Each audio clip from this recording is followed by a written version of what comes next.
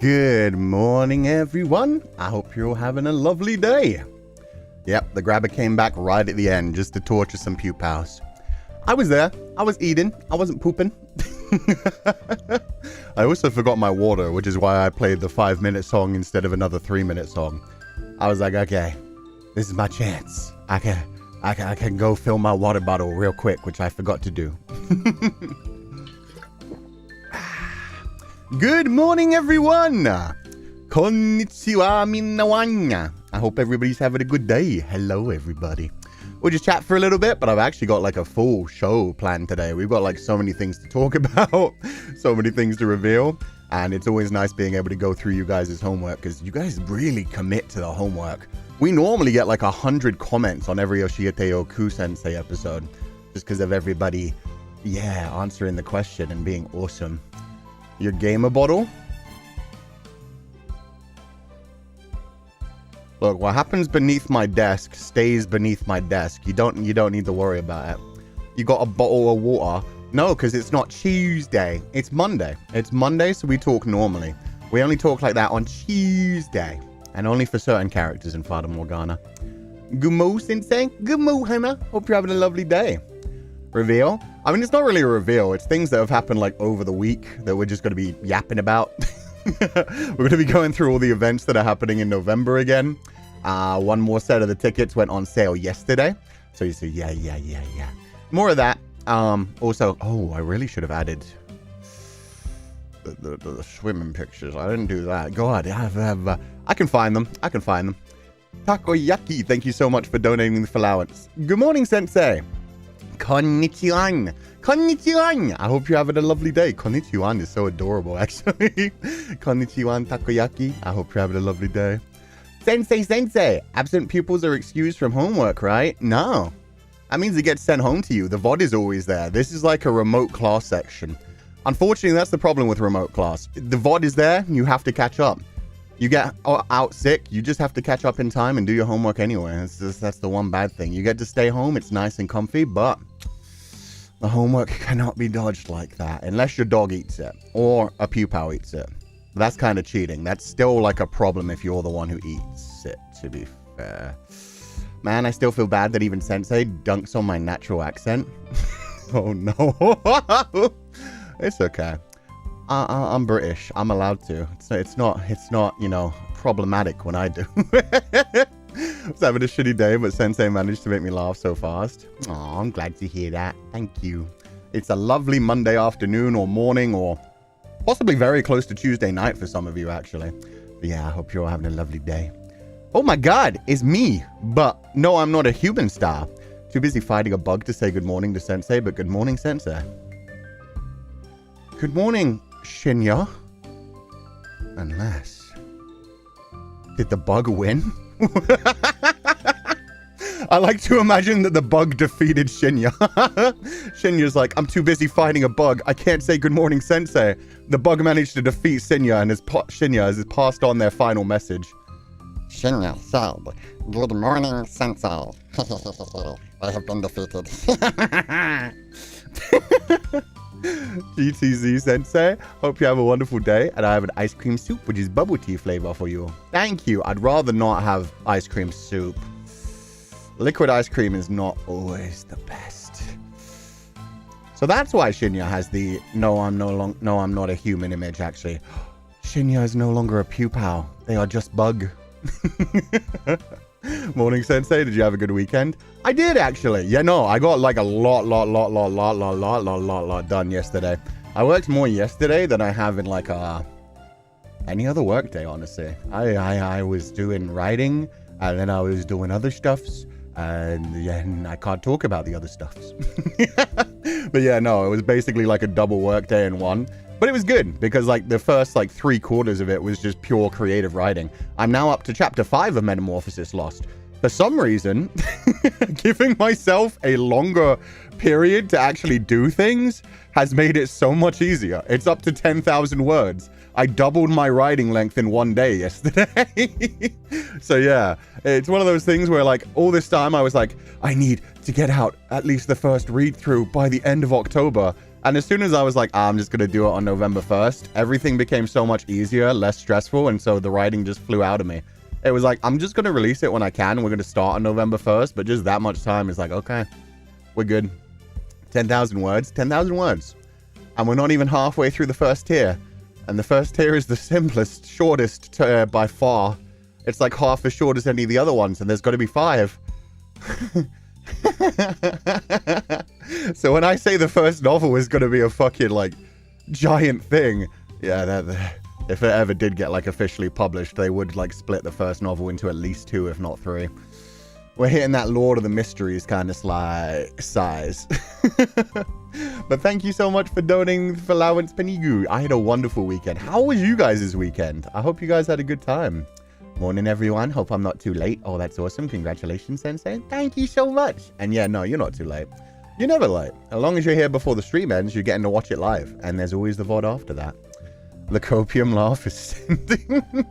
No, I think this is what's fun about it. For too long, I was like considering it as like, oh, I need to make everything short and snappy and marketable. And then I realized, no, like, I'm doing this like web novel format. I suddenly realized I don't need to make it like streamlined. I don't need to do the whole like marketable push of like this has to go here, that has to go there kind of stuff. Like I just get to write. That's the thing. I'm not a professional writer. I'm doing this for fun. So yeah, that like really took a lot of the weight off my shoulders, and it just made it feel a lot more comfortable for writing in the future. I hope that'll continue. It might just be I had a very good weekend. That's also very possible. But it is what it is. Sensei is cooking. Sensei has been cooking. Thank you, Tuzia. Thank you for donating the allowance. As an SEA Pupal, I was roasted like a potato. Oh yeah. Do be careful, anybody who's in the Philippines. I know there's been a ton of earthquakes there, so yeah, take care of yourselves. But yeah, SCA in general, like yeah, take care of yourselves, because I know there's like aftershocks going on and all kinds of other things. There could be like more events just based off of that. Tried learning to make and sew a drawstring bag, but I forgot to make a drawstring. Wait, so you did the drawstring bag, but it doesn't have a string in it? So it's just...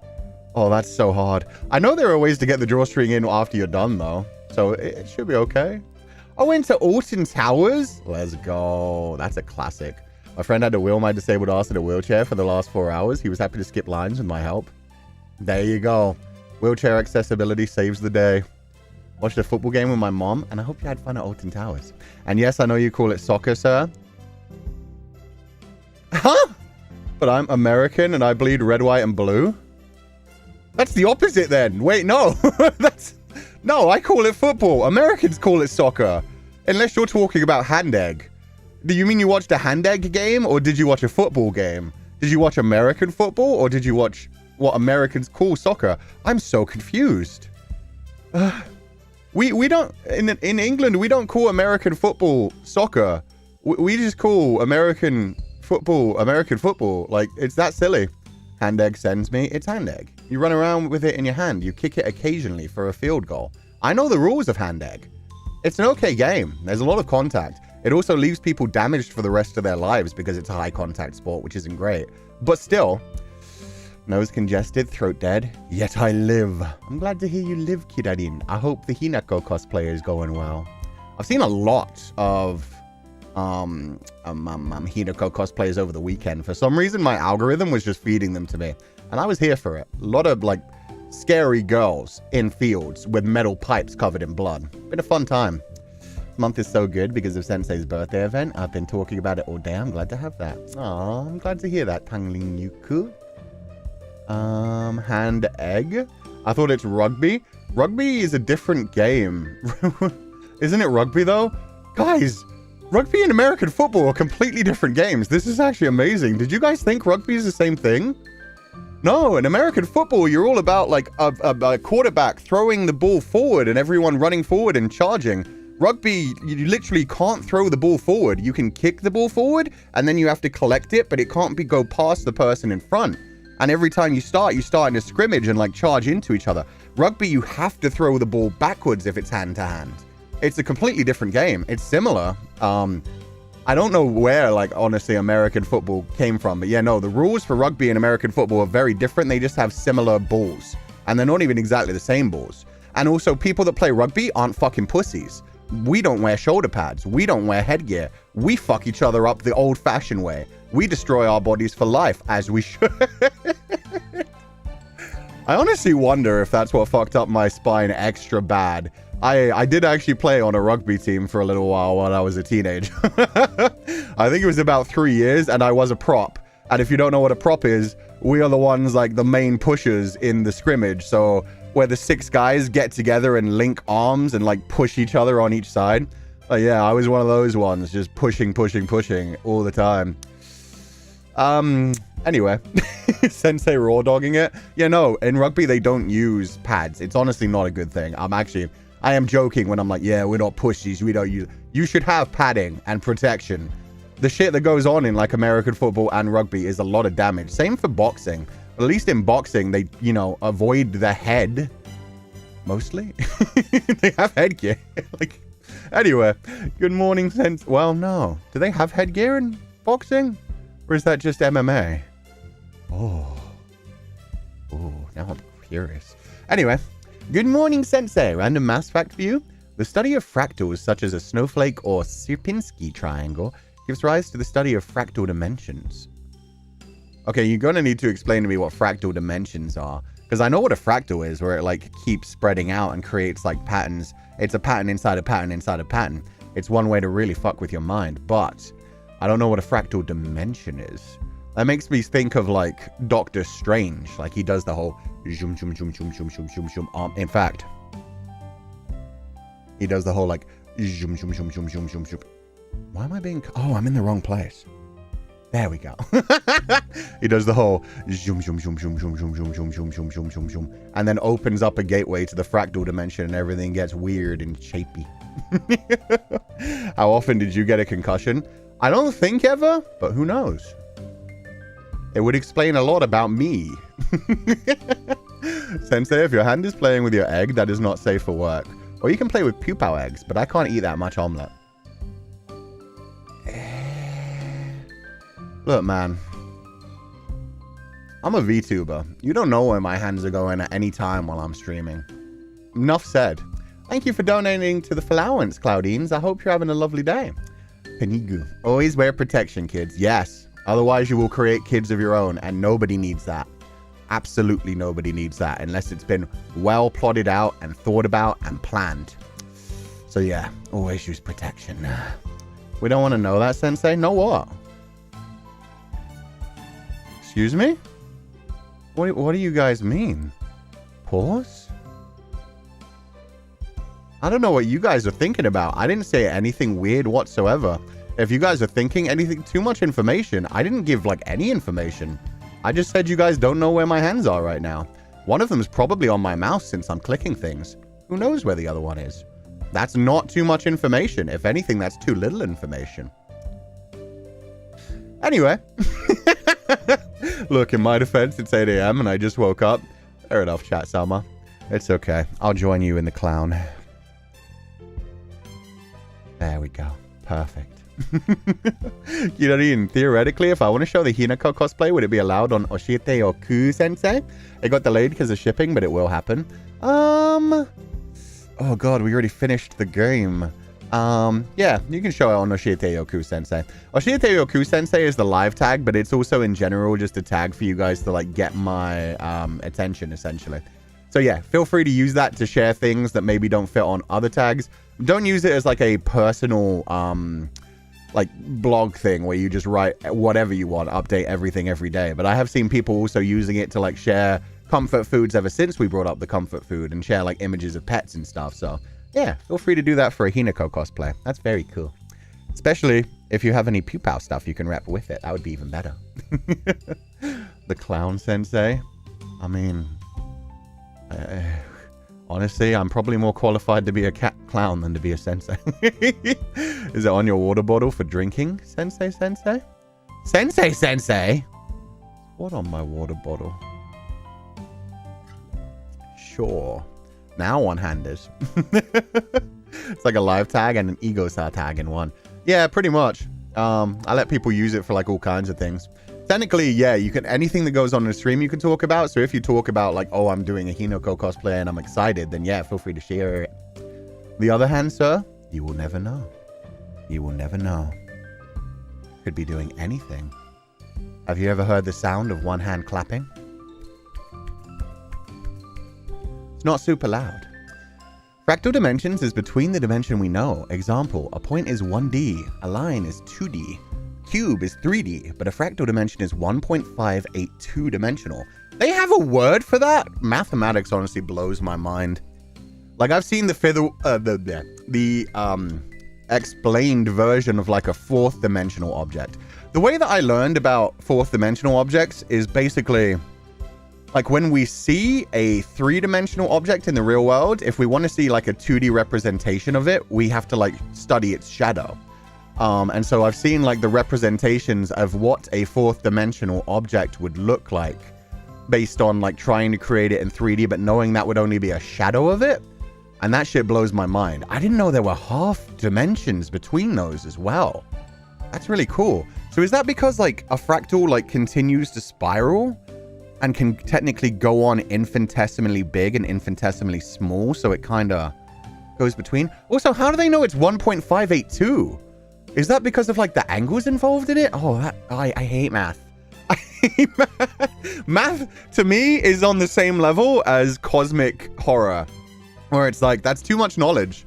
When I try to imagine knowledge, I'm like, I feel like I've seen an eldritch god when people explain some of the mathematics stuffs to me. Because it's just like, no, my brain can't understand that. My brain can't visualize that. It breaks.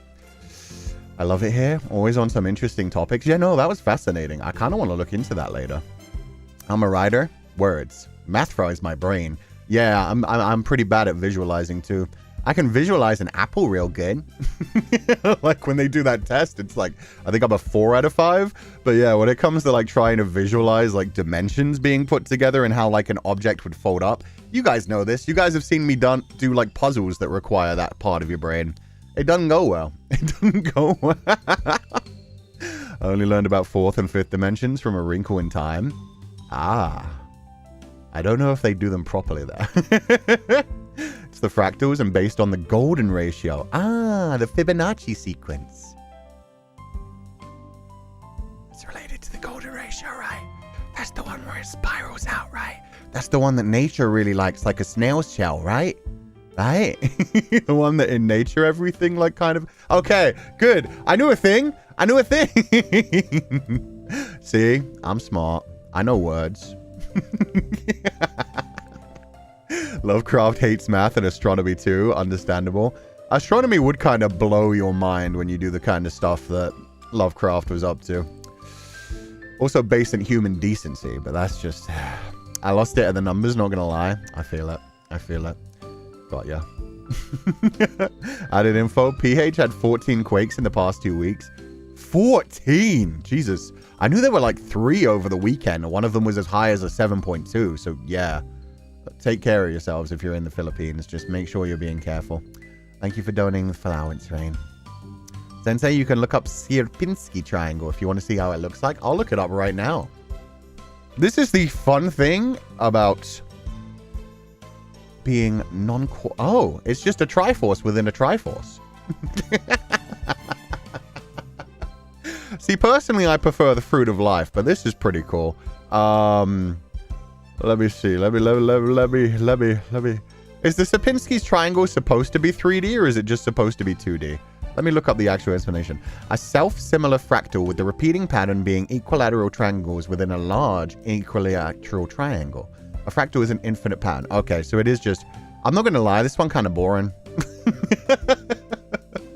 I have looked at your Sierpinski triangle and I have judged it wanting.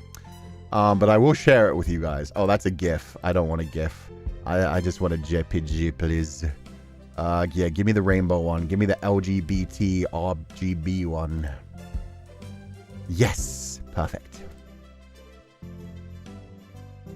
A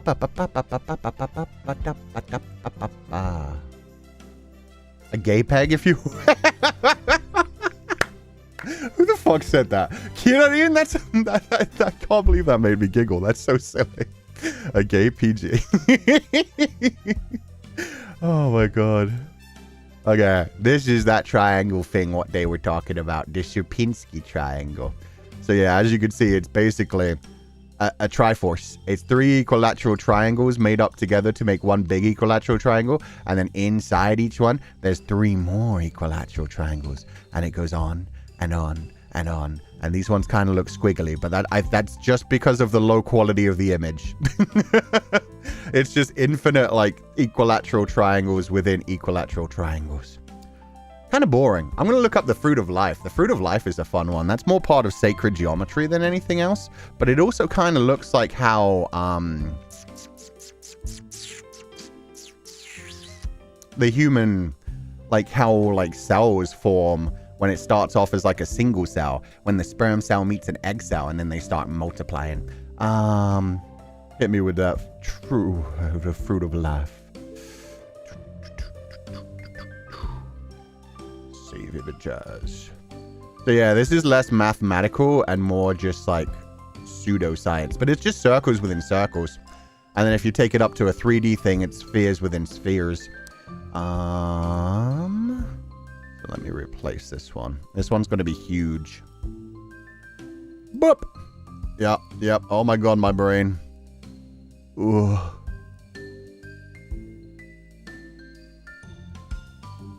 So this is the Fruit of Life? Wait, let me make sure.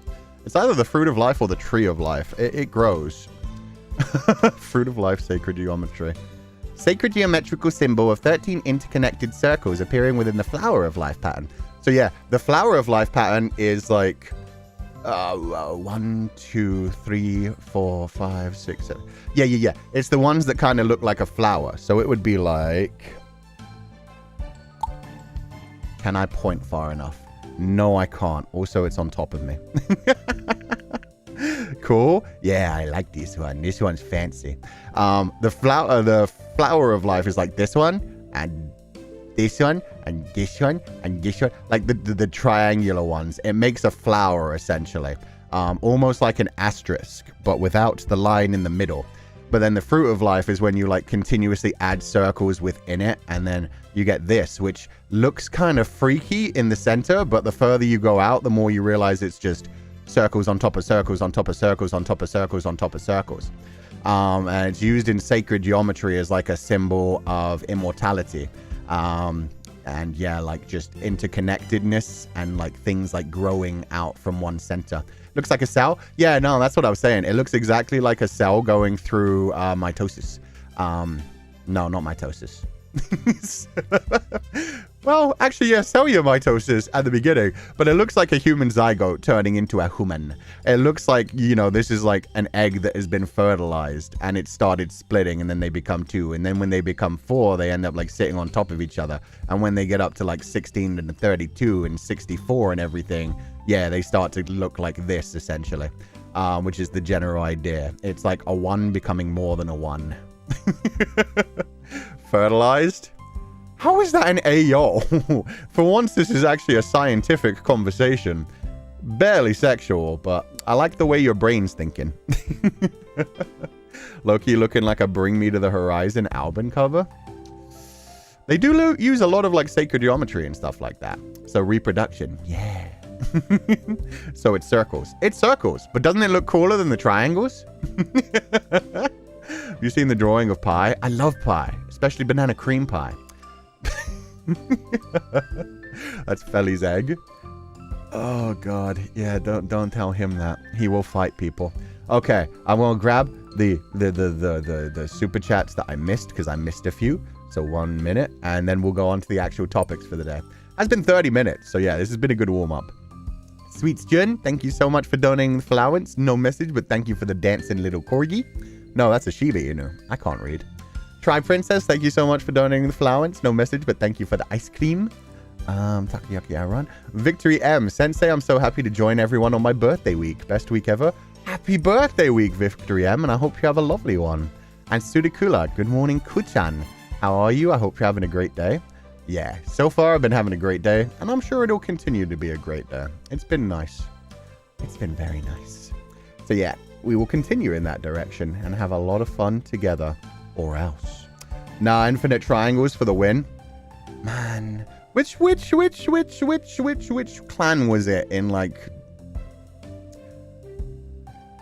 Was it the War of the... No. It was the Japanese War. Was it the Nobunaga clan that used that symbol? The Triforce? I don't know which one it was, but I know that one got used by one of the people that I see in, like, Dynasty War. He's just too used to triangles due to the Legend of Zelda. Understandable. Yeah, equilateral triangles in equilateral triangles is just Triforces to me. The Infinite Dorito. They could turn that into something in Marvel, probably. I bet that could be like a magical object. There's another Fractal Dimension one called the Mandelbot set. It looks silly. Mandelbot set. Fractals can look very cool. Oh, Mandelbrot set. I can't read. My bad. Oh, this is actually the one that... This is what Frederick Knudsen was telling me about when we brought up like the conversation of as above, so below. This is how... something about like folded space. Like this is the best representation we have for like faster than light travel somehow. I don't know. But yeah, the Mandelbrot set. Fred was telling me about this. This is the specific like pattern that he used to explain it to me. And I no longer remember it, but I remember that image. That's a cool fractal. I like that fractal. That kind of looks like a germ. It kind of looks like something at the cellular level, like splitting off and growing and like with viruses and like the little receptors on it. It looks sick. Can we see? Yes, you can. Sorry, I should have actually done that. Let me reopen that closed tab. Yeah, I shared the other one. Why wouldn't I share this one? Let me grab... I like the blue one. This one's very trippy. This is the type of thing I imagine you would see when you took, like, mind-altering substances. Let me replace the Truth of Life. Sure, we'll kill that one. Because that way we can just do this. Perfect. This. Look at it. Look upon the face of fear. Looks like three dudes sideways. They do kind of look like a snowman. But yeah, it's the general idea. It's like the same pattern again. It's the same pattern getting infinitesimally smaller. So you'd need a much more higher quality image to properly see that. But it is just replicating. It is just spreading out. It looks like a butt. Guys. Looks like a kidney. I mean... It's splitting, guys. It's splitting. It's multiplying itself. It's growing. Thanks, Sensei. I looked at it in the dark and now my eyes are wide awake. Yeah, no. If you actually think about what this is, spreading out and like multiplying and growing, it's kind of fascinating. But that is basically how cells do it. Cells like replicate themselves and spread out that way. It is the pattern of life.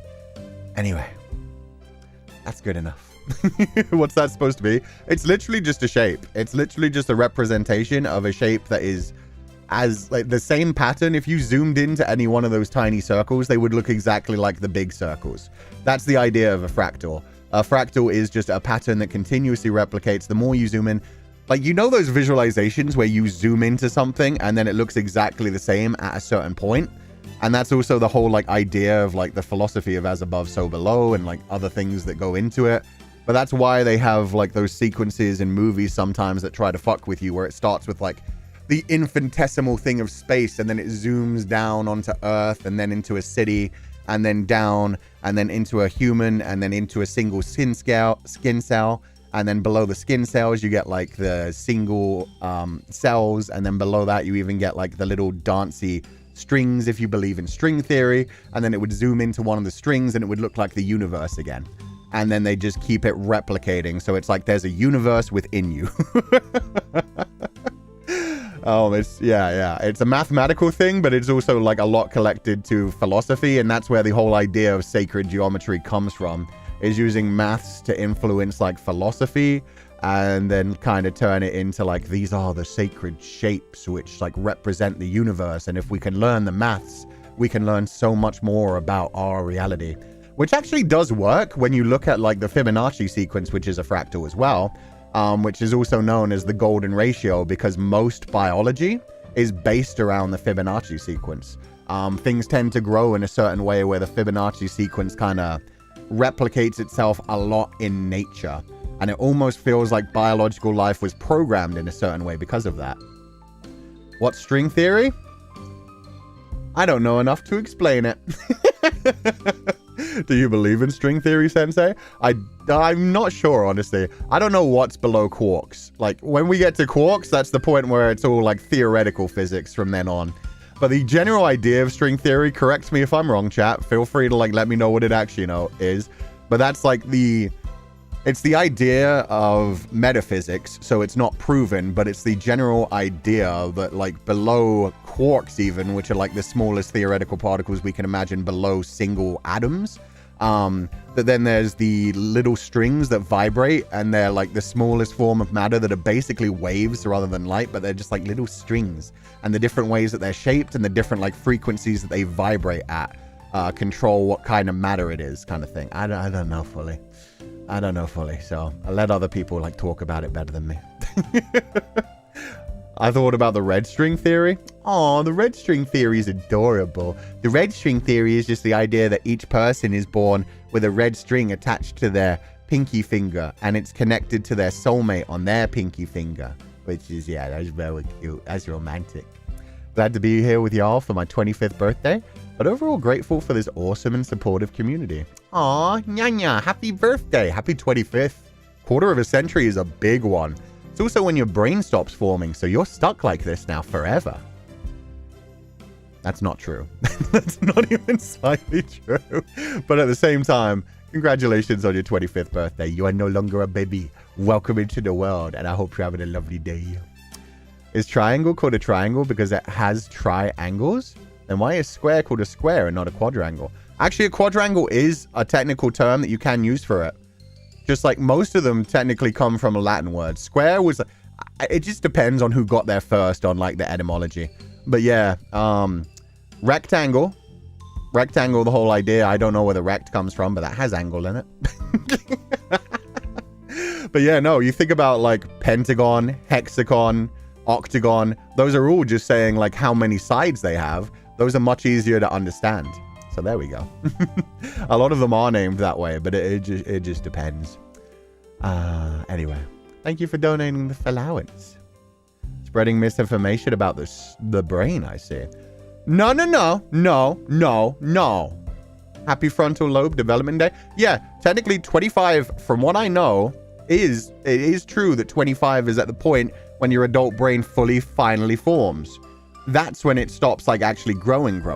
But then what I was saying with the whole, like, that's not true was more the side of, like, that doesn't mean that, like, you're stuck exactly as you are. We are still always changing, and every one of our cells, like, breaks down and replaces itself within roughly 17 years. So yeah, you can always change yourself. You can always form new habits. You can always break, like, the firing receptors that fire in one ways to form a habit in your life. You can always update those. You can always train yourself. You can always develop. But yeah, 25 is, like, when things stop growing, I think. Depending on the person, it can take up to 30 years. Son of a bitch. It could finish before or after 25, though. Yeah. It's not exact. God damn it. They just stopped the study when people reach 25. God damn it, now I'm fucking Googling this. You want no misinformation? We'll do no misinformation. When does the brain stop developing? The human brain is doing development. The brain slows down. This is beautiful. Brains are during childhood and adolescence. By the mid to late 20s, the brain is reaching a plateau in terms of size, wherever the brain remains plastic and continues to refine.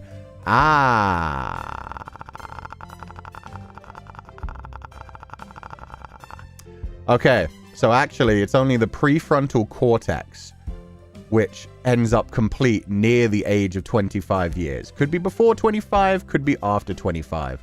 But also the brain remains completely plastic. It has plasticity and can continue to develop and change and morph throughout our entire lives.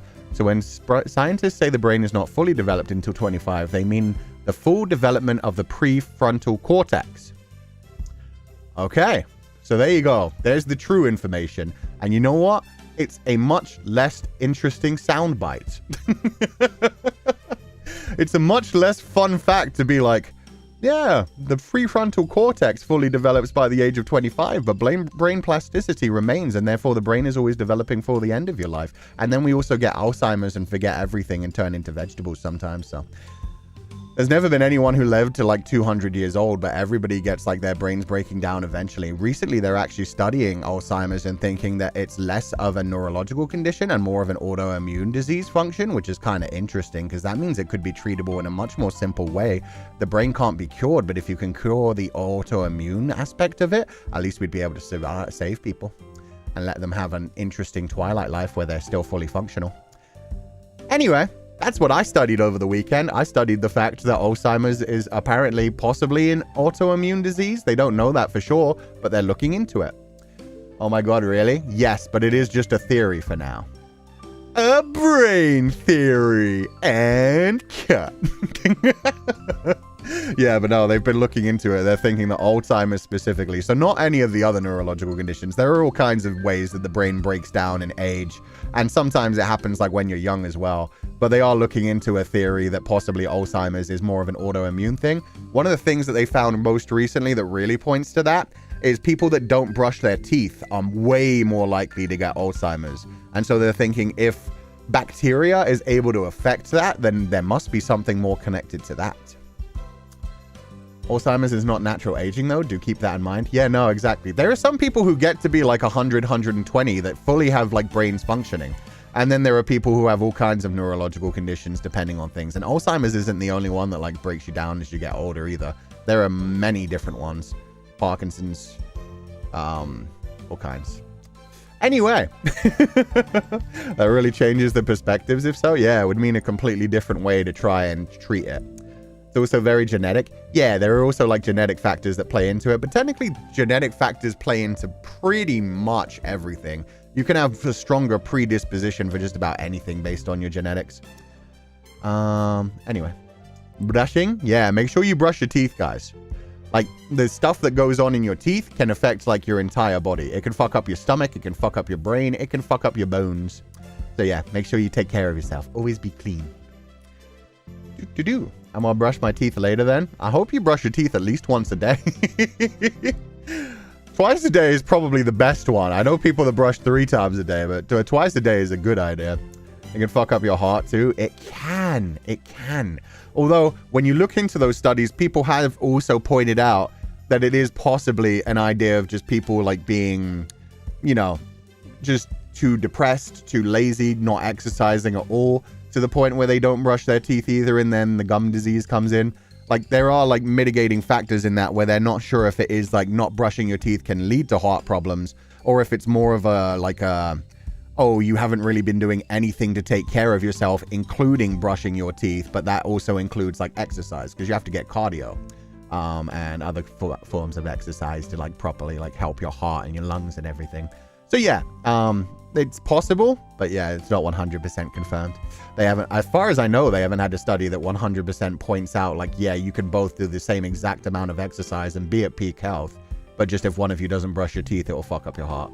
Correlation versus causation. Yeah, but in general, exactly. Just take care of your body. Like, do whatever you can to take care of your body. Be healthy. Look after yourself, if you can. Obviously, there are days when we need to bed rot as well.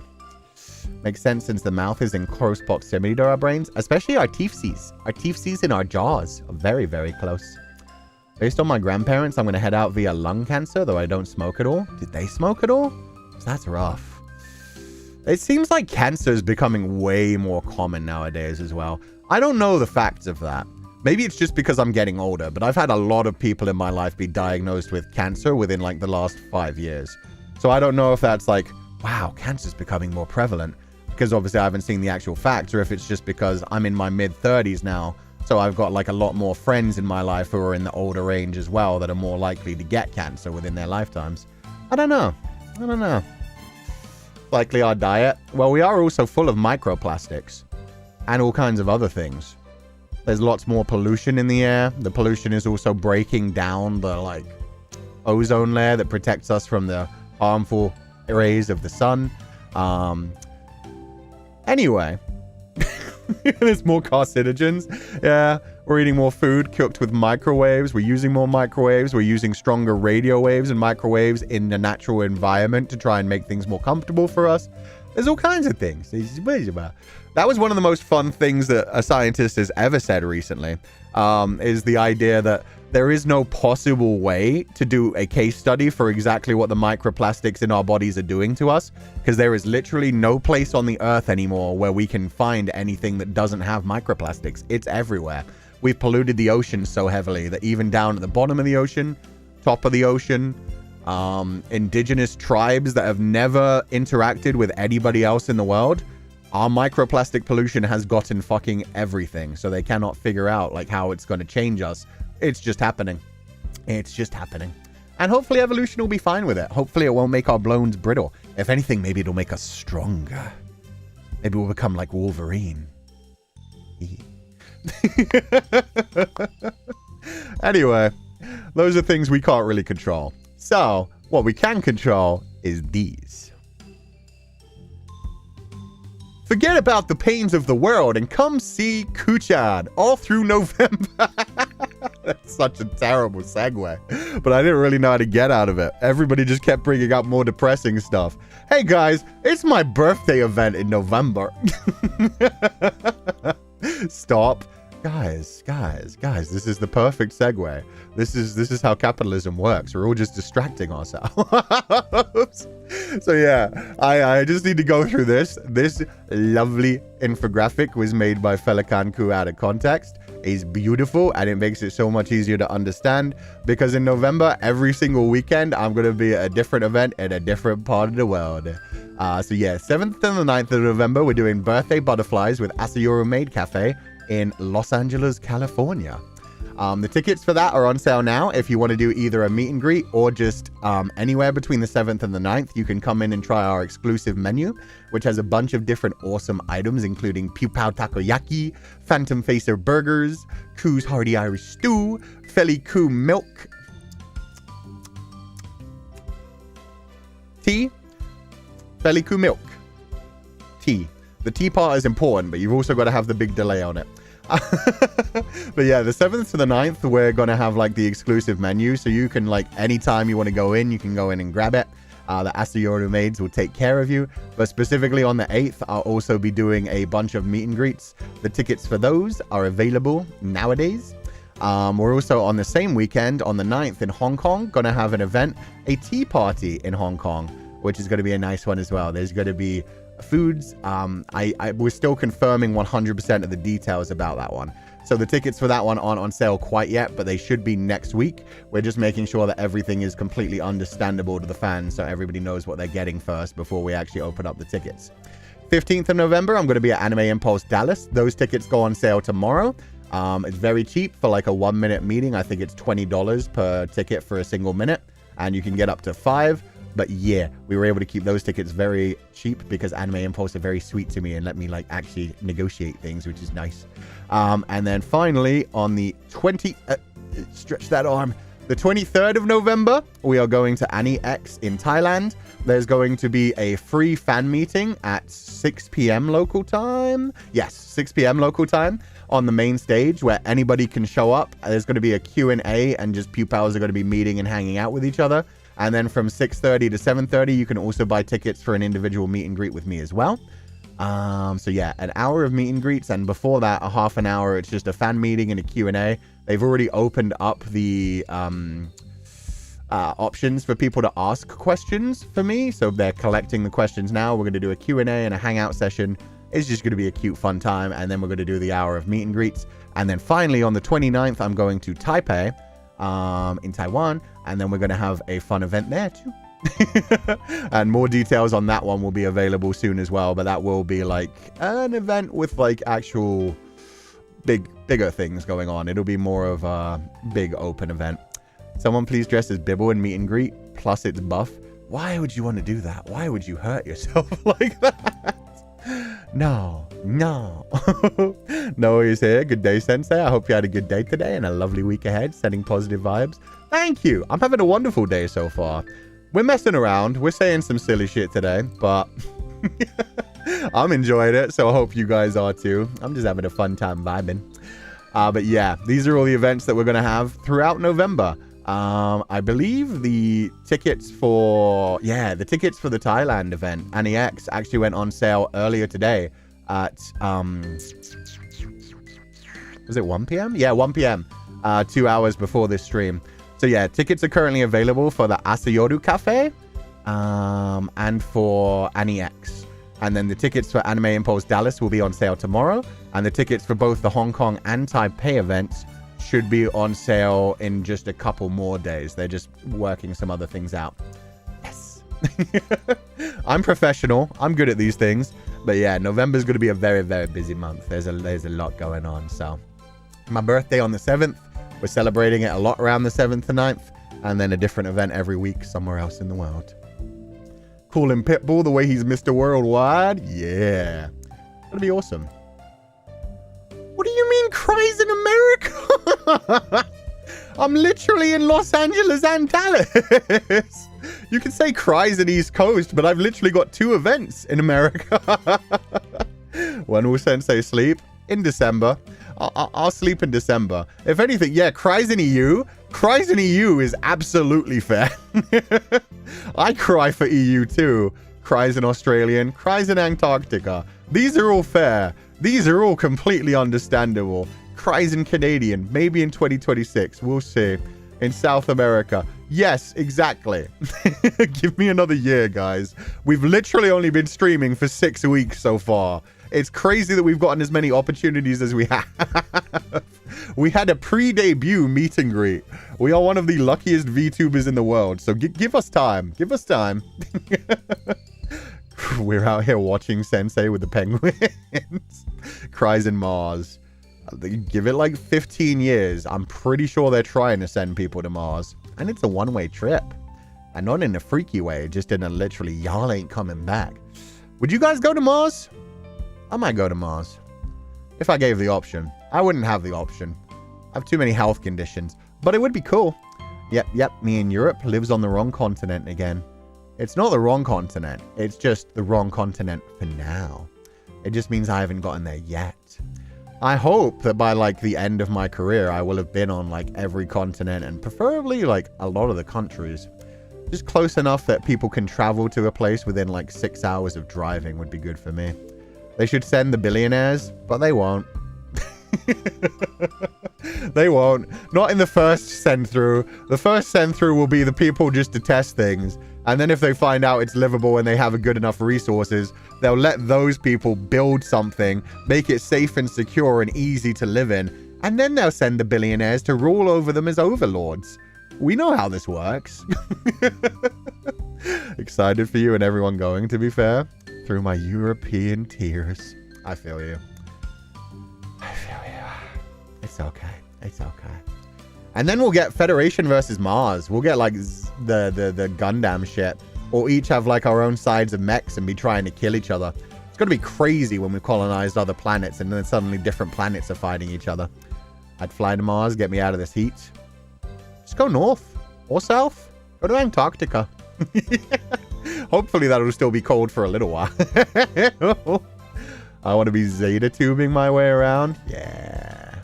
I wouldn't be surprised if the rich wanted to go first, even without tests. So, now see, right now it's a one-way trip. I don't think any of them would be dumb enough to do that. What they probably will do is, I mean, they already have like the rich people being able to just go to space and experience being an astronaut, huh? Didn't Katy Perry go to space? I feel like Katy Perry went to space.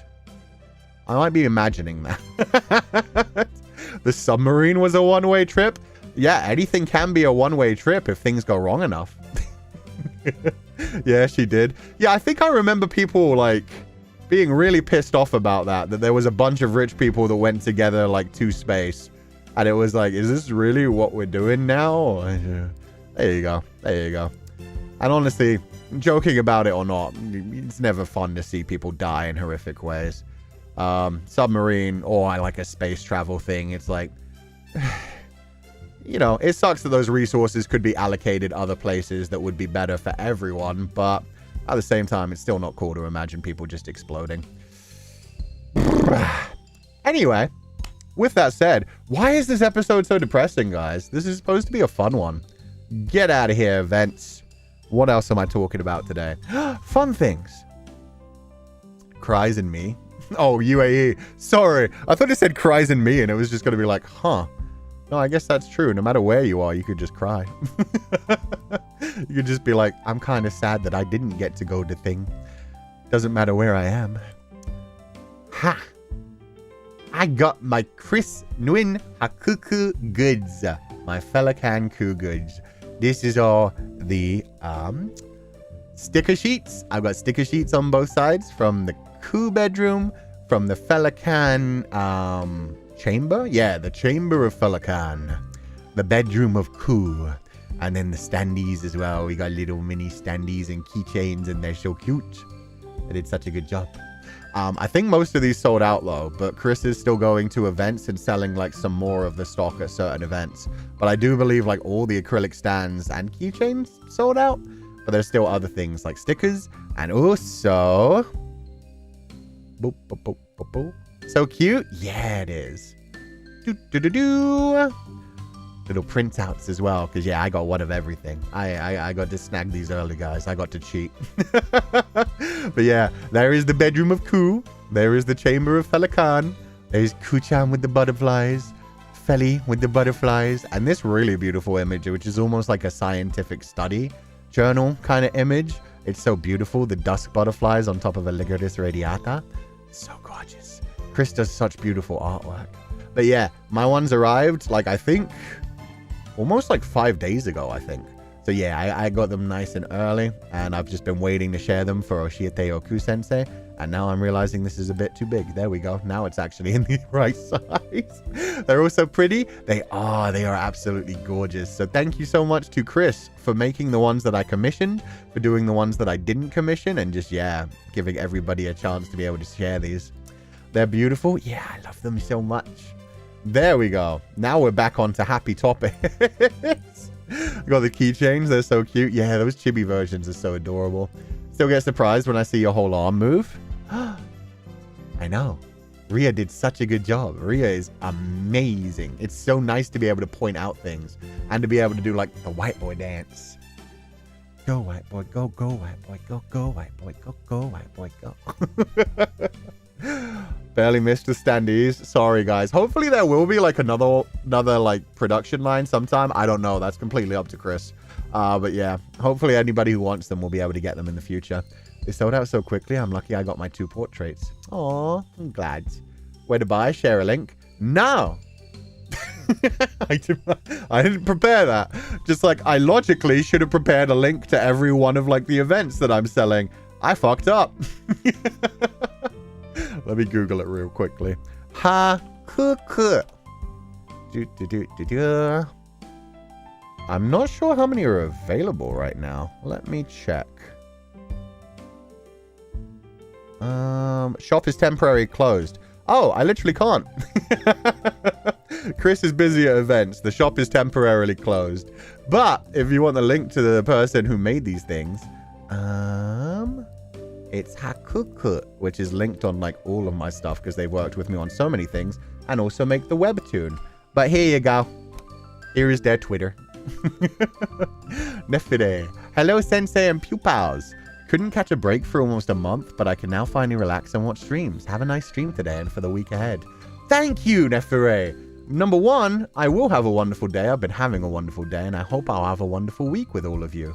Number two, thank you so much for donating the allowance. And number three, thank you for making my segue so perfectly easy. We are going to have a fun week, and now I can dive into the schedule, which technically I was supposed to do before anything else, but I was kind of excited about some of the other things, like the merchandise. And yeah. Smooth. We're getting there. We're figuring this out. Oshiete Cu-Sensei is always a fun experience, depending on how it goes. It is today, the 13th of October. It is going to be at the end of the week, the 19th of October. We've got beautiful art, looking amazing with Féileacan covered in blood. So yeah, this is our schedule for the week. 7 out of 10 segue. Nice. 7 out of 10 is good. That's beyond a passing grade. I'm happy with that. Today is Oshiete your Cú-Sensei, and today we're going to be talking about what you wanted to be as a child, how it changed as you developed. Like, basically, we're talking about journeys through life. So, for example, when I was a child, and we're going to talk about this more, but I'll just tease this, I wanted to be an adventurer. I was not a very smart child. I mean, when I was like 3 to 5 years old, like this was pre-primary school, I was like, I'm gonna be an adventurer. I'm gonna be an explorer. And then when I got to 5 years old, the weight of crushing reality came down on me, and I had it explained to me like, what do you mean adventure? And I was like, exploring new places, going into like jungles and unexplored places. And it was like, yeah, we pretty much explored the whole map at this point. And I was like, oh. Meanwhile, my teachers weren't smart enough to tell me you could explore the depths of the ocean. We've got so much more ocean to explore. I could have been a marine biologist. That could have been the perfect time for them to be telling me like, well, we pretty much explored most of the land masses at this point, and by the time you're growing up, there'll probably be nothing to explore. But you could become a marine biologist and explore the depths of the ocean, or you could become an astronaut and go to space. No, my teachers were just like, oh, we pretty much explored everything. Like those stories that you watch, like Indiana Jones and, your Tomb Raiders, your Lara Crofts and stuff. Like, for one thing, very jingoistic. But for another thing, yeah, no, that doesn't really happen in the world much anymore. Like, we pretty much discovered everything. That was back in the 90s, too. So it was just like, okay. So I think what I then decided after then was I was going to become a pilot. We'll talk about the rest of that afterwards. But yeah, that's basically where that went. It was like, oh, we've explored everything? Okay, I guess I just kind of want to fly around the world. I want to see things, so I guess I'll just become a pilot. That's the way to explore things. Anyway, Tuesday, we're diving back into the house in Fata Morgana. We are continuing a Requiem for Innocence. We're going to see what that fun... You know what? I won't make the joke, Jacopo. I will respect you for today, Jacopo. We'll see how many times the joke comes up tomorrow. But yeah, we're going to see what Jacopo's up to with Morgana. And we're going to see our adorable baby, Jaren. Jaren, who I also found out, because I was looking up to make sure that her name is being pronounced absolutely perfectly. I was thinking that she was based around Romani. But actually, when I looked into it, Jaren's a Turkish name. And so even though the music doesn't sound particularly Turkish to me, it probably is. And the outfit could definitely be Turkish. So I think Jaren is actually supposed to be from Turkey, which I am surprised. I didn't realize because, yeah, no, I know Turkish people. And yeah, the C's do get pronounced as J's. There's a lot of people that I know. Like I knew people growing up that were named like Jaylan and stuff that was with a C. So yeah, apparently she's possibly like from Turkey. It's Turkish? Yeah, the name is certainly Turkish anyway. It doesn't necessarily mean that it was intended for her specifically to come from Turkey. And obviously in the time of Fata Morgana, there's a lot of people being stolen away from their childhood homes and not really knowing their names either. But yeah, the name Jaren actually means antelope in Turkish. And it's a name given to someone to basically mean somebody who like bounces around, has a lot of energy and a lot of innocence, which is a perfect name, spot on for Jaren. So yeah, definitely the name was intentional with the meaning and all. So I'm very, very scared of seeing what happens to Jaren and what else like has happened to her already, with her having been kidnapped twice by the time she looks like she's like 15. So, oh god. Funny how she's named after a prey animal, huh? Yeah. And she's just decided to be happy and decided that everything's happy, fun times, even though she's been kidnapped twice and working in an unsafe environment for my baby girl. Anyway, Fata Morgana is always a sad time, but we'll see what happens with all the characters. We know what eventually happens to the whorehouse, so yeah, it's a bittersweet feeling seeing Morgana slowly open up and get closer to everyone and knowing what's coming already. So, Fata Morgana, A Requiem for Innocence Part 3. I'm imagining we're going to be crying our eyes out on this next part because we must be coming towards the end of that particular business. On Thursday, we are continuing by Sweet Carol, which was the cute Disney animated looking game. I say Disney animated looking, it's based on like animation from the 90s, very clearly like Disney animated movies, but still beautiful looking game. The horror has actually been good. That gave us like 12 scares in the first episode of By Sweet Carol. And I think it's the first time in like 10 years that I've actually like screamed, essentially. Because I made like a kind of sound when a big giant bunny woman was trying to attack us. Mainly because they have this thing where when you're interacting with an item, the enemies still keep moving.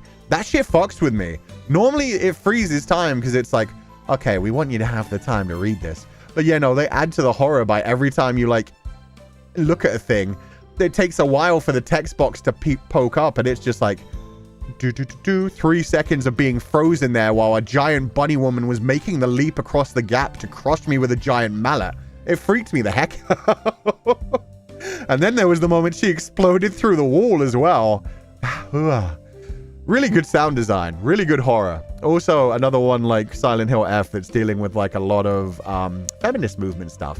Because while Silent Hill F is set in 1960s Japan during the feminism movement, By Sweet Carol was set in like 1920s, maybe 18, somewhere around there, the UK. So it's set during the suffragette movement. So yeah, also women fighting for the rights to actually, you know, exist and vote and work jobs and, you know. Okay, Friday. Saihate Station, another horror visual novel with BL.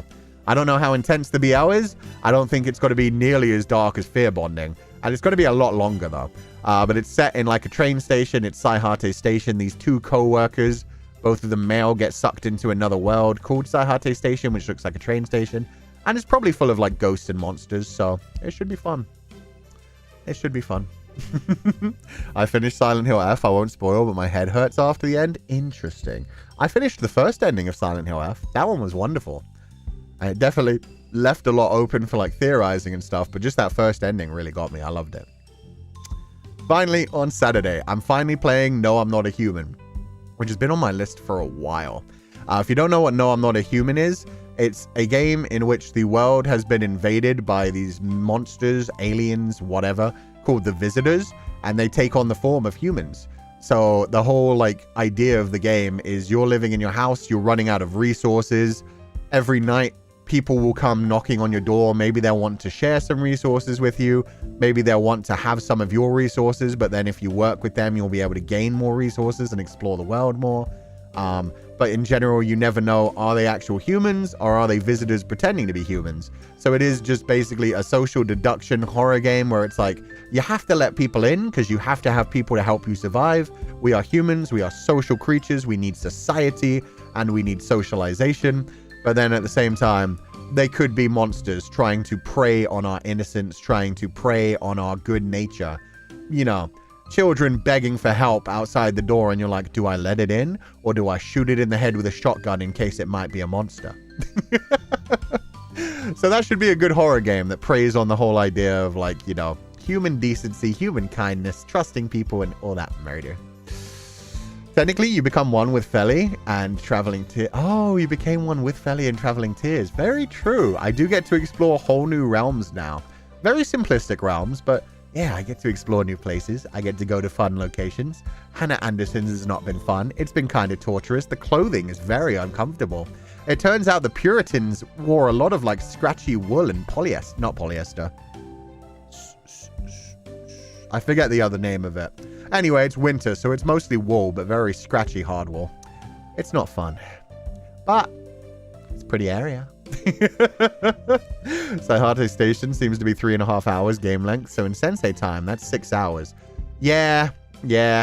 Action games are pretty much the only ones I actually keep to roughly the right length.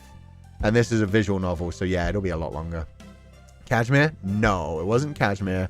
I don't think it was Lynn. I think it was something that began with S. They told me, and now I've forgotten. But maybe it is linen. Definitely wool is what they wear in winter. Right now it is winter times every time I go there, so it's scratchy wool. And also those funny little sockses that go all the way up to just below your knees and have like the little down bits. Satin? I don't think it was satin. You know what? Let me Google it. It could well be linen. Let me Google it and see what they wore. Spandex? No, that's what Feli wears. What material? What? Oh, yeah. Puritan breeches made out of. Linen! Okay, fuck. Yeah, no, you guys were 100% correct. For some reason, I thought it began with an S. And that's why I'm always like, I don't think it was. I think it began with an S. And that's why I had to make sure. Sinin? Exactly, sinin. Yeah, no, it's linen. Apparently they wore like linen in the warmer months and then wool in the colder months. Another, yeah. And this is why we always correct ourselves when we spread misinformation. Is this an S meme? Look, man.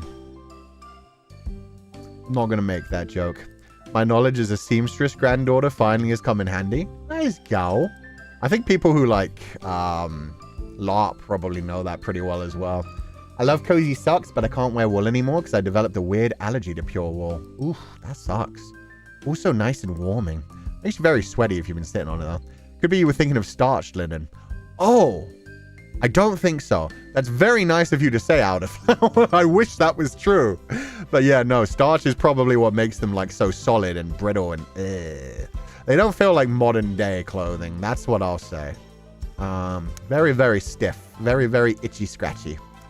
Time to commission a clown BGM, Sensei. This basically is my clown BGM. This is my comedy BGM. I don't need a clown BGM. I'm fine. I'm fine. The C in ABCD is clown. It's Cú. The C in Cú stands for clown. Linen is very breezy, but damn if it's not scratchy as hell. There we go. Thank you. Okay, it's probably a mixture then. Actually, now that I think of it, it probably is like linen and then wool on top. Anyway, it looks good. It just doesn't feel good. Could be you were thinking of saying spun linen, Sensei, like the process. No, you guys are giving me too much credit. I just straight up misremembered. I thought it was an S. Yeah, I'm just dumb. I'm just dumb. The scratchiness is caused because it's too short of fibers getting twisted together to make the threads that have weaves. Then their ends escape from the unity of thread. Ah, thank you for letting me know, Garcia. So that's why it makes me itchy. Linen gets wrinkled if you breathe. Jesus. It's that sensitive? Fair enough. High quality fibers, both in wool and linen, aren't as scratchy. Yeah, I guess they worked with what they could work with. It is what it is. Sensei, take the hook line. We're trying to help you. No, it's fine. I was just dumb. I'm allowed to have dumb moments. I'm human. I've been thinking about way too much. I was able to talk about the whole like Alzheimer's thing possibly being an autoimmune disease. When I actually look into things, I know things. When I look into things because I need to write them down, I write them down and then I'm like, now I don't need to remember it anymore. As long as I have the information for my writing, I've Googled it, I've figured it out, I've got it in the book, and then I'm like, okay, and now I'm free. That same thing I had when I see people excusing my mistake about football and soccer. Oh, you're good, Chat Sama. That's just a silly one anyway. Honestly, it should be hand egg. I think they should call it hand egg just for the meme at this point. Just be like, yeah, no, from now on we're calling it hand egg. Football. Textile studies are absolutely insane, especially as new fibers and stuff are made. Yeah, nowadays we got all kinds of weird things. Don't they make clothes basically out of plastic now? Just like very thinly like spun plastic. You basically have a clown moment almost every stream. We're trying to help. It's not every stream. It's multiple times per stream. And that's fine. That's absolutely fine. I talk for like 6 to 7 hours a day on average, even like when I'm not streaming. So it's fine that I could say some dumb shit every now and then be called out on that dumb shit and be like, oh, thank you for teaching me. And then probably forget that immediately as well. The story of textiles and general fashion is so fun. Definitely recommend, especially if you're a historical writer.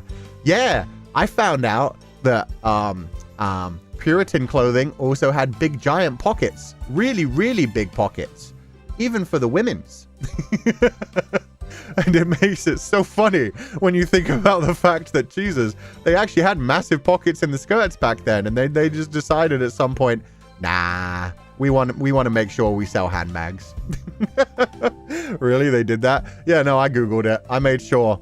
I was curious because I was like, huh, should these clothes have pockets? So I Googled it and it was like, oh, they should. Cool. Very simplistic pockets. And then they also had like little drawstring bags that you would like hang from your belt. But yeah, in general, pockets were a thing. It's just people, I think somebody explained to me why they got rid of pockets in women's clothing, but it's partly like the form-fitting thing, and it's partly that they specifically want to sell handbags. So it's partly they want everything to be very slimline to show like a woman's curves, even though not all women fucking want that. And then also the fact that, yeah, they want you to have to carry a handbag because they want to sell handbags. Capitalism. Capitalism. Always. Is the answer capitalism? Is that why the thing is bad? Sometimes. But not always capitalism. But somehow, most of the time, capitalism. The high quality linen not being scratchy makes sense now. My dad's friend sends high quality linen, and that I tolerate. But the regular store linen is a nightmare. Oh. You can get that with anything, though. Like, cotton is a very breathable, very soft material. But if you have bad cotton, it does, like, still, like, capture heat a bit much and be a bit bleh. Whereas, yeah, you get, like, high-quality cotton, and it's like, oh, it's like sleeping on a goddamn cloud. It's so soft, it's so breathable that it doesn't collect heat. And, yeah, it's really nice for, like, bed linen especially. Bed linen. Bed cotton. Huh. Anyway. Hi, Sensei. I'm trying to fix my sleep schedule lately, so I can't always catch the stream. Still, I drop by whenever I can. Your stream always heals me. Aw, I'm very happy to hear that, cat. I hope you have a wonderful evening. Thank you so much for being here. Feel free to use it as a sleep aid if it's not a horror game. Horror season, not so good for that. Lots of screaming, lots of loud, exploding music.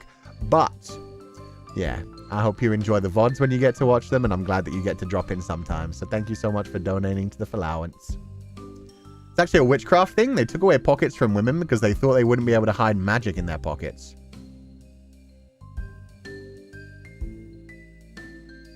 Okay. That is one answer. The pockets aren't attached to the skirt. It's like a bag tied around your waist, but you reach into the pockets through the gaps in the sides of the skirt. Yeah, it's fascinating. But they did actually have, like, some of the breeches, like, genuinely had, like, pockets built in, like, properly. But yeah, they especially, like, belt pouches were a big, big thing. To sell purchases and show off the body shape, not to mention an inconvenience. If you don't get creative, you may even lose means of self-defense you'd usually have in your pockets. True. It's harder to carry, like, pepper spray and tasers and stuff. Your horror games help me with sleep, though? Aw, I'm glad to hear that. Magic in your pockets? Like, things for witchcraft, like dolls and wands and other, like, brews and potions and stuff. My conspiracy theory is because back in the day, women could hide weapons inside their pockets to defend themselves, so the space got smaller and smaller and then fake. It's possible as well. You can't hide a knife in those tiny little pockets they give you in jeans nowadays. Barely even in, like, a blade itself. Ugh. Pocket sand! Yeah, no, I can fit so much sand in my pockets. These bad boys almost hold my entire hand. Gladly going to be called a witch or a druid if it means I can get the inventory space back. Yeah, I just like carrying a shoulder bag.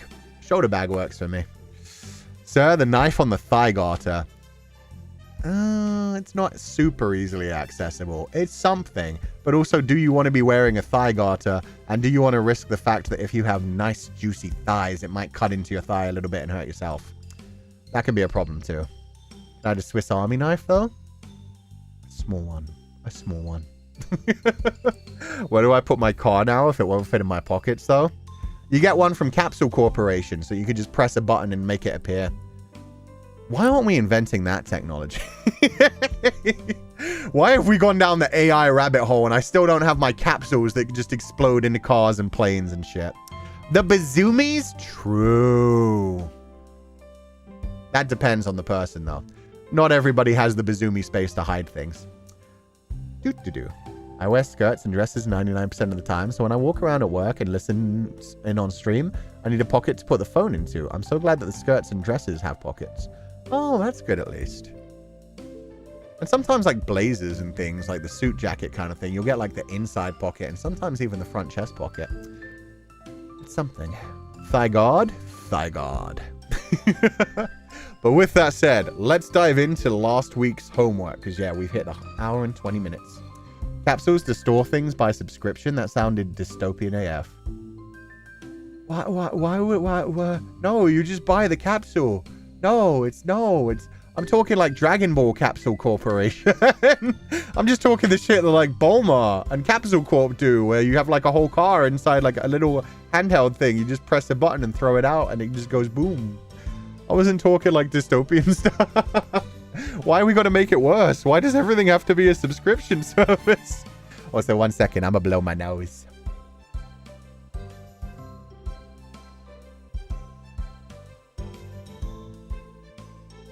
Much better. There we go. Okay. Homework from last week. We were talking about cursed information. So let's go with this one. That's a bit much. Maybe this one? That's worse. Sure,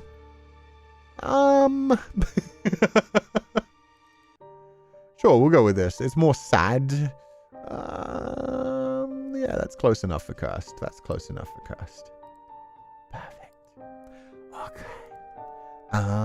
The homework for this week was cursed knowledge that you guys could share with me. Because last week I shared my cursed knowledge, and now it's you guys' turn.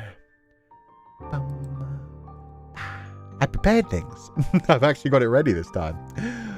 Every day we move closer to the Black Mirror reality. Yes, we do. That's the funny thing. I'm pretty sure they just can't make new Black Mirror episodes nowadays, because like every time they try to make one, it's like, oh, it's already happening. Like the first episode of the new season where it's subscription-based healthcare, and then you realize, oh, that already basically exists in America. And they're like, oh, shit. Okay. BCream77. Congrats on the upcoming event, sir! For the homework, I'm not sure if it's super cursed, but it is a bit dark. In the early 2000s, a hypothetical roller coaster was designed with the purpose of killing the people riding it. It would be 500 meters tall, with like 7 consecutive loops getting smaller and smaller as they go to increase G-forces. I believe after the initial lift held to the top, every rider would have the chance to get off and leave, or all decide to push a button, move the ride train forward, and into the drop-in loops. The amount of gravitational forces experienced would be unsurvivable. It's usually referred to as the euthanasia coaster. What the fuck? Eh? So it was hypothetical. I got ya. That's wild.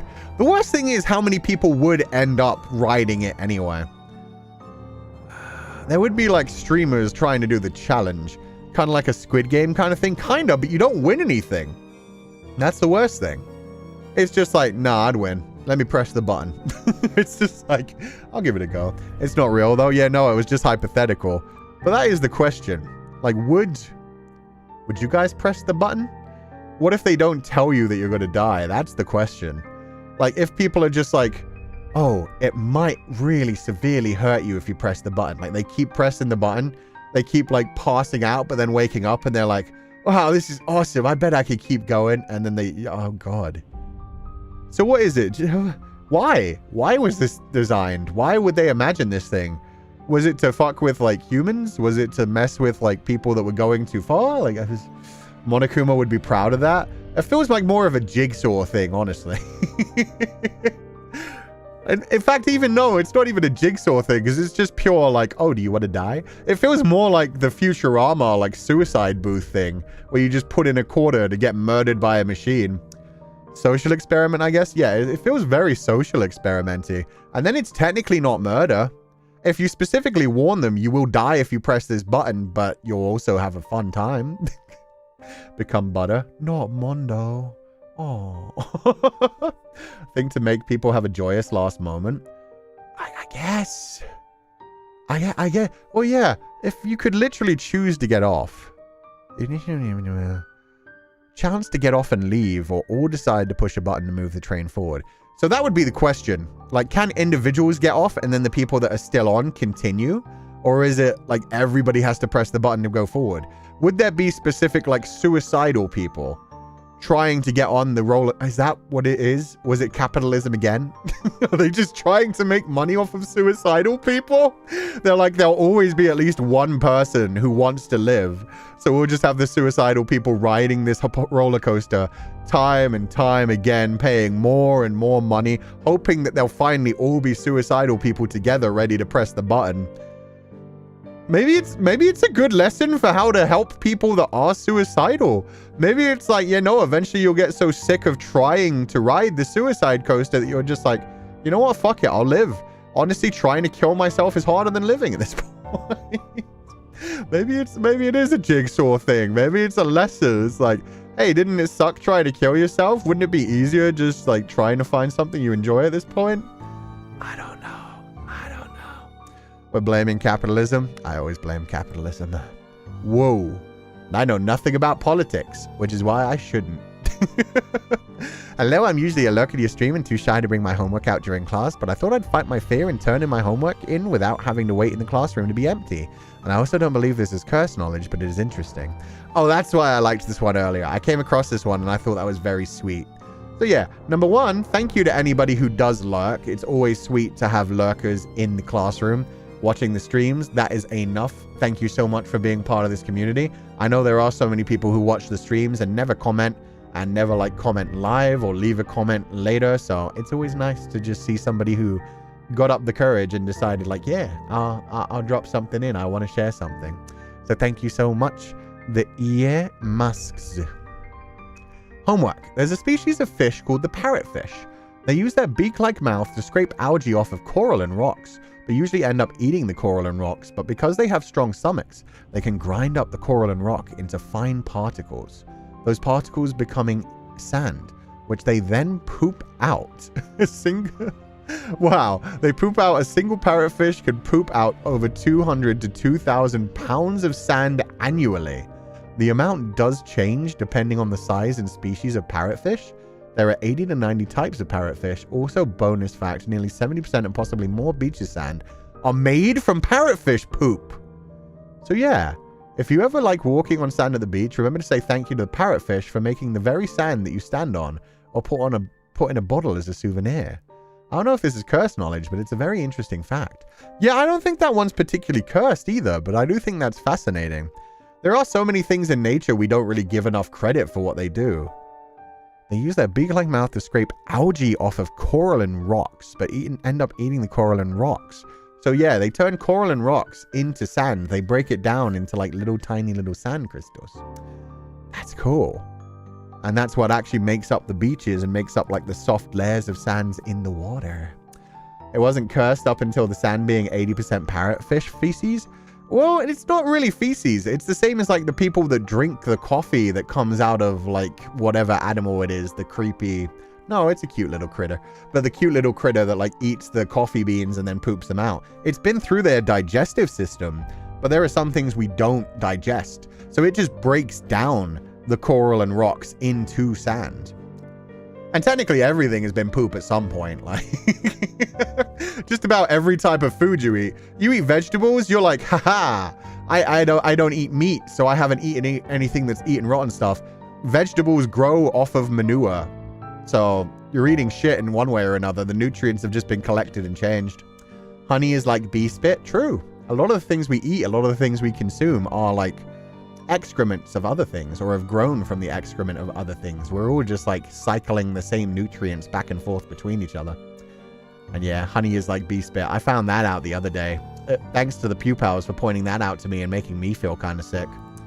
Public swimming pools probably have pee in it. Parrotfish poop sand doesn't sound as bad. Yeah. At least the parrotfish, they're fish. They're, you know, not smart enough to make that choice. Kaliel, thank you so much for the raid. What is up, everybody who just raided? Welcome to the stream. We are talking about cursed knowledge. So we're having a talk show. Currently, I'm going through the comment section from last week.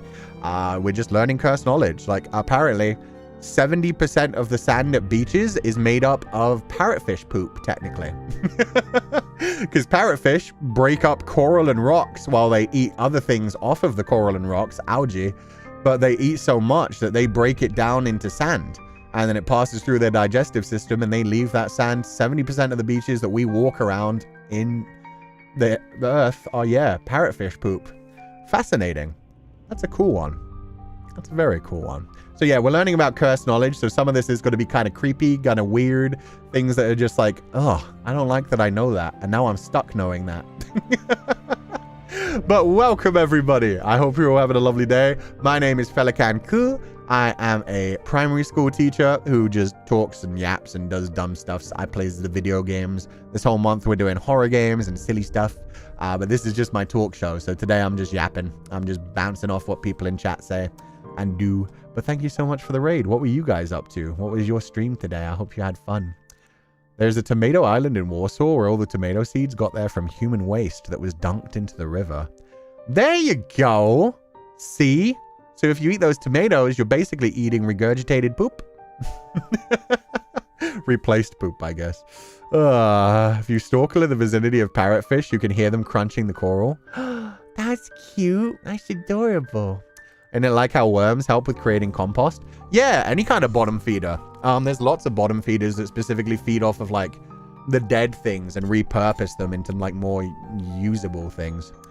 Bottom feeders, those kinds of like bottom of the food chain scavengers, very, very useful for the environment. Without it, those nutrients would just go to waste.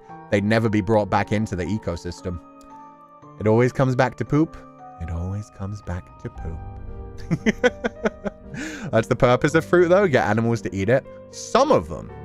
Not all of them. But yeah, a lot of them are designed to try and get animals to eat them to spread their seeds. Uh-oh. My audio interface is getting weird again. Sorry, I hope it didn't get crunchy. But yeah, a lot of fruit are designed to try and get animals to eat them and spread their seeds into different parts of the environment. So are flowers. Flowers are basically just like plants saying, hey there, sexy bee. Come on over and check out my nectar. Don't you want to touch this lovely stamen? Don't you want to spread my pollen into somebody else's piston? Oh, yeah. It's like a red light district for bumblebees. Sounds good so far, sir? Awesome. So far, no crackling or weird stuffs. But yeah, that's what flowers do. So we just got raided. And we're doing cursed knowledge. They're going to learn what we're about very quickly. It's not wrong. It's not wrong. My biggest sea curse knowledge was finding out the existence of lamprey. You should look it up. No! I'm going through homework. We'll look things up later. Sorasian. This isn't a cursed one, but a funny one. I hope you do not mind. Funny ones are good as well. See? We don't have to be cursed all the time. When Victor Hugo needed to finish The Hunchback of Notre Dame under a tight deadline, he resorted to an extreme anti-procrastination tactic. He locked away his clothes. The French literary giant, known for his flamboyant personality, would instruct his valet to hide all of his garments except a large grey shawl. Left nearly naked in the study, he had no choice but to write. Going out would mean facing Parisian society in what amounted to a woolen potato sack. I love that. I respect the shit out of that. That's just like, I really need to finish this homework. So can you please take away my clothing so I literally can't go out there? I respect the grind. I respect the hustle. And I respect the fact that the valet was like, okay, this is what I'm doing. This is my job now. I'm babysitting a giant baby in a fucking burlap sack. Please don't ever say it like that again. Oh my god. What are you going to do, Pettigrew? What are you going to do? If I want to talk about flowers saying voulez-vous coucher avec moi ce soir, I will talk about flowers saying voulez-vous coucher avec moi ce soir. So a sensei got to do that for Metamorphosis Lost? No. Hopefully. Hopefully it never gets that bad, but who knows? Who knows? Truly inspiration to all procrastinating writers, or just anyone, honestly. Anyone who has like an assignment that they have to finish. Just take away your clothing, then you can't go out. Or you'll get arrested. Don't even leave them the burlap sack. Just be completely naked. It's like, you go outside, you're going to get arrested. You better finish what you have to do. We should hide Sensei's clothing. Don't eat my clothes, guys. I need those. For things. And stuff. Didn't realize Victor Hugo was so creative in that sense. Or he just had very little willpower. But it worked. He finished the novel. Good for him. Don't know if you know this fact. If you're allergic to chocolate, you're allergic to cockroaches. Apparently they both have theobromine, which makes people allergic. Cool. So also definitely don't eat chocolate-covered cockroaches, because that would be very bad for you. But they're yummy. cockroaches or chocolate? Wait, which one? It's went from funny to messed up real fast. A little bit of both. That's what we do around here. What do you mean, That's a delicacy in some places. It's very good protein and very sustainable. Honestly, farming bugs, genius. Genius. Okay. I cannot read this name. I'm very sorry. Other than To. Mitsuno? Sorry. Sono muzikashi nihongo wakarimasen. Gomen nasai. Thank you for the stream, Kuchan. Here's my homework. Squid Games was originally based on an event that happened in South Korea called the Sangyong Motor Strike back in 2009. I did vaguely know that. I only heard eat your clothes on it, sir. Oh no, I'm gonna need new assets. Taiyo Totsuki no Kogo. Arigatou gozaimasu, takoyaki. Thank you so much. Out of all chocolate I like to eat, that has to be one of them. Fair enough. Queen of the Sun and Moon. That's a freaking sick name. So Taiyo is sun, Tsugi is moon, and then no Kogo is queen. That's such a sick name. Holy crap. I didn't realize it was so beautiful as well. Thank you guys. That's really cool.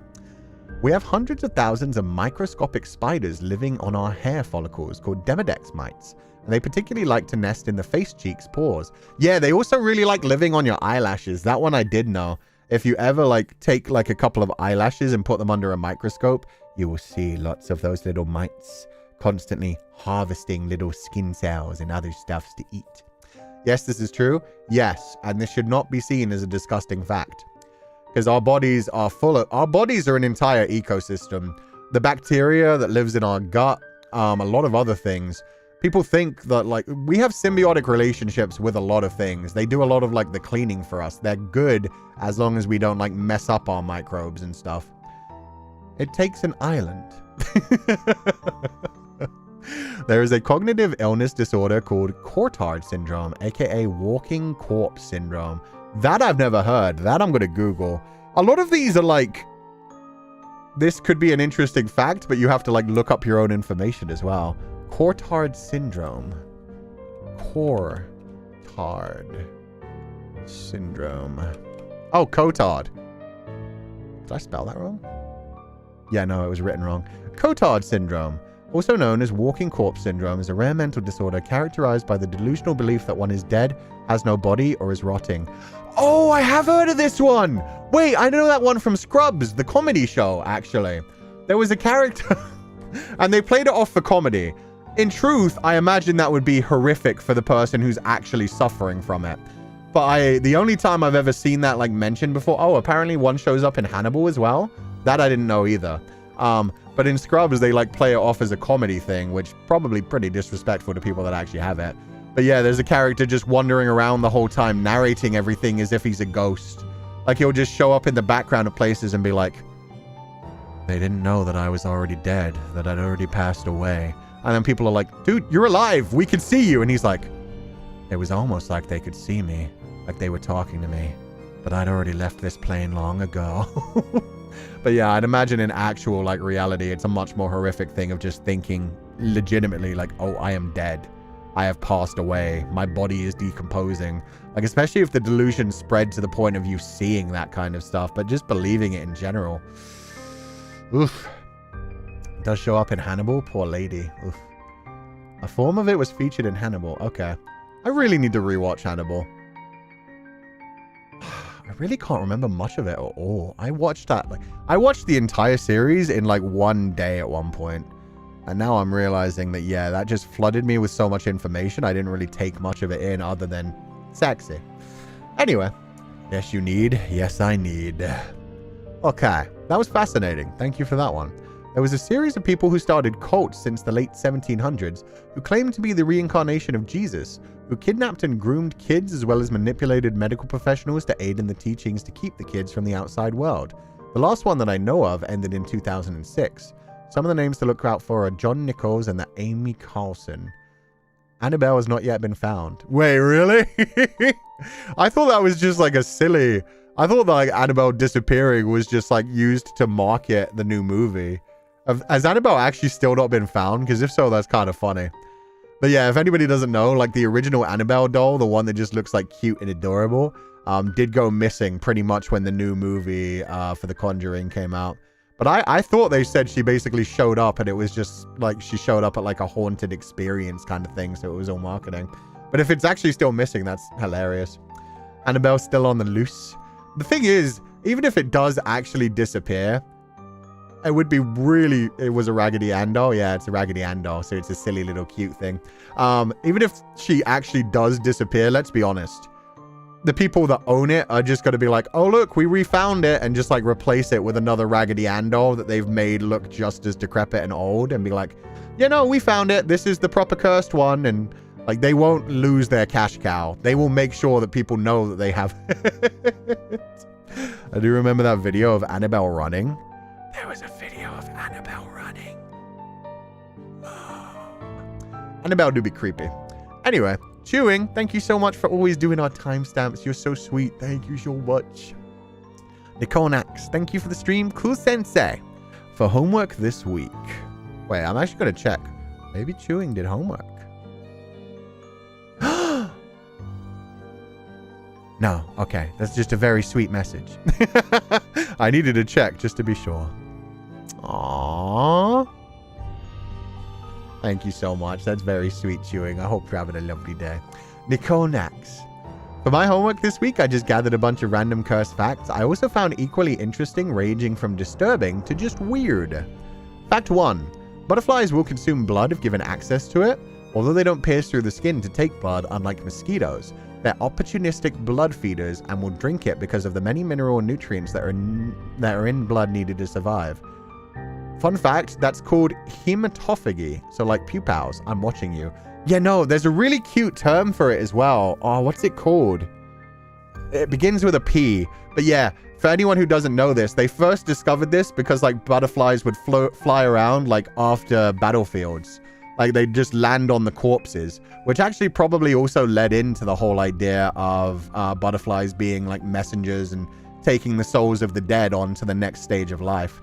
Puddling, thank you. Isn't that such a cute word? Butterflies puddle. They puddle, and what they call it puddling because the butterflies will just land on pools of blood and just be like, delicious blood. So yeah, butterflies can drink blood. They get the nutrients, they get the salts, they get the minerals, the sugars. It's good for them. It's not as good as nectar, but they'll take it when they find it. So in a way, butterflies are vampires. Very fitting for spoopy season. Yes. Delicious. Delicious blood. Fact 2. Our eyes have an immune system that's separated from the rest of our body's immune system called immune privilege. Oh, I know this. This leads to some really fascinating things, which is done to protect our vision when there's an inflammatory immune response.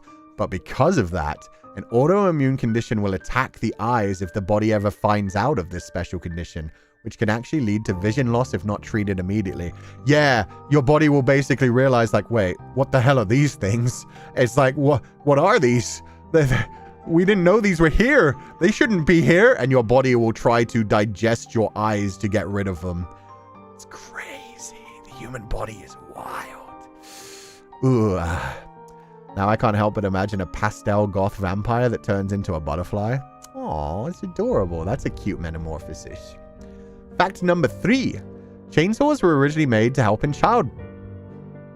Okay, that one's completely new to me. That's mind-blowing.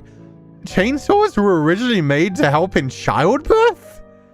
Essentially, back then, people did not like the way C-sections led to women less likely bearing more children. So the Aitken's flexible chainsaw used for symphysiotomy, old surgical procedure wherein the symphysis pubis is cut to make the birth canal wider, was encouraged. Don't worry about the long-term pain or needing the ability to walk right, so long as you... Oh, God! So long as you get to pop out more babies. Oh, fuck me! This creation led to the modern chainsaw, which luckily is not used anywhere near childbirth. But they do have bone saws. They have surgical saws now, which are a lot more safe and used for shit, but... So it was originally to, like, open up the birth canal? And they just didn't care about the fact that it would, like, fuck you up permanently. Oh, women's health history is fascinating, right? How did they not put that into Silent Hill F? Like, that should have been, like, the perfect thing to put into Silent Hill F. Like, my God. Oh. Can we scream linguini? I want to scream linguini. Jesus. Oh, man. I thought the things I already knew were bad. That's really fucked. Thank you for letting me know. That is definitely cursed knowledge. Ugh. Fact number 4. There was a dancing... Oh, I love this. The dance till you die thing. The dance macabre. There was a dancing epidemic in 1418 in Strasbourg, where people danced for days on end, which lasted 2 months, which claimed the lives of as high as 400 people. Until this day, the cause is unknown. Yeah. They legitimately don't know what caused the people to dance until they died. But people, like, recorded it happening. Not recorded, like, on phones or anything, but there were first-hand accounts of people seeing them dancing, seeing them collapse, seeing them, like, bleeding. And yeah, they think it was a case of either something delusional that was in, like, the water supply, or a case of just mass hysteria where people just believed they couldn't stop dancing. They're still not sure which one it was. But yeah, everybody just dance till they're dead. Dance till you're dead. So yeah, not fun. Not fun. Mass hysteria. Is it called mass hysteria? Mass hysteria or mass delusion? 1 minute. Let me Google that. Oh yeah, mass hysteria syndrome. Phenomenon where a group of people experience similar physical or psychological symptoms without an identifiable medical cause. So yeah, it's basically just when you don't fully know exactly what's causing something, just a group of people. A lot of the times it can be traced back to like something in the food or water supply. Like there are other cases that have been confirmed for certain things where like a bunch of people would just start seeing things all together and genuinely believing that they had been like taken to hell or other things. They also wonder if that's what happened to...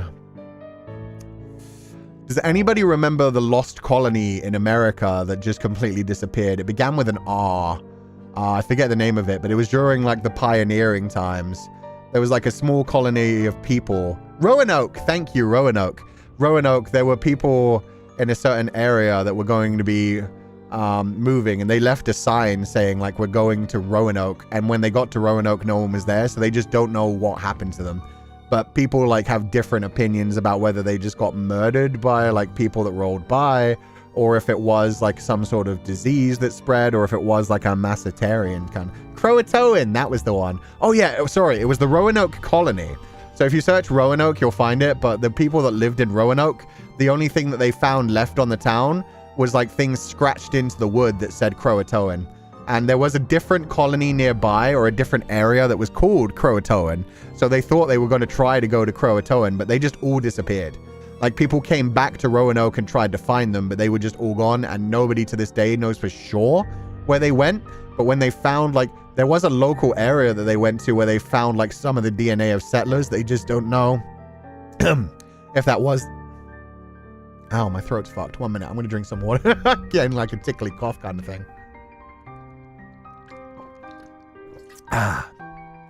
But yeah, they found like an area nearby which they thought they may have like crash landed on, because it was expected that they used boats to try and make their journey. And there's an area of like indigenous people that have some of the similar DNA to people from Roanoke. And they're wondering like, did the Roanoke survivors crash land here in their boats and possibly live out their lives here? But they can't prove that, because it could have just been other settlers from a similar background as well. I think they joined the indigenous tribes. Yeah, that's one of the theories that prevails. But yeah, to the people who were saying, I thought that was a urban legend. No. The actual like Roanoke disappearance was real. It's just there are so many urban legends. Like people genuinely talk about like, oh, they got taken by aliens, or oh, they got raptured, or oh, they got like taken by monsters. Like there's so many things that are urban legends based off of it. But the genuine like reality is, yeah, the entire Roanoke colony just disappeared. There were supernatural episodes based on Roanoke. There were as well, yeah. I think that was right around the time that Dean was getting his hunting knife and stuff. To be fair, their leader was unable to go there because the seas there are too harsh for travel. Yeah.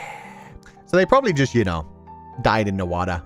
And then a couple of them possibly like washed up and like, yeah, did join the indigenous tribes and just existed that way. Actually, there's a really fascinating thing kind of like that as well. I forget what it was called, but there's a series, I think it's called Fear or something simple like that on Netflix, where there's people going through the Antarctic, and one of them eventually just decides he doesn't want to go home to civilization after everything he's seen and just stays with the indigenous tribes. Anyway, fact number 6. The fear of having, seeing, or thinking about an erection is called ithyphalophobia. Same, bro? The fear of having, seeing, or thinking about an erection. That's a fascinating one. That gives you a lot of wiggle room. Phrasing. It's amazing that there's a phobia name for that. Anyway, fact number 7. Mushrooms have sexual organs like a penis and vagina. They also engage in sexual intercourse. They're just like us. For real, for real. Let's go, mushrooms. A teaspoon of semen contains 5 calories. Huh. Interesting. Good to know? Question mark. Those last 3 facts are cursed in the sense of cursed, Lamau, but I still find interesting. They're definitely all interesting. Some of them are less cursed. Honestly, you know what I need to Google now? Because this is a fact that I don't know if is actually a fact. I'm going to find out right now if semen is good for skin. Because that used to be like a thing that people would say. And I was so sure when I heard that. I was like, no, men have said that to convince women to take facials. Is semen good for your skin? I'm Googling it. I love my Google search history. Is semen good for the skin? No. Just immediately. No. Semen contains some nutrients, and anecdotal evidence suggests it may help manage acne, boost skin regeneration, and more. But there is no scientific evidence. Good to know. But yeah, no, that's definitely a thing that people used to say. And I was always like, bro, no. That's bait. Kakatoshi. Sir, you already deserve all the good that comes with this community. It exists thanks to you. Oh, you're too sweet. It's only been a month, but it's been a wonderful one. This community is wonderful. You're wonderful. And I'm truly confident in calling you my Kami Oshi. No! You're breathtaking. Someday I'll actually be wearing the Fele costume when I use this. Anyway, you're breathtaking. This community is amazing because of you guys. But thank you. That's very sweet. The FBI are going to ask questions about me checking if semen's good for your skin. If the FBI are coming after me for that, come at me. That sounds like they want me for a different reason. And honestly, it depends on how sexy the agents are that burst through my door. That is a dojin waiting to happen. Are you kidding me? Anyway, homework. Lunar moths, once they reach maturity, lose their mouths. They live only to mate, then die in about a week after the energy they stored as caterpillar runs out. Aww, poor lunar moths. And they're so beautiful as well. You is based off of a lunar moth. No! Wait, no, not you. Oh, God. Sensei giving free ideas. I gotta. We finally have our first dojin. I'll say less about that. It's on a private account.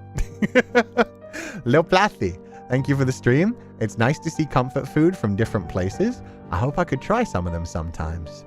And thank you for the cursed knowledge I never knew I needed. Some of them are very fun. Beautiful yet tragic. Yeah, poor lunar moths. There are other things like that. Like, what is the name of... Is it a gnat? There's some sort... No, it's a mayfly. Mayflies only live for like 6 hours, right? They go through all their like pupa and larval stages. And then when they're born, they only live for like 6 hours. They exist. They get born into the air. They go flying. They have a giant, massive orgy with each other and all smash each other. The females lay their eggs and then they just all die at the end of the day. They just have one wonderful daytime and sunset. Good shit. Good shit. I don't have a mouth, but I must scream lunar moth style. Ugh. The homework, people whom are allergic to cockroaches are often also allergic to coffee and coffee beans. As a coffee lover, that traumatized me for a while. At least you're a coffee lover, so you know you're not allergic to cockroaches. I don't know why that would traumatize you. Unless you were thinking about the fact of like, oh good, I'm not allergic to cockroaches. Maybe that's what you meant. Like you just imagined like, oh good, that's good to know. Yeah, I think I'm fine being allergic to cockroaches, honestly. I would prefer to be that. I feel that. Just the faces in chat. The double in a row of Kyrie and Rain just being like, damn it, Fuchan. And Chow Chow. Maybe it means they love cockroaches. Maybe. Maybe they treat them as friends. Maybe they think they're friend-shaped. Zigzagetti. Cú-Sensei. The stream was absolutely hilarious. Also, poor Altus and his always impeccable timing. Seriously. Altus chose the cursed knowledge stream to drop in on for an Oshiete or Cú-Sensei. For my homework, I have a couple up at the top of my head. 1. Hearing is one of the last senses you lose before dying. A study has shown that during the period of unresponsiveness before decline, a dying brain still responds to auditory stimulus. That is fascinating. So that essentially means that even when you're basically dead and you can't respond to anything, you can't see light, you can't feel touch, you might still be able to hear things as you're passing away. The sad thing is we will never know because, yeah, I mean, we imagine that, but how much of the consciousness of the rest of the brain has stopped like actually processing the auditory things. This was actually a fascinating fact because what I learned, and I decided not to share this one on the stream last week, even though it wasn't like super scary, but it was kind of weird. I just didn't have time because I shared other ones instead and ran out of time. But the brain, after you're dead, is still, like, you can be completely dead and not doing anything. So this is even after the auditory responses have stopped breaking down. There's still electrical signals firing in your brain for up to 10 minutes. So this is after, like, the big rush of chemicals floods your brain and after people talk about, like, seeing a white light and seeing flashes of their life. This is, like, literally completely brain dead 100%. Different parts of the brain are still firing off for 10 full minutes. So it makes you wonder when people are dying, is there any part of their consciousness that, despite the fact that they're still dead, is like feeling some level of that? Is seeing like some flashing lights or feeling some sensation or hearing something, seeing something? Like, obviously it's not like whole sectors of the brain. That's after, like, yeah, being able to recognize like, oh, this is reacting to auditory stimulus or this is doing something else. Would that be the light flashing before your eyes? No, that's what I mean. It's after that. The light flashing before your eyes is when your brain like pumps a whole bunch of like happy chemicals into it if it knows you're dying, just to basically relax you and soothe you, and everything is like going nuts at the same time. So you do get like a nice, happy, floaty feeling, and you imagine like some of your past, you just think about things. It's to calm you down in that sense of when you're passing away. But this is like after. This is when you've like fully, your brain has stopped functioning technically, but the same way like the body, like long after death, will still have like little twitches in the muscles, like little spasms and stuff. Your brain will still continue to fire for like the next 10 minutes. So it's just like they don't know what that would be because it's just like little tiny responses. It could be like seeing a dream, it could be like having little tiny experiences, or it could be nothing. We will never know, since currently there is no way to just like plug into a brain and sense what it's sensing, essentially. Like comforting you? Yeah, it is like comforting you, that final bit.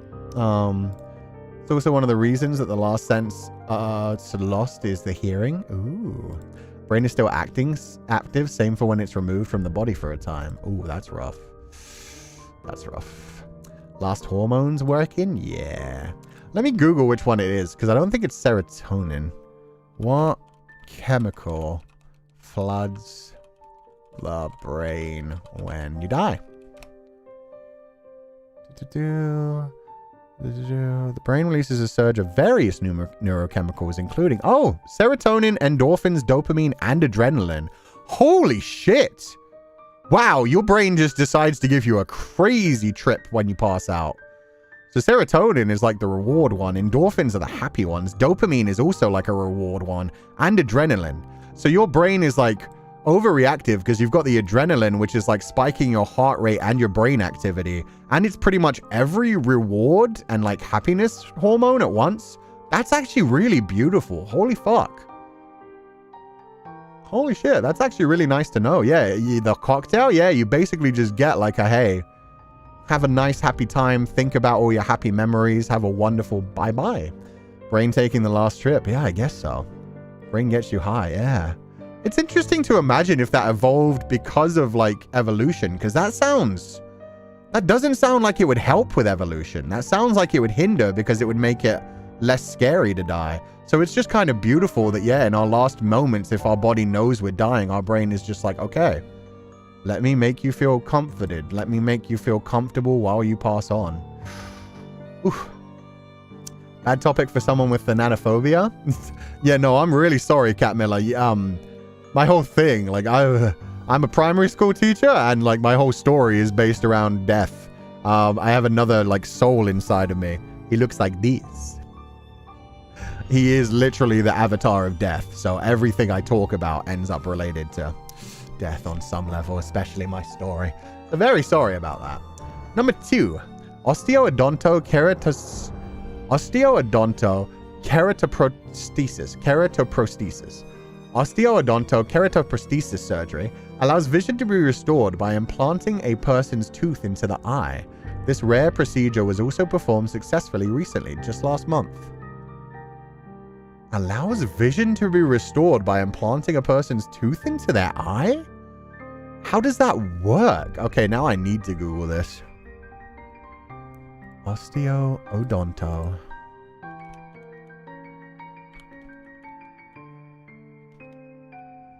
Keratoprostesis. Surgical procedure used to restore vision in patients with severe corneal blindness. Uses a patient's own tooth and bone to create an artificial cornea. Oh, okay. So they use it to create an artificial cornea and then they implant it. That makes more sense. I was just imagining literally taking a tooth and putting it in someone's eye. So no, it's the same thing as when they like take part of your butt and they use it for a skin graft, which is very often like it's one of the places that has like a lot of skin and a lot of good skin that can be transplanted anywhere. So a lot of people that have like big burns on part of their bodies, they'll take like part of their butts or thighs, a skin, and then place it in the places that need it. I mainly know that because a lot of people joke about the fact that like if you get a burn, you can become a butt face. Which is, you know, better than having no flesh somewhere. Don't compare it to an arse lift. No, I didn't compare it to an arse lift. That's a completely different thing, Kaya. That is an actual like medical procedure. They just quite often use like the flesh around the butt and thigh. I have thanatophobia too, but it's the cessation of consciousness/awareness that gets to me. So the knowledge of going out equals happiness is comforting to me. Yeah, plus you'll never know what happens on the other side. But yeah, no, this is where a lot of like my story has come from, and a lot of like where I think I definitely had thanatophobia like a while ago. Nowadays, I just don't think about it as much, but yeah, no, I think fear of the unknown is completely normal, and death is the most giant unknown. But yeah, it's just like my streams do tend to be very triggering when it comes to phobia. Yeah. So, because, yeah, be careful. If it's something that you're not good with right now, definitely head out. Googling trypophobia with trypophobia is a bad idea. Yeah, no, then you are just triggering yourself. There was one time that I mentioned something and I saw somebody got very uncomfortable with it because it was a thing that triggered someone's trypophobia. And I know that one is a big one for some people. But yeah, no, if you're Googling it yourself, you can't really blame other people, essentially. A greater percentage of male giraffe Sorry, the beginning of this sentence immediately made me go, huh? A greater percentage of male giraffe intercourse is with another male than with females.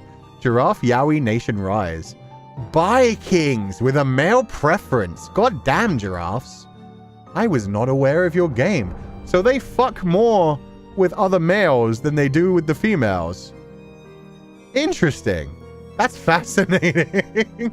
I wonder if it's like a bonding activity, like in their society or what? Because I know with bonobos, if you don't know, they fuck for everything. Bonobos, if they find a bunch of food, they will have a giant orgy because they all want to be relaxed and not fighting over the resources. If food is scarce, then they'll have a giant orgy because they don't want people to be angry and murdering each other for the limited resources. If they're horny, they'll have an orgy. Like, if a fight breaks out, they'll have an orgy. Bonobos just fuck for absolutely everything. It's just all orgies all the freaking time. Bonobos are fascinating. 4. There is a pair of orcas in South Africa, nicknamed Port and Starboard, who attack sharks and eat their liver for sport. Jesus, they gave them names? They paid attention to them? Fascinating. Mpreg has been existing in the animal ecosystem.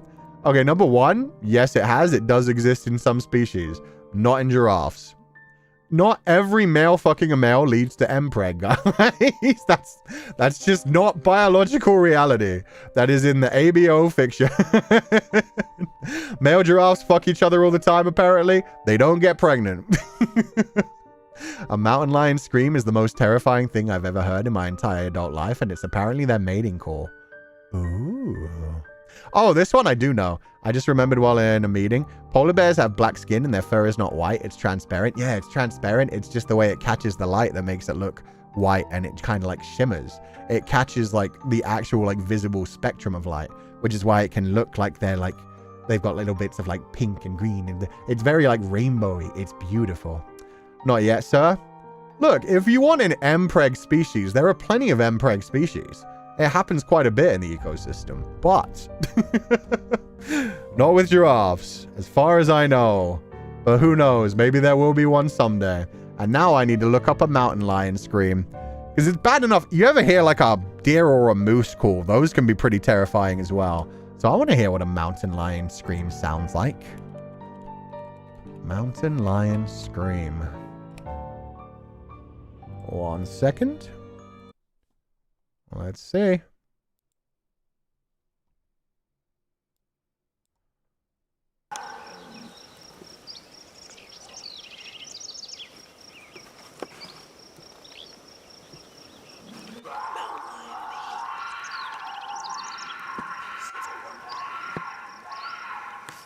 Whoa!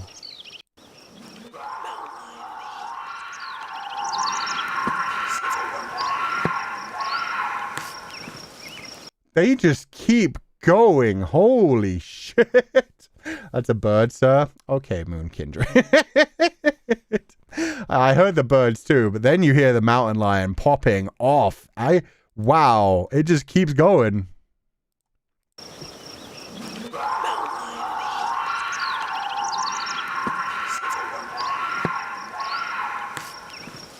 That's sick. So they don't just do like a rah, they do a rah, rah, rah, rah. And that's their mating call. So that is just a female shouting out like, God, would somebody please smash this? I am fine as fuck over here. What are you doing? That's a demon. That does sound like, if you heard that shit at night, you would be like, oh, that's something evil in the woods. No, they're doing it. Oh, that's mid? That way, that's while they're smashing? That's the orgasm sound. That's the, oh yeah, baby, that's the right spot. Don't you dare stop. Holy fuck. Okay, thank you for pointing that out while getting backshotted. Mountain lion while getting backshotted. Don't translate it. Sometimes you gotta. We have tortoise mode in this thing. Yeah, we've also talked about like what foxes sound like when they're doing their mating calls. It's horrific. Just reminded me of the fox mating call. Yeah, we looked that up a while ago as well, because that you hear in London quite a bit. And the first time you hear a fox mating call, you genuinely think like, oh, it sounds like a woman or a child being assaulted. It sounds like screaming, terrifying, like horrific, blood-curdling screams. It's disgusting. There's a mating call for foxes. Okay, here we go again. One more time. One more time. So this is what Fox Mask would sound like while he was trying to chat up Hinako. Let's see if we can actually see how safe this one is.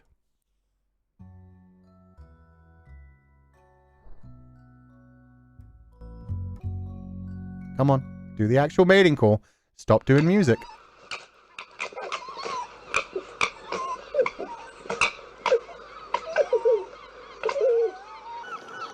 This isn't what I want. I want the scary one. I'm being betrayed. There we go.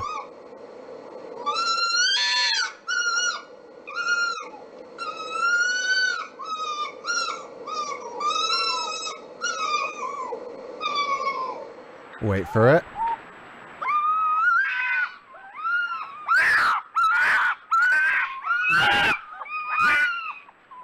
There we go.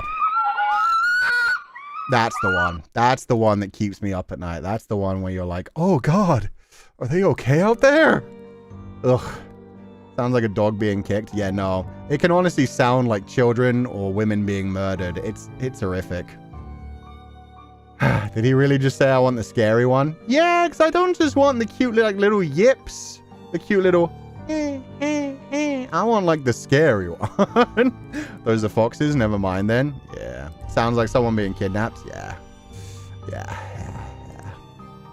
Now I can see where the Banshee stories came from.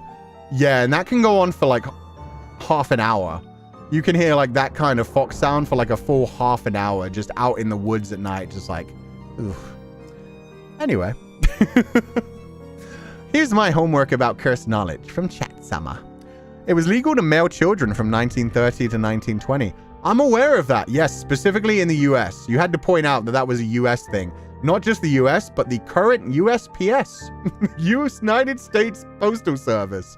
It was legal to mail children in boxes from 1930 to 1920.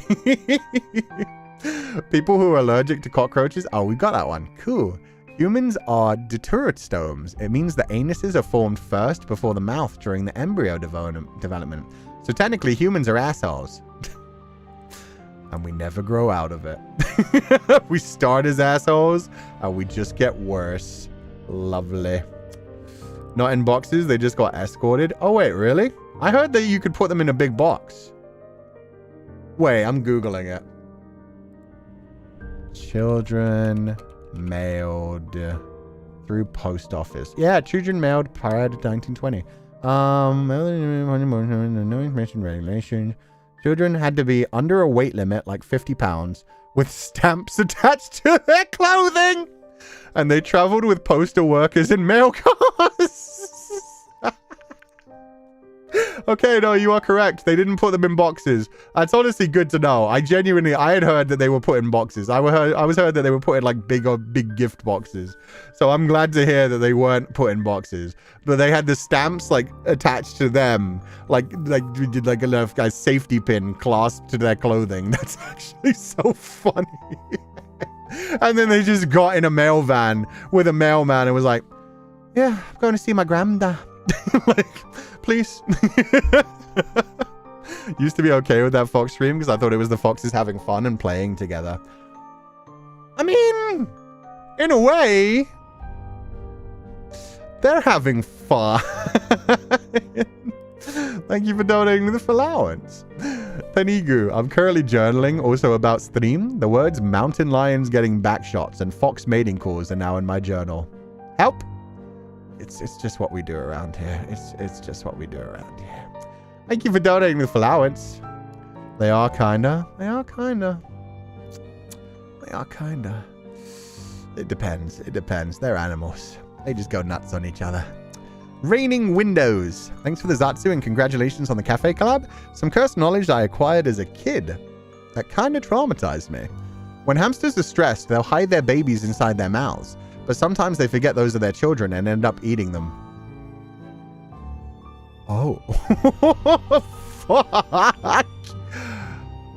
Oh, that's how they end up eating them? I thought they just ate them while they were hungry. When they're stressed, they hide them in their mouth and sometimes they just forget and swallow them. Because I did know, like, hamsters, a mother hamster will eat, like, a good, 20% of their hamster babies just as a natural thing.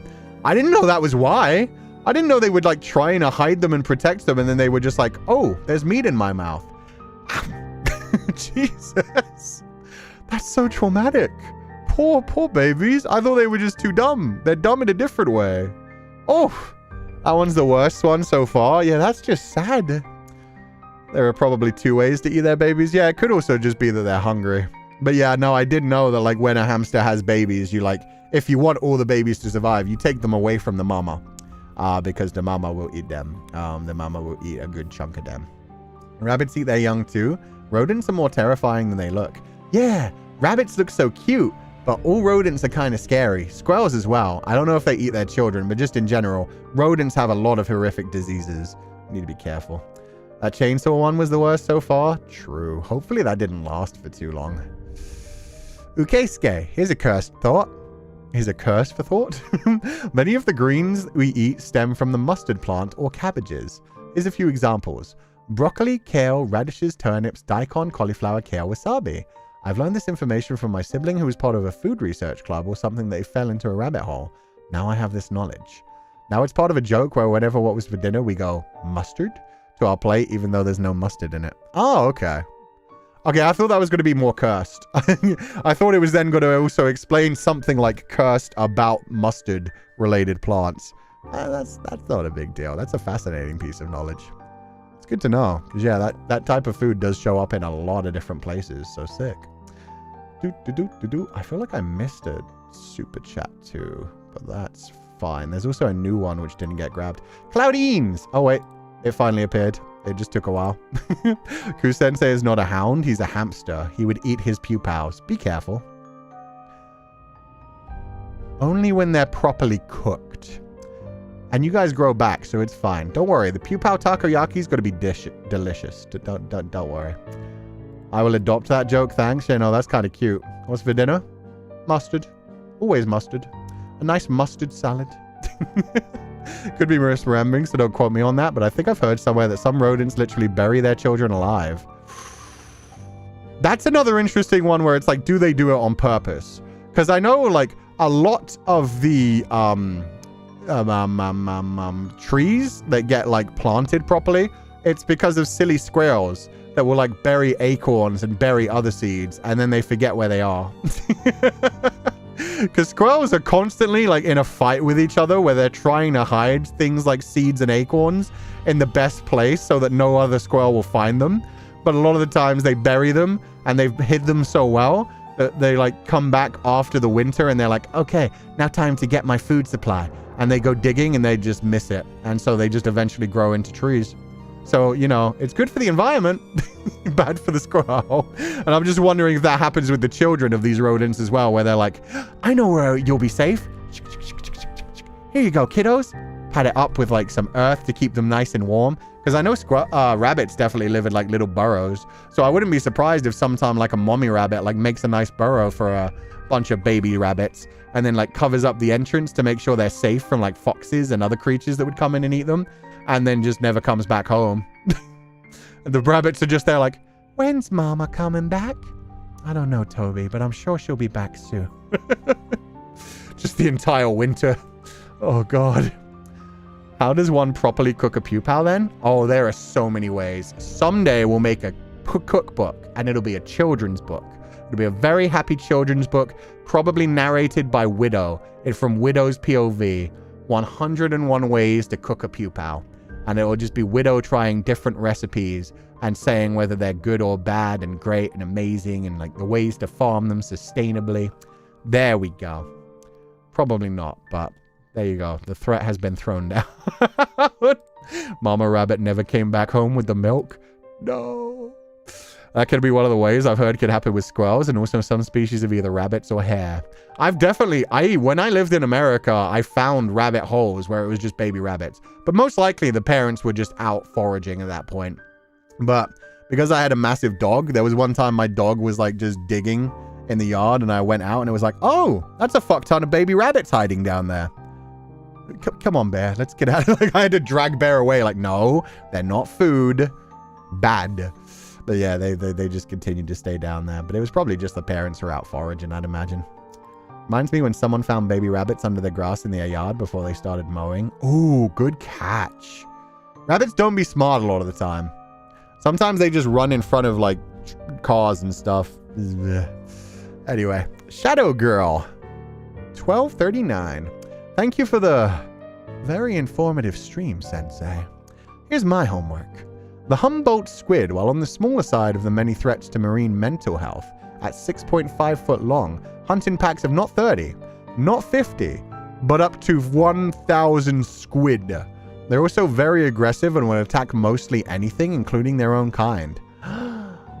Yo, 1,000 fucking squid! I would not be surprised if that's the type of thing that has like created interesting stories about like krakens and stuff. Because like, if you have a couple hundred squid coming to attack you at the same time, you're not thinking like, oh my god, that's a big bunch of squid. You're thinking, that's a fucking monster trying to pull me down into the depths. Death by 1,000 squid? Yeah, Jesus. And they're all 6.5 feet. Yeah, so they're all the size of like a tall fucking man. The ocean is terrifying, man. There's no wonder we were so shit scared of Poseidon. K-Pancake Roll. Cursed knowledge homework. So, this comes with a story. I went to a convention in August, a week before AIOC, so it's still pretty recent. I had such a good weekend. I met new friends, saw a voice actor that I admire with my whole being, saw an artist I follow. Besides the point, the cursed information I took in happened on Sunday. I had some extra time before I had to leave, so I walked around the artist alley. I saw a floral coloring book and I wanted it, so I got it. 8 hours later, when I got home, I was unpacking my bag, realizing that when I was getting the floral book, the vendor asked for my ID. I did not realize that I now have in my possession an adult coloring book with all the skin out. Holy shit. This isn't cursed knowledge. This is just a funny story. Best part is 95% of the Artist Alley vendors were selling Love and Deep Space related fan merch. Did I accidentally get a Love and Deep Space adult all skin out coloring book in front of my convention platonic son? Yes, I did. And I fully realized that when I was talking to Sneku last Saturday. Okay, that's not cursed knowledge whatsoever. That's a cute little story, Pancake Roll. Like, that is adorable. That is funny. Very funny. But yeah, no, that's just, you bought porn. You bought a porn coloring book, which honestly, nice. Nice. Congrats on your lads poll. Yeah, no, that's a 5-star. That's an SSR right there. That wasn't the homework, but Lamau. Exactly. That wasn't the homework, but it's like, yeah, no, I'm glad we read that. Love sicklings 1, 2, 3. I don't really know about cursed facts, so I did some research. Some trees, whether in the forest, woods, etc., keep their dead branches attached. It's called cladoptosis delay. Normally, they just it cuts off. Wait, no, you can't do that. You can't make me fascinated and then not give me the more. There's no read more. Wait. Okay, I'm going to Google cladoptosis. Cladoptosis.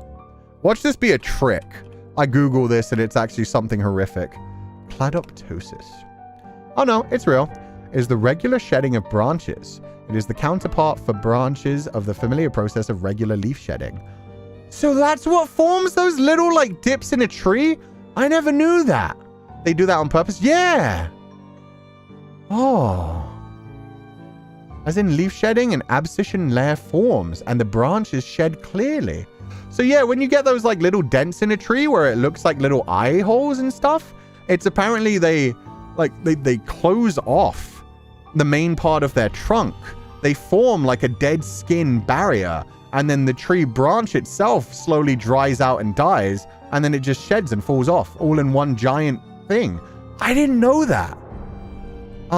This didn't have the full thing, but that was really fascinating to learn. Now I know. So thank you. Sensei, if you're going to eat us, you have to poop us out afterwards.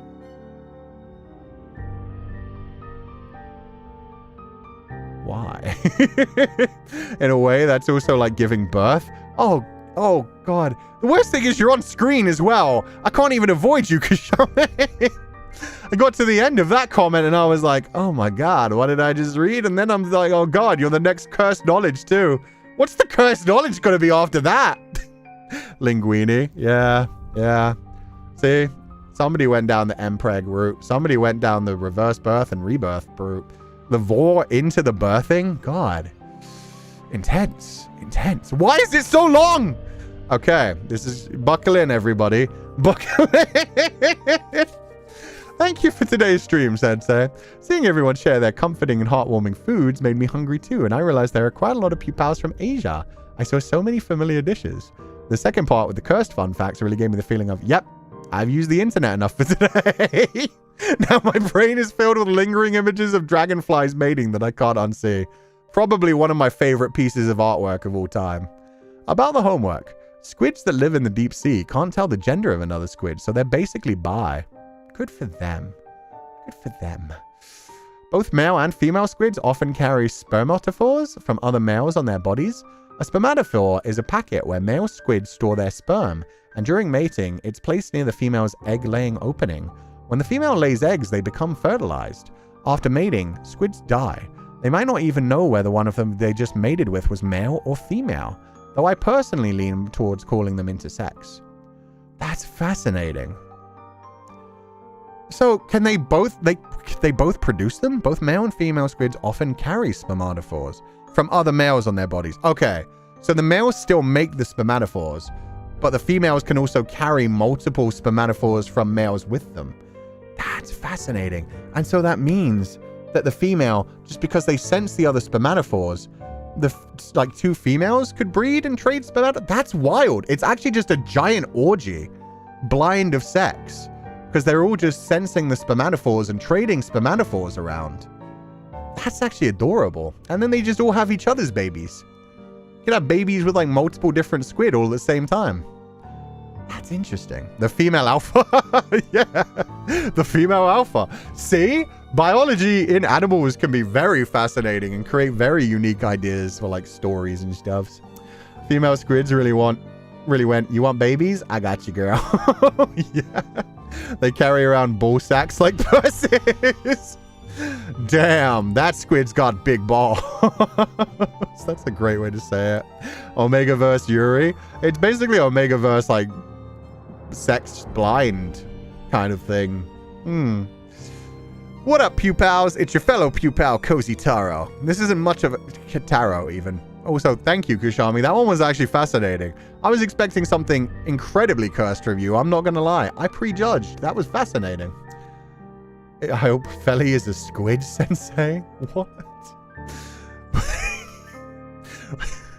What? Huh? Okay. This isn't much of a cursed fact. I mean, maybe. Anyways, wombats. Wombats. The second word is immediately just killing me. Wombat's booty is made of very thick adipose tissue and bone, to the point that's not really nerves on it. So if a predator tries to attack a wombat, the chunky wombat will go into its den and move its bum. This crushes the predator's skull between its buttocks and the ground, thus keeping the wombat safe. Basically, wombats have a deathly twerk. That's amazing. And the fact that they don't have nerves on them either. A fucking wombat's booty is just like a weapon to them. It's like our hair or nail. It's like our nails. It's like our nails. It's just tough, hardened, and used to damage. That's sick. That's fucking sick. But also, that must make Anat. No, I'm not going to say it. I'm not going to say it. It just must make it harder if you want to... No. It's fine. Everything's fine. Good for wombats. Good for them using their booty as a weapon. Personally, there's other things to use it for, but that's amazing. Imagine getting twerked to death. Death by snoo snoo. Wombats do death by snoo snoo and not in the fun way. Oh, awesome. Luna Y GP8YB. Homework. Since Sensei thinks octopuses are cool, always, here's a cursed fact about them. Male octopuses use one of their arms for mating. Yeah, one of their tentacles. In one species, the male can detach the special arm and attach it to the female. Yes, they basically have detachable dicks. I've read a dojin just like that once. After that, the male octopus leaves and dies shortly. Yeah, it's a one-time thing, unfortunately. Man gets laid and he's like, my life is complete. Goodbye. Sick. The female may end up with several of these arms from different males. Oh, she collects? Now, see, that's an alpha female. The alpha female is running around like, yo, I got dicks for days, bro. Which one you want? You want to borrow one? Girls? Who wants? Anyway, she can pick one to use when she wants to have babies. So even though the male dies after giving away his special arm, it might never be used. Oh. That's queen shit, but also so... Imagine being that male who's like, my queen, I love you. I wish to have you always. I have ripped out my penis for you. I will now go and die, just knowing that you will take my semen will make me happy and make me content in my death. Meanwhile, the girl's like, cool story, bro. He's like, I love you. She's like, I know. But you love me too, right? I love you. I know. Why wouldn't you say you love me too? It's like, don't worry, you'll die within like a couple of hours. Like, I could just ignore you for a few hours and then the next mail will be on their way. What does she even do with it after? Keep it or throw it away? Maybe they share. maybe they're just used for fun occasionally. It will pass, she said. Shit, Cloudy. 10 out of 10. I love you. It'll pass. Wait, what do you mean? This is literally my whole reason for existence. Please, just tell me you love me too. It's my dying wish. I am thankful for the special tentacle. No.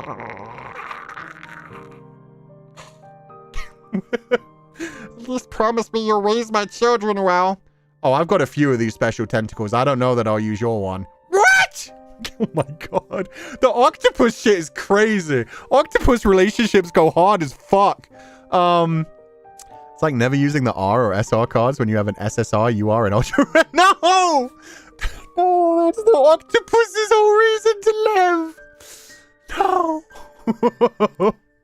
Did not expect the octopus roleplay tonight. Neither did I. That's why I love cursed knowledge. We never know where we're going to end up. Oh, man. Is that why the bad dragon has the tentacles? Oh. No, the bad dragon has the tentacles because people who go to bad dragon know what they're into. They have all kinds of different things. That could be like a living tentacle. It's just all for roleplay in different ways.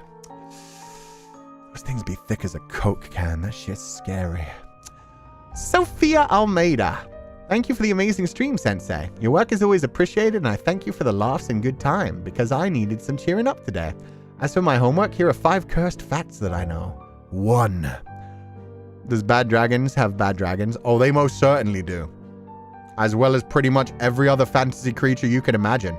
And we're not going to get into it. They have some very interesting inventions, though. For roleplay, they are a fucking goldmine, or just for self-fantasies. 1. The human brain has a delay of about 80 milliseconds to process reality. You're never actually living in the present. Oh, I hate that knowledge. That's like, that's true curse knowledge. That's like when you find out that we never actually touch anything, and every time we feel the sensation of touch, it's like our electrons pushing against each other. Because if you ever actually touch anything, boom, nuclear bomb. So yeah, anytime you touch anything, anytime you like feel anything, it's just the electrons like pushing against electrons. If we ever actually got full on like atom to atom collision, yeah, shit would explode. But yeah, the 80 millisecond delay, it's hard to like process that in your brain where you realize, okay, so everything I'm seeing right now is 80 milliseconds behind. But it's always 80 milliseconds behind, so you're always reacting to past information. That's cool. I like that. That's good. Oh, that hurts my brain. Number 2. Between the years of 1978 and 1980, Michel Lotito, known as Mr. Eat-It-All, ate a Cessna aircraft. Yes, the man ate a whole plane. A whole plane? What the shit, dude? That's crazy. Okay. So the lag was me, not the computer. Yeah, it's the brain lag. Ate a whole plane. The fact that it took him 2 years as well. He was devoted to that. Sick. Castoreum. Oh, here we go. This is the one from the booty holes.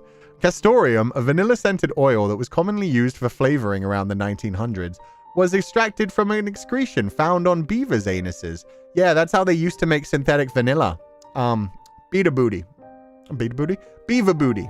Mm-hmm. They used to just wipe beavers' buttholes, and then they'd be like, vanilla. And then people would bake that shit into their cakes. He ate it in small pieces. I guess you can eat anything in small pieces if you go long enough. 4. There's a book written in the 15th century called the Voynich Manuscript. Oh, I know this one. Yeah, written in an unknown language. It's filled with weird diagrams and symbols that no one has been able to decode to this day. Yeah, it's fascinating things. It looks like a book that was written about a fantasy world, which is so hilarious to me because everybody's like, it's about alchemy. It's about magic. It's like a visitor from another dimension who accidentally dropped one of their books. And meanwhile, it was probably just some fantasy nerds who was like inventing things. It might have been one of fucking J.R.R. Tolkien's original manuscripts. Like, you think about the fact that if somebody had if J.R.R. Tolkien had never lived long enough to publish The Lord of the Rings, people would have just found like whole notebooks someday where it was like, Lothlorien. Wait, different plants, different species of creatures, language systems, whole histories. They would have been like, huh. Sorry, Sensei, it was more about the perfume industry, not food. Oh, was the beaver booty more used for perfume than for food? Oh, thank you. It's just someone's hyperfixation. Yeah, it's just somebody being like, ooh, I'm gonna create a fantasy world. And they never managed to like get anything published. And now people are like, magic book, secret language, secret otherworldly things. And meanwhile, the dude was like, if you really liked it, why didn't you publish my shit? Man would have been the next J.R.R. Tolkien. Beaver thing, I want to know who figured that out, to be honest. That's like one of the wildest trust me bros ever. Who started sucking on a cow's teat at some point. Which sick fuck.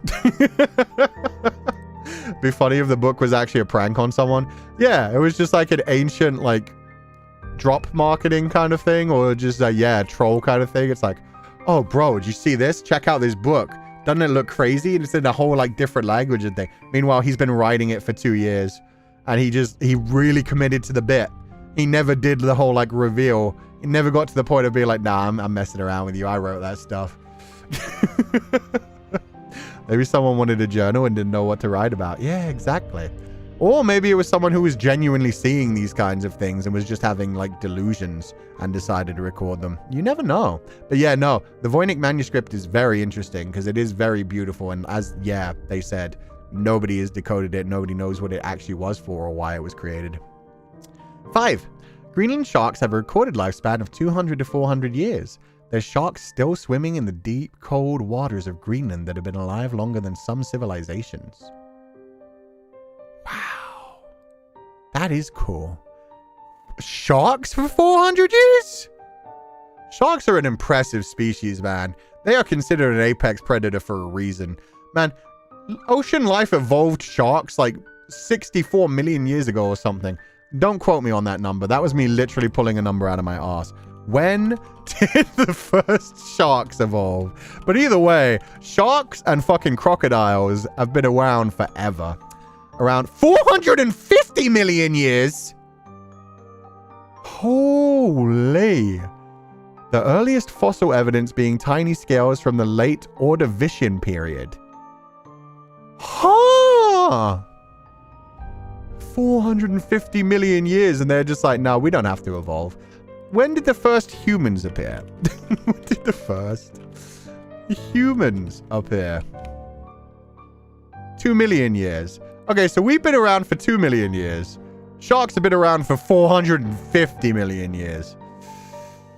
Ooh. I remember like this really fascinating fact that did like the universal calendar, where it talked about the fact that like from the start of the Big Bang, if you like looked at the history of the entire universe, at least so far as we know it now, and then you compared it to like the lifetimes that we will live, so like even just the entirety of human civilization, so the last 2 million years compared to the entire clock before that, if you considered all of civilization, all of history in this entire universe as a 24-hour clock, the amount of time that the Earth itself has existed, not even just humanity, but the entire Earth, is the final 10 seconds on the clock so far. Obviously, time is just going to keep going forever and ever and ever and ever until the big crunch, possibly, or the big fade or whatever. But yeah, like everything that we've ever known on Earth itself is just like the final 10 seconds of what has been recorded in history so far. It's wild to think about. Sharks and alligators are perfect predators. They have not changed much since nature got it right the first time. They didn't get our big old brains, though. They didn't realize how pointless their lives are. They didn't ever wake up one day and say, hey, Shark bro, what do you think those lights are up in the sky? Nah, sharks are chill about it. They just want to eat. They just want to munch. They never looked around at the universe and thought, what if we could get out of here? What if we could explore further? Is there something more to life? So yeah, fuck them. We did that in 2 million years. Let's go, humans. Modern humans are only about 300,000 years old. We barely just arrived. Yeah, we babies. Like, I already love chilling in the class vents, but I'm loving it even more with the animal facts coming about. Yeah, no, the curse knowledge thing is fascinating. I give the stream, Sensei. Excited to catch up with the rest of it now that I'm out of work. Oh, thank you. No curse knowledge, no homework. That was just somebody being happy. Thank you. Thank you for the stream, Sensei. So happy to hear the announcements, though I can't personally join any of the events. I wish you and all the attending pupils to have a blast. Thank you. I hope we will too. Sharks in space. Shark bro, I have something to confess. Why does everything come back to yaoi, guys? It doesn't always have to be yaoi. We're talking about the fascination with our creation, the fascination with the unknown, the sublime, the search for our reason for existence. And meanwhile, pupils. Yaoi. I'm a slave to my passions. Fair. The meaning of life? 2 men smashing. The Big Bang? You know what the Big Bang was. The Big Bang was just one really fun night between... Anyway. Okay, now the homework. Some knowledge that sticks with me. I know this from watching Grey's Anatomy, and it somehow sticks with me for quite a while now. Did you know the term fetus in fetu? It's a rare developmental abnormality that happens when twin babies, where one twin is developed inside the other twin. It is considered parasitic and oftentimes identified as a tumor when it's first found. So technically the healthy baby has an evil twin inside their body and trying to harm them every day. I vaguely knew about that. I didn't know the proper term. I thought there was a different term about it. But yeah, no, I've heard things where people think they have a tumor and then they actually do an analysis on it and they realize like it was a tiny fetus inside of them that they had just developed. That one hadn't developed. And so it was just basically a small growth inside them throughout their entire life. Damn. Thank you for letting me know the proper terminology for that. That's fascinating. Fetus in fetu. Almost like Vampire Night? Oh dear God. As a woman, I wish for twins, but I'm afraid of this happening to one of my kids. That can happen to your kid if you don't think you have a twin. You could straight up think that you have... Yeah, it would be traumatic to find out about. Yeah, it would. Like, I feel like, oh God. Just suddenly finding out, oh, I was going to have a sibling, but instead they're basically inside me. You heard about calcified fetuses as tumors too? I think that's pretty much what this is, from what I imagine. But yeah, it's like, yeah, the tumor where like a fetus gets absorbed, essentially. There's also a case where it grows on somebody's hips. Well, I think in this case, I think fetus and fetu would be like all of those. But yeah, no, there's lots of things where they can like get absorbed into the other body, essentially. I think, let me Google it because I don't want to spread misinformation. And I don't know if this is old terminology, but they used to like call it like a chimera, chimera something. Chimera in humans. Human chimera. Yeah. A human chimera is a person whose body contains 2 different sets of DNA, which can occur naturally from a fused twin or through medical interventions like organ transplants. Okay, so yeah, an absorbed twin. A chimera may have started as a twin pregnancy, where one twin died early on and its cells were absorbed by the other twin. This can lead to different sets of DNA in various tissues, making a DNA test appear to show that the person is not the biological parent of the child. That one's absolutely fascinating. So yeah, you can be born as a single child, but it can basically turn out that you were actually originally going to be twins, but the one got absorbed by the other one. And that must mess with your head as well. Because it's like, oh, so I was a twin. I literally, in the womb, absorbed the other fetus. And then you've become one person. You are one conscious being. That is all it is. But at the same time, originally there were 2 fetuses. And you have 2 sets of DNA inside your body. That is fascinating to me. Reminds me of the person who had a tumor twin in their stomach and only got noticed as they were older because the twin was still growing. They didn't know they could still grow too. So they looked pregnant but found a tumor with bones inside it. Yeah, I did hear about like the calcified unborn child for a few decades. Did that one grow? There was a story also of a boy who was pregnant with his twin. He was a toddler carrying his twin. Biology is wild. Survival of the fittest. Damn, Jojo BB. The voice in your head might not be your own. Oof. Sadly, some people learn that and feel guilty and hate themselves, or their parents hate them. That's absolutely stupid. That is so... Sorry. I shouldn't call that stupid, but that is something you cannot control. That is something that happened literally before you were born, long before you were fucking conscious. So yeah, people feeling like sad about it. I can imagine the whole feeling of like, oh, I could have had a twin.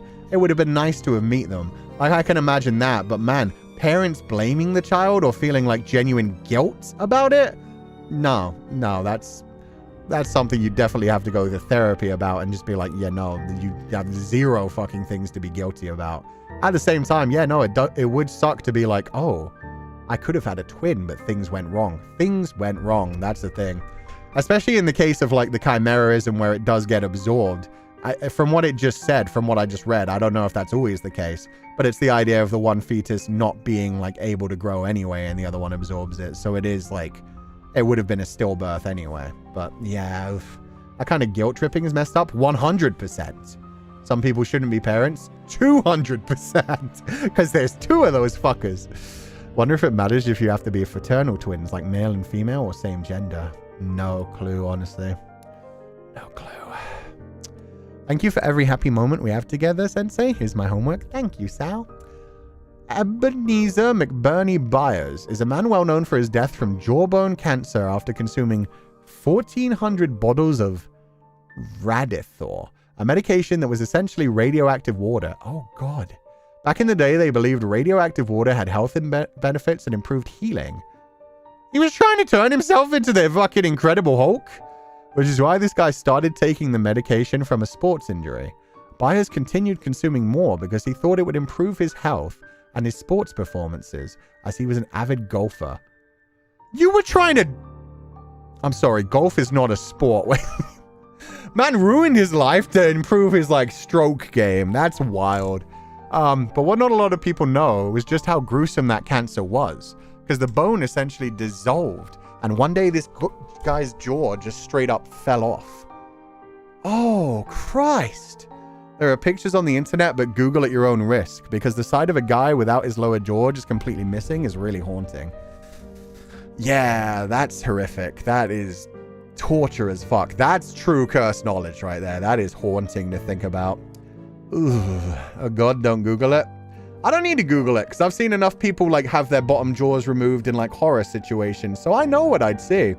It's interesting to now know that there was a thing that happened, I guess we can say naturally, but just like, yeah, in real life that wasn't like a murder attempt, but was rather just radiation poisoning. Holy shit. Wait, golf ain't a sport? No, golf's a sport. Don't get me wrong. I'm just saying. Like when they were like, oh, he wanted it to improve his sports ability, I was like, ah, okay. He was like doing like swimming, running, something intense, and it's like golf. And I'm like, huh. Was it worth it? Like 70-year-old retirees play golf. Raina Nui, my homework contribution. So apparently your pillow doubles in weight after 2 years from all the dust mites, dead skin, and body grease. Brother. That's lovely. Male anglerfish fuse to females during mating, like literally merging their bodies and circulatory systems, until he becomes a pair of parasitic testicles attached to her. Had to look up the proper terms. Thank you for using the proper terms, because I actually talked about that one last week as well. But when I talked about it, I just said, like, yeah, he attaches himself to her and slowly gets dissolved. Becomes a pair of parasitic testicles. So the male joins onto the female, becomes a pair of parasitic testicles that just like impregnates her. But then at the same time, he essentially dies and becomes one with her.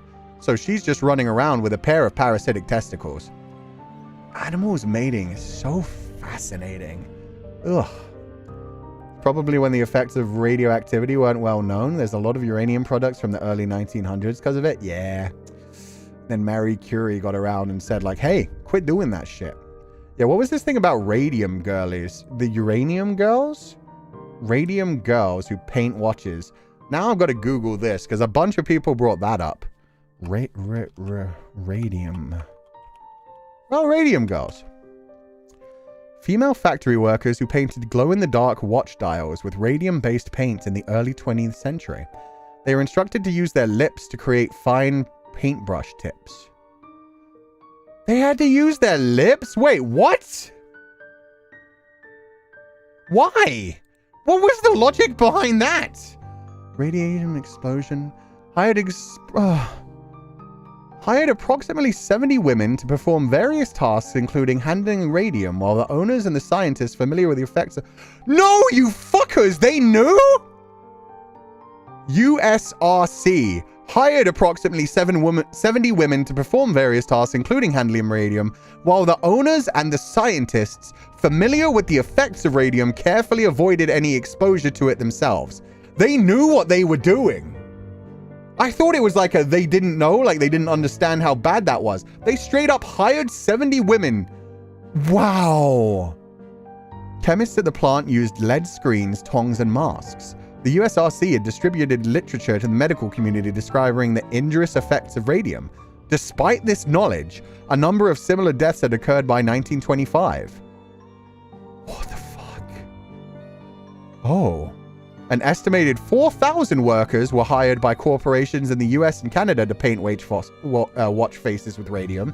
At USRC, each of the painters mixed her own paint with a small crucible and then used camel hair brushes to apply the glowing paint onto dials.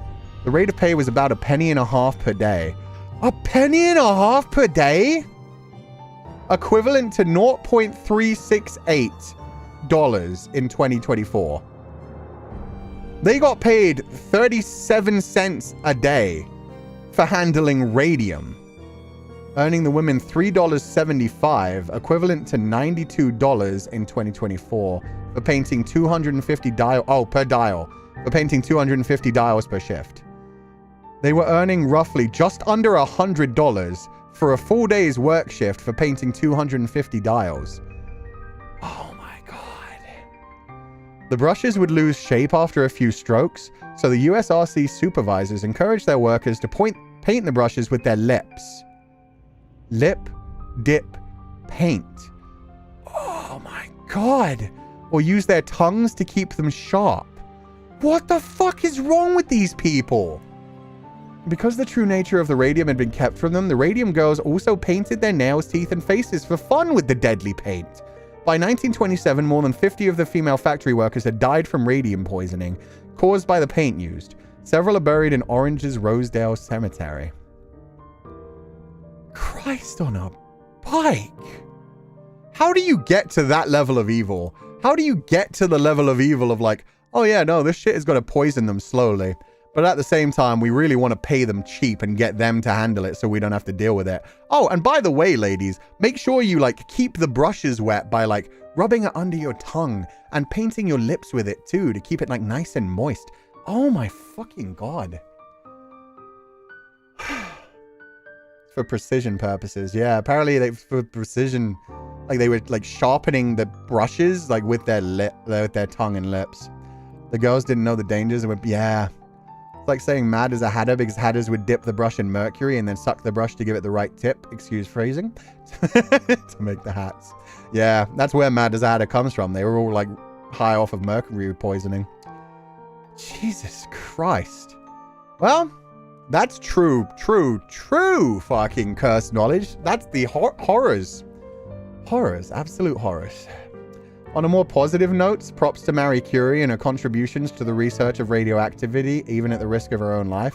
Yeah, let's go Marie Curie. She did amazing. She discovered like radioactivity and yeah, did a great job publishing it as well. I was under the impression they didn't know, but to know that they know how bad it was makes it so much more dark than it was. Yeah, the fact that the people that owned the company and even the chemists who worked at the company, it wasn't like a big like expose of like, no, we told you not to do that. They were all just hiding behind their fucking shields like, go ahead, girls. Keep on, like, painting those watches. Yuck. Yuck, yuck, yuck, yuck. I love that that wasn't even one that people put up on the screen. Just thank you, Pupals, who said, like, and the Radium girlies. That was fascinating to learn. People are evil as fuck. That's actually going to be really, really good for, like, while we're doing Fata Morgana as well, when we get to whatever the hell Jacopo ends up doing to Morgana. Anyway, this is not so cursed one, thank God. Yeah, let's have a happy one. We'll do this one, and we'll do Yoshi Yoshi, and then we'll move on to today's topic. This is a not so cursed one, but cows can have best friends, and when they're not together, they can get really stressed. Oh, that's just sad.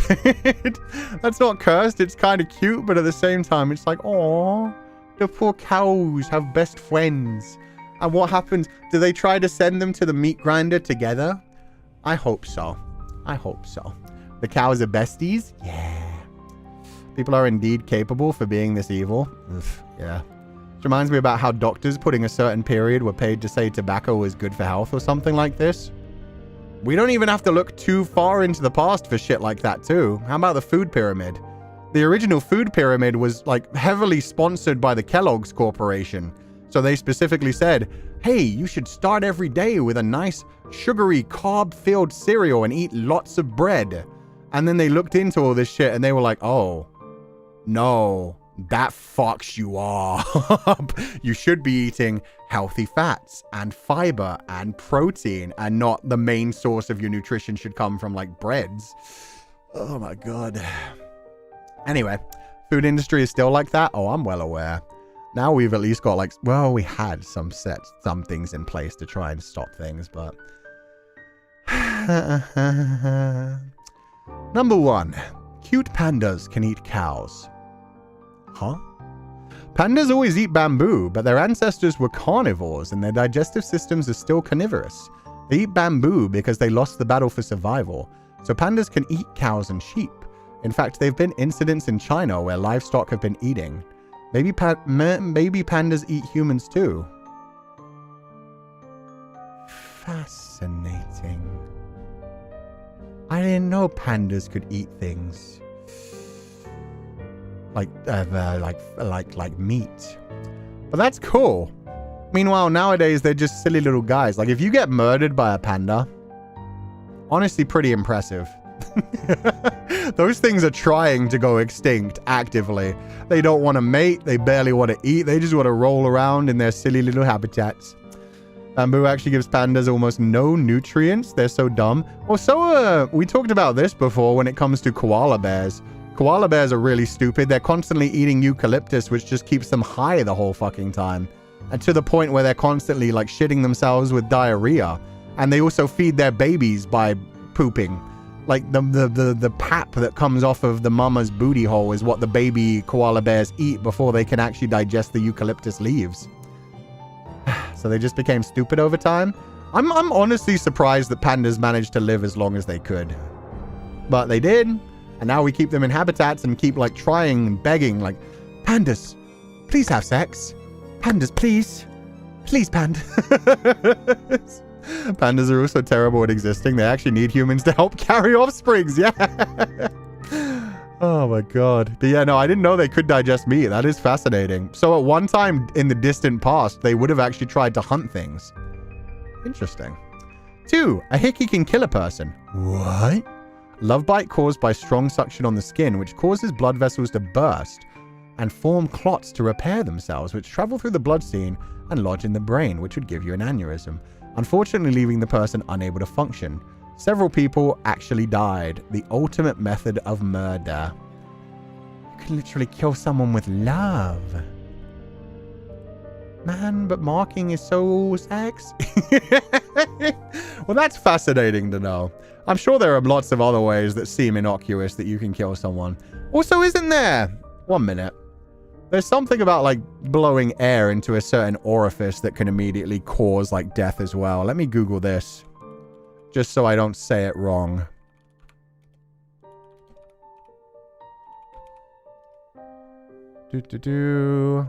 Yeah, okay. We'll talk about that in a second. Let's do these first. Let's do these cute fun times. Air in the bloodstream? No, but we'll talk about it in a minute because it's a thing that you don't really know until you've heard about it and you know to fucking stay away from it. Fun fact, pandas have carnivore teeth. They were carnivores and still are, really. They're also my favorite animals. Head and hands. Oh no. It's okay, Luna Moon. I'm sure you could fix them. I could fix him. I just need him to eat his damn bamboo and to make love to that other panda. Deers eat birds as well. Most animals have capabilities to eat meat if truly necessary. Although that is fascinating, Winter. So thank you for telling me.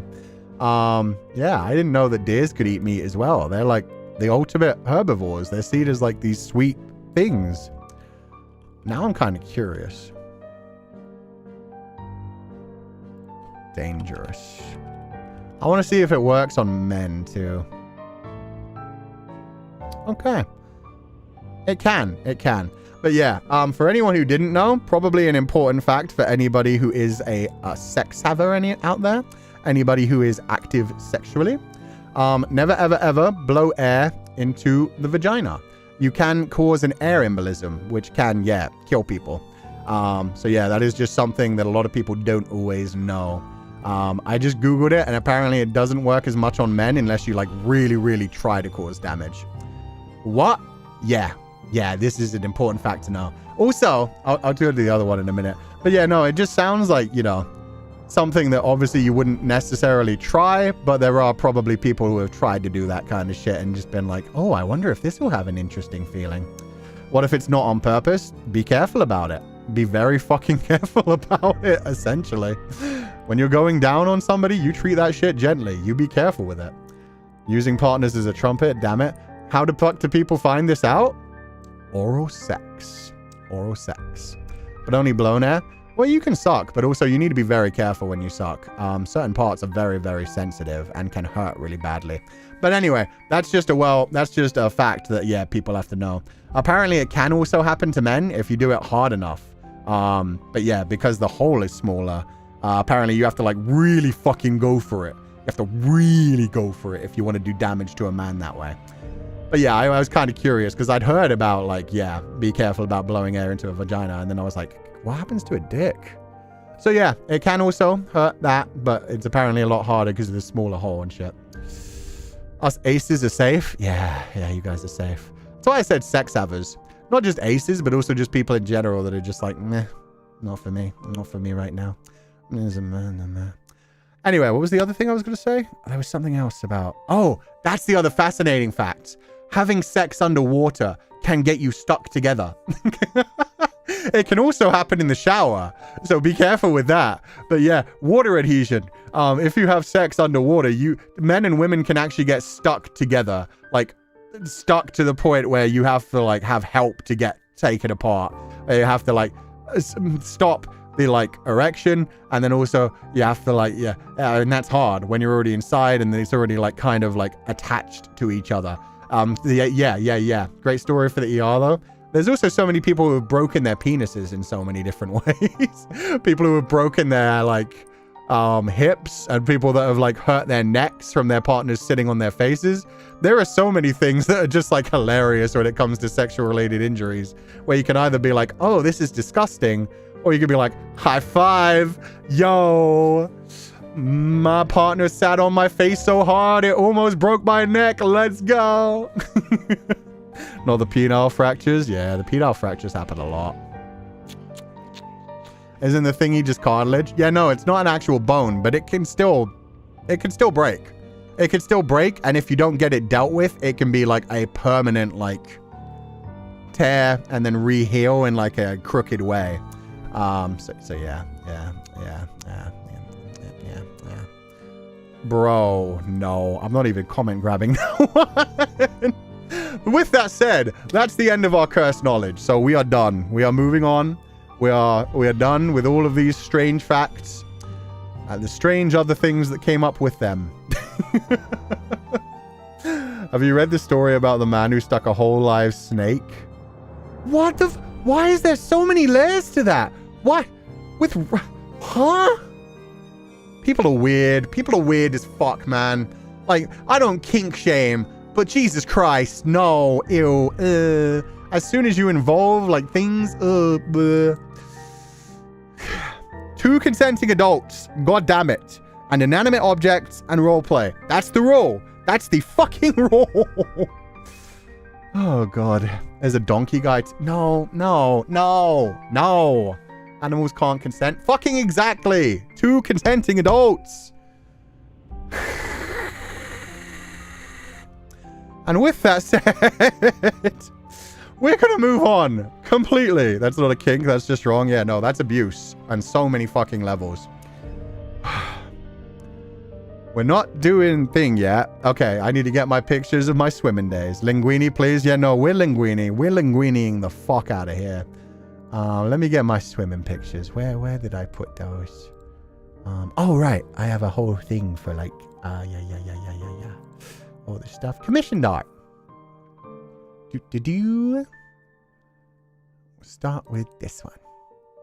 Oh my God, it's so big. Well. We're off to Ku-chan's free days. Yeah, I commissioned this art and then I figured like, oh, that's a good way to like slowly slide this into like a conversational topic for Oshiete or Cú-Sensei. My God, it's so big. But yeah, I commissioned this art from Laz. Laz still has commissions opening. Laz still has commissions open, and Laz's artwork is absolutely gorgeous. And they tried to ridiculously undercharge me. I still don't feel like I paid them enough for the amount that I did pay them. But yeah, no, Laz, your artwork was so freaking gorgeous. So thank you for this commission. This is me when I was about, I'm going to say 26, maybe 26. Back in my happy days, back when I could smile like that. Now, you can always see the pain behind my eyes. But yeah, this is me back when I was quote unquote a professional swimmer, but nothing like serious.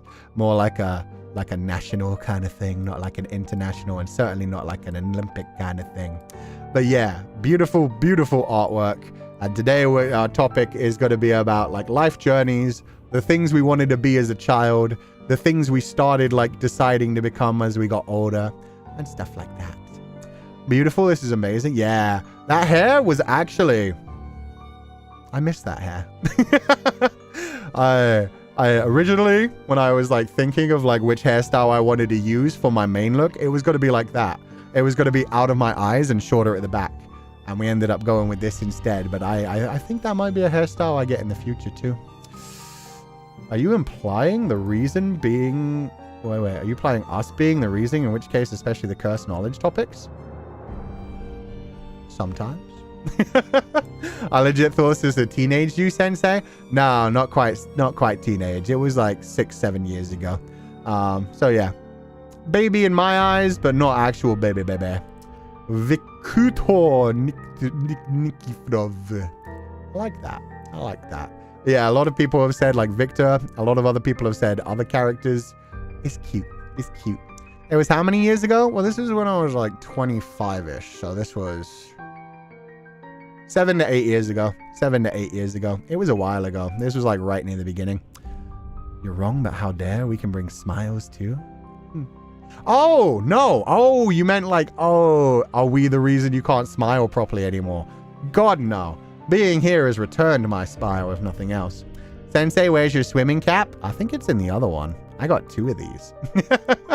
So let's go to the other one. That's the stretching one. This is the one getting ready. Oh, no. Okay. We don't actually have the swimming cap in either. Originally, Laz was going to draw a swimming cap. I definitely didn't want it on my head, but I was going to be like holding it as well as like having it like, because we have the goggles in each one. But yeah, no swimming cap.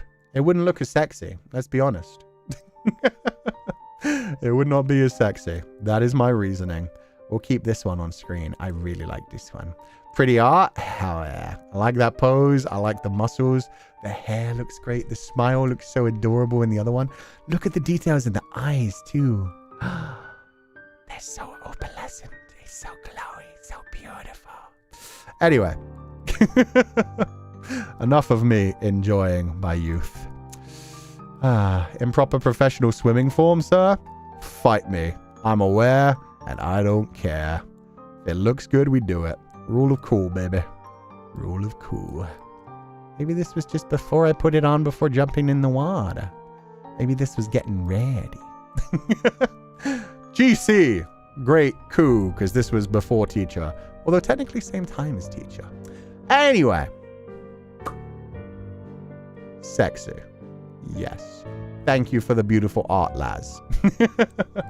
The topic for this week is the idea of the journey that life takes us on, the directions that we go in. And I cut it down to the general idea of like, what when you were a child, did you want to be when you grew up? So, talking about that, as I said, when I was bebe, tiny, small little bebe, I wanted to be an explorer. I wanted to be like an adventurer.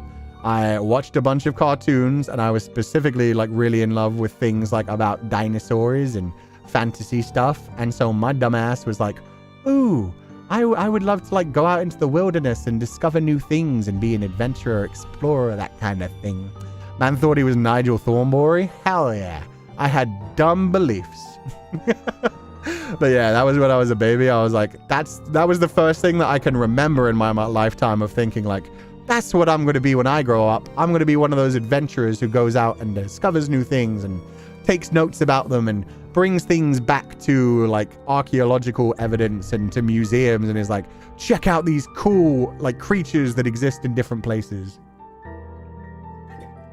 That was literally until I was like 5 years old. Kuchan had the crushing weight of reality come down on him pretty quickly.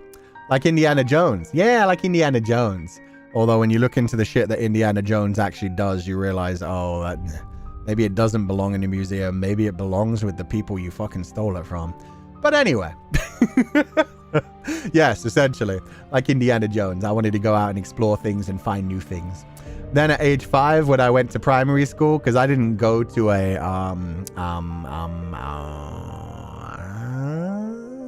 nursery. So yeah, my first like interaction with children was at age 5, which probably explains a lot about me. But yeah, when I went to primary school, I was informed that like actually most of the world has been mapped. The maps are pretty much complete. We know what's pretty much everywhere. And yeah, I was like, oh, okay. I guess I'm not gonna be an explorer.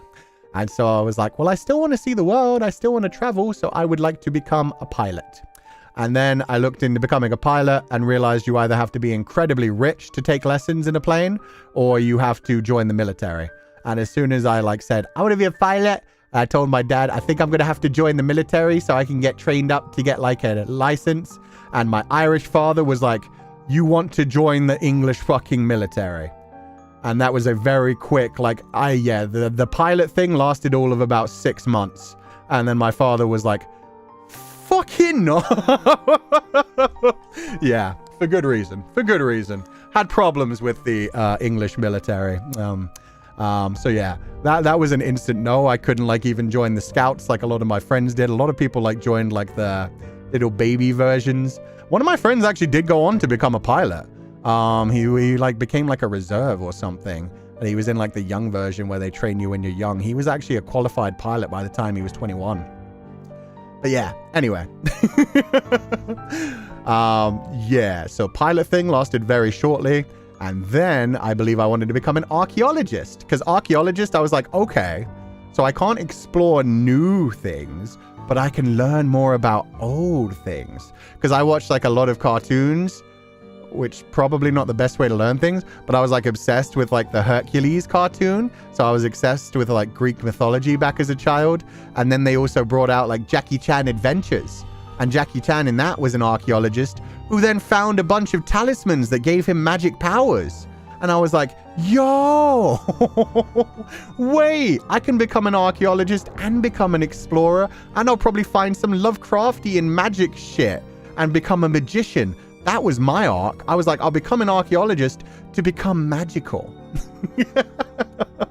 Oh my god, yes, Jackie Chan Adventures. That was my thing. I was like, I'll find cool ancient swords that are like cursed, get some magical powers. It's the future that I want right there. But in general, archaeology is very cool.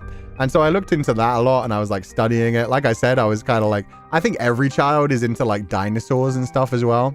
Like, especially in the 90s, we all watched like the Land Before Time movies, which were all like a bunch of dinosaurs roaming around and like based on what they knew of science then, even though they didn't know that dinosaurs had like feathers and stuff. But it was all like the different breeds of dinosaurs and like Jurassic Park had just blown up. So All kids are obsessed with dinosaurs. Anyway, archaeology, paleontology, all of that sounded really cool.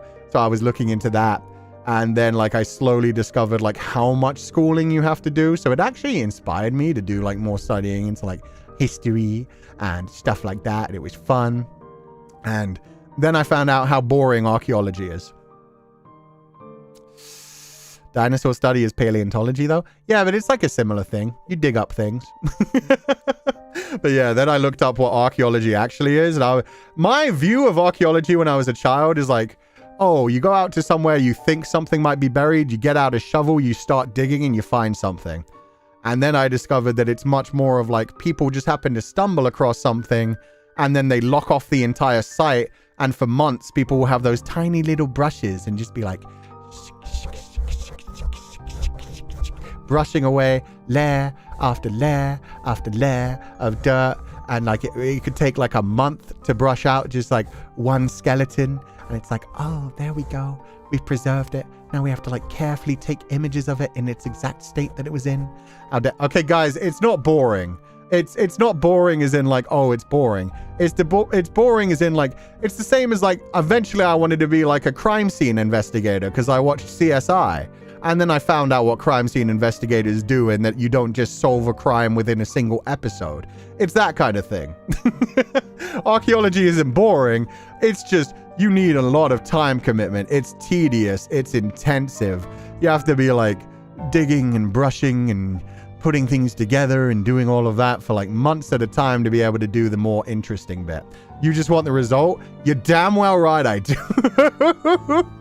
I want to be shown the skeleton and then be able to look at it and just be like, ah, yes. This is a new species right here. Let me analyze it. Oh, it's a new form of dinosaur. I'm going to call it the Cusaurus. That kind of shit. That's what I thought it was. I also had the forensic scientist phase. Yeah. We'll get to there in a second. But anyway, archaeology was very fascinating to me for a long time. And like continued to be fascinating to me as I looked into like other cultures and like history and like studying of that. But it just became like a fun obsession thing. It didn't become like a career for me. Because yeah, later on, then I watched Dexter. And then I was like, yo, this serial killer, that's my role model right there. I want to become a crime scene investigator. Specifically Dexter, and then things like CSI. I was like, yo, I would love to solve crimes. But also, the one that specifically I connected the most with was the serial killer who killed other serial killers. That to me was like, yo, that's my shit right there. My guy, yeah, that was good in my formative years. And then I started reading all the books too, and they were much more like fantasy-based and crazy. Anyway, blood spatter analysis is fascinating though. It is fascinating, but again, it's one of those things where it's like, you watch it on a TV show and it's like, they show the crime scene, they take pictures of everything, they take it back to the lab, they get the test results in immediately, and it's just like, the blood type matches this thing. The blood spatter, it like, you can tell that somebody was sliced here and then stabbed here. You can see the way that the blood like dripped down to the ground and stayed there. And meanwhile, that shit takes like months. Getting some of those test results can take like weeks. And a lot of it is just like putting data, like crime scene investigators, they mostly just like collect data and then put it into things, and then the detectives do the actual things. You just sit there being like, it's blood type this. There's a drop here, and here. There's drops over here too. There's some other things mixed into this blood. We've done a spectral analysis on that, and it's this type of liquid, which means they might have been attacked with this type of object. This type of weapon was used. So it's fascinating, but it takes ages. It was just, yeah, it's one of those things again where it's like, that's really fascinating. I've done scientific studies. I have done like sitting in a lab and running a bunch of tests.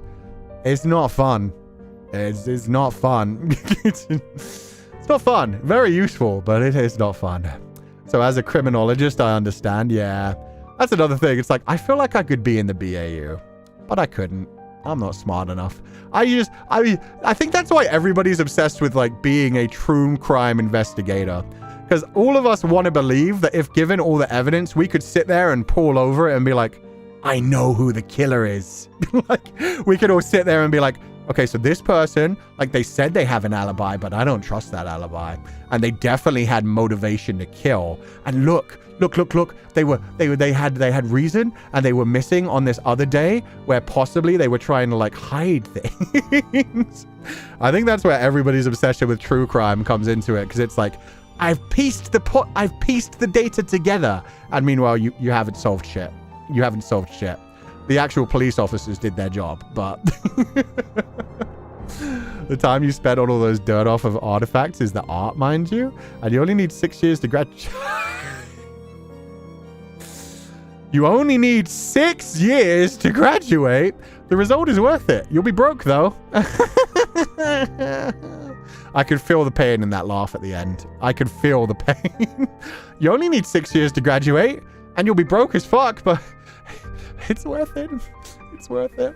Auntie DeSono, honestly, it's a fascinating career, so I'm glad you stuck it out. It's fascinating, and I'm sure you have lots of stories you can tell. When in doubt, it's always the boyfriend. Very often the boyfriend. It's always someone close to it. It's very rarely just a random person who's just a serial killer, like, blowing through. Stopped watching CSI because they always got results so fast and kind of pulled out facts out of their asses, and I knew they wouldn't know it this fast in reality. Yeah, you start to realize that all those stories, they more like harken back to the days where detectives would just, I'm going on my gut. This guy definitely did it, I can tell. And most of the time it was like profiling, and not like the science of like profiling, but just like, I don't like this way this guy looks. I don't like the way he smells. I don't like the way he talks. I'm gonna beat the shit out of him until he confesses. That kind of shit. And it's like, oh, yeah. First, try to remember the whole criminal law of your country. No, exactly. I'm not smart enough for any of these things. That's why instead I play video games and theorize about the video games where, you know, they've built the clues into the story and it's very easy to follow as long as you're paying attention. Yahoo, Sensei. Glad to see you. Just came back from the dentist. I got a covering for a potential cavity. Cool. I hope you have a lovely day and thank you for being here. Do you know how archaeologists tell if a fragment they find is pottery or bone? Okay, that can't be true. Auntie DeSono? Confirmation? Are you guys running around like fucking Connor from Detroit Become Human? You just like stick out your tongue and you're just like, ah, this one's bone. I can tell. I've had many bones in my mouth before. This one definitely tastes of bone. Licking it for science? Hell yeah. Brooklyn Nine-Nine mentioned. Let's go Brooklyn Nine-Nine. That's true? Wait, no way. Bones are porous, so your bone sticks, your tongue sticks to it. Hold the fuck up. But surely that's bad. Surely that like disrupts the evidence. Surely there's a safer way to do that doesn't leave your DNA on an ancient bone. So when you get stopped by officers, we can hit them with the law. That's true. You can't turn the law around on them and be like, I know my rights. I think yeah, I would think it would be dangerous. It's true. Huh? Okay. I trust you, but now I'm Googling. I 100% trust the two people who have said it. Do archaeologists, and why do archaeologists, lick bones? This is going to be a fun fucking thing. Yeah, okay. Oh my god. Archaeologists, also more commonly paleontologists, sometimes use a lick test on a suspected fossilized bone to determine if the material is bone or rock. How the lick test works. Porousness. Fossilized bone is often more porous than rock, creating a capillary reaction when it comes into contact with the moisture from a tongue. So basically, archaeologists just be out here going, nah, I didn't like it. Didn't stick to me. Not good. Not bone. Meanwhile,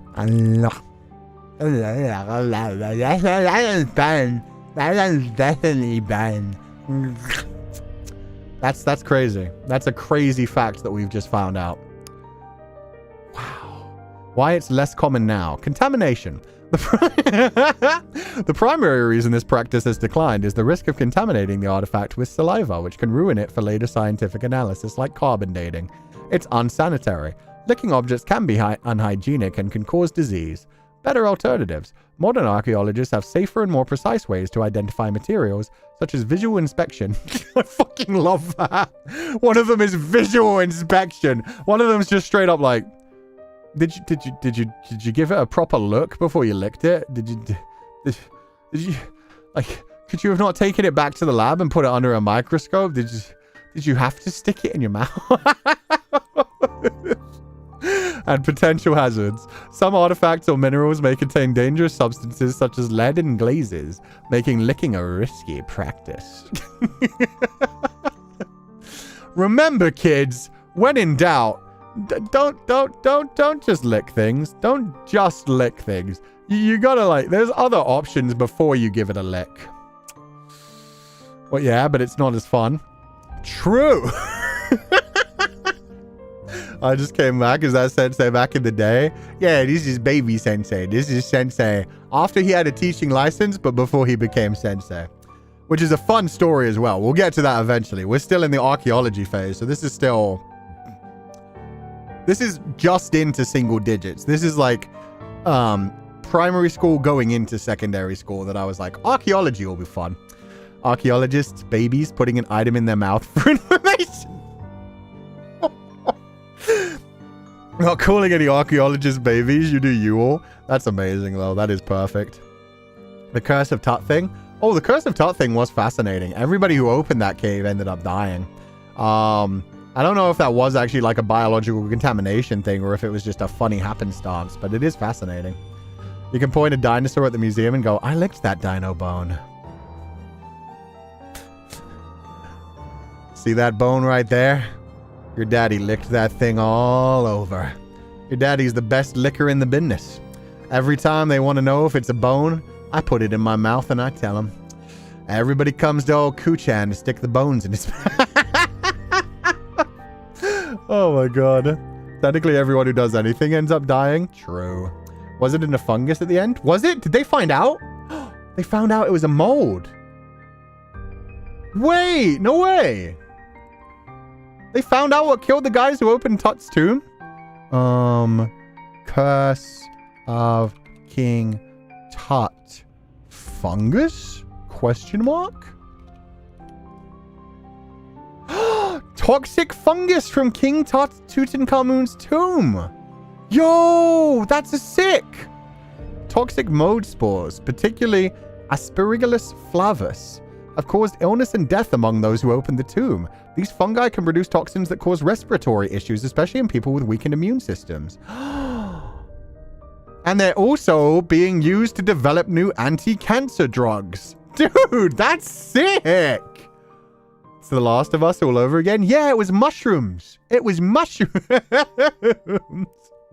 That's sick. Also, they died years later, not immediately. Yeah, they all just started dying in like weird ways over the years. But yeah, that's so cool. And now they're using the same things to make anti-cancer research. Fungus are interesting. But also, it makes you wonder, like, did they do that on purpose? Like, maybe it was actually the fungus was left there on purpose as part of the curse. Because I mean, a lot of the Egyptian tombs also had, like, actual, like, trap rooms in them to try and kill people who tried to invade. But I know that there are, like, specific things, like some of the ways that they preserved mummies, especially in Asia, they used, like, interesting combinations of chemicals. And people thought they could straight up, like, keep you alive for longer if you, like, drank them as well. So there were people drinking all kinds of things thinking it was, like, keeping them alive, even though they were basically drinking formaldehyde and just killing themselves earlier. But yeah, people would be, like, sealed in, like, all kinds of liquids that would preserve their bodies and stuff. And then other people would come along and see them, like, still preserved and be like, oh, that liquid that they're in, it must, like, make you immortal. It must keep you preserved. And then they'd drink it and then they'd die. They'd be like, oh my god, it's the fountain of youth.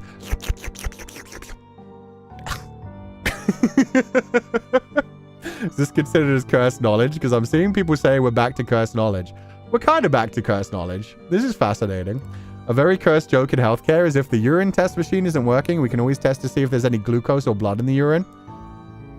There are people that can just smell that. So there are people that can smell, like, yeah, what's the name of it? The tannoy? the things that are in like the urine that smell like fruity. There are some people that can smell the fruit in people's pee that have like, yeah, diabetes. For real? Yeah, no, that is a fact. There are humans that can smell it. But yeah, I'd imagine yeah, anyone can taste it. It's just a question of how committed you are to your job. Please tell me you're joking. No, legitimately. You can actually, there are certain humans that can actually smell it. The ketones. Thank you. Yeah, the ketones. They can smell it like in people's pee and they're just like, oh, that pee smells kind of like fruity and sweet. And then they could actually just be like, oh, they've got diabetes. Not to mention mummies were turned into paint and other products. Oh yeah, they did do that, didn't they? People were like eating mummies as well. People were like straight up selling parts of mummies, and there were incredibly rich people that genuinely believed that if you like consumed a part of a mummy, it would make you immortal. So there were people spending like hundreds of thousands of dollars buying bits of mummies to like eat them like jerky. Both my parents are diabetic and I think I can smell the difference. There you go. Yeah, no, it's not like a super uncommon thing. There are some people that can smell it. And especially apparently like one of the ways that some people like figure it out is because if they are diabetic themselves, they realize like after they've had a lot of sugar in their diet for one day, before they're like if they're at the pre-diabetic stage where they aren't getting like the pain in the extremities and stuff, they'll just be like, huh, that pee smell kind of good today. That pee kind of fruity. And then they realize like, oh, I should get my blood sugar levels checked and change my diet. But yeah. Carpet mortem paint. Is that the paint made out of mummies? Carpet mortem. Oh, caput mortem. Color. Huh. Caput mortem is a dark purplish red to reddish brown color derived from iron oxide pigments, translating to dead head in Latin, and sometimes called cardinal purple or Mars violet. Okay, how do they get it? Name of this pigment may come from its alchemical usage, since iron oxide is the residue of oxidization. It was also originally a byproduct of sulfuric acid manufactured. I'm not seeing anything about it being like made from dead people. I think I've been lied to. I think I've been lied to. There was a paint color called Mummy Bron because that shit was straight up made from... Okay, Mummy Bron. Let me Google that. Mummy Brown. Oh, Mummy Brown. Mummy Brown paint. Oh, yep, here we go. Mummy Brown, also known as Egyptian Brown or Caput Mortem. Okay, so Caput Mortem is a color that still exists. Okay, so you were correct when you said Caput Mortem as well. It's just, nowadays it's made through other ways. Was a rich brown bituminous pigment with good transparency, sitting between burnt umber and raw umber in tint. The pigment was made from the flesh of mummies mixed with white pitch and myrrh. Mummy Brown was extremely popular from the mid-18th to the 19th centuries. However, fresh supplies of mummies diminished, and artists were less satisfied with the pigment's permanency and finish. By 1915, demand had significantly declined. Wow. There was a demand for that. Wild. There are also monks who basically self-mummify themselves for enlightenment, if I remember correctly. That makes sense to me. That does make sense to me. Yeah. My dog was never trained for it, but she can detect when my mama's blood sugar gets low and won't leave her side. I love that about dogs. There are some dogs that are trained for it. But yeah, dogs, when it comes to like the low blood sugar, and especially like realizing that like a human is about to have a fainting spell, you can, like when there's the actual trained dogs that are just like, oh, my human is about to faint, they will like try to make them sit down and like lie with them and stuff. And then there are actual trained ones that will like tell them by bringing them an object, and it's basically their way of saying, you're about to have like an accident, get comfy, get somewhere safe. It's so cute. Dogs are so smart. They can smell so many things. Paint me with your Caput Mortem. Oh my god. Oh god. Okay, I'm gonna Google what that other yellow version is, Lionel, but I'm not even gonna say that out loud in case it's incredibly bad. Oh, yep. Crystalline form dissolved in water, transparent yellow. How's it made? Is it made out of pee? Origins. Intriguing story. The color was known as puree or googly, the latter being the Indian form of the Persian term for cow earth. gives us a telling clue. Oh god. The unusual orange-yellow tone and an impressive optical luminance. Doop-a-doop-a-doo. It doesn't say how it was made. Maybe it's not that bad.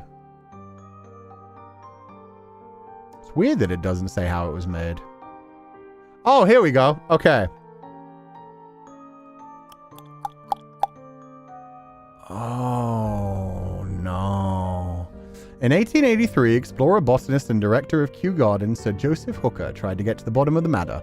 He authorized an investigation into the mystery, writing a letter addressed to the Indian Department of Revenue. He witnessed a group of cowherds feeding their cattle a restricted diet of mango leaves and water. The cows were malnourished and incredibly dehydrated, and this meant that their urine would turn a very bright shade of yellow. Curiously, mango leaves are known to contain the toxin urushiol, which is also found in poison ivy. And they noted that the cows looked very unhealthy. Their urine was said to have been collected and boiled into the consistency of a syrup before being strained and dried, producing a yellow sediment that was then rolled and packaged. Oh. Handle check? Wait, what happened with the handle check? What handles go away? I'm infected, but wait, why is everybody going nuts about the ats? Oh, they are. Oh no, they finally made the change. Some people still don't have their ats. But yeah, whenever you comment on YouTube nowadays, YouTube always changes it into your at instead of your display name. But yeah, it looks like it's changing bit by bit. Some of you, yeah, in the chat room, you're turning into ats. Oh no, and they must be rolling it out. They must be making it so that you can only use your ats from now on. Sorry, guys. Oh yeah, I can literally see it happening in real time. There's more and more. There's more and more. There's only a couple that aren't ats anymore. Oh my god, it's almost entirely ats now. They're literally rolling it out while we're streaming. That's crazy. Okay, so if any of you have like an at username that you don't want to be seen in the future, yeah, feel free to make a new account, I guess. It's not like my comment grabber is still interesting. But yeah, it's happening in the chat room. Everybody's turning into ats. Oh, isn't it a setting thing? It's not a setting thing that I can play with. You certainly couldn't do that for like the comment section. The comment section, they changed that a while ago. It really does change immediately. Yeah, no, we're seeing it in real time. There were people who were like, yay, it hasn't infected me yet. And then it happens. So yeah, just be careful. If you have like a display name that is different from your other one, be careful. Why is it some and not others? It's probably rolling out in like an area. You can easily change your at in settings. There you go, guys. If you want to change your at, feel free to do that now. Just, yeah. But yeah, if it's like your real name or something, yeah, make sure it's hidden. It's a setting thing too. It changed me immediately, but turned back normal. Okay, well now it's back to the at again. That's so dangerous, like what the fuck? Yeah, I don't know why they did it in the comment section, but they rolled that out in the comment section like forever ago, and you can't change it. It's just like, yeah, and whenever you comment on somebody nowadays, it uses your at specifically. Mine switched a couple of times. Yeah, now Kakitoshi's back. I don't know what they're doing. They're messing around with it right now. They got the mods too. Yeah, got the mods. Thankfully, our mods use modding accounts, so their modding accounts are safe. They're all just Pupal TA, whatever. But yeah, that's wild. Mel Rhodes with the full name. Wait. Okay, that's funny. Yeah, at Mel Rhodes. So it just revealed Mel's government name. I'm glad that one is like a properly set up account. That's actually hilarious. Imagine if Mel turned into something. Imagine if Mel was like Nelly. We click on Mel's name and it's like at Nelly Rhodes and it's like you pretending to be your brother to make it look like he loves you more. What about Jesus? Oh no, J-Dog! Wait, what is J-Dog gonna turn into? My ad ID is the same as my user. Sorry, that was fascinating. That was an interesting discussion. Everybody was suddenly like, oh no, the government names. And I was like, wait, did I leak something? Am I in trouble? But okay. Not YouTube doxing Jesus. I know, right?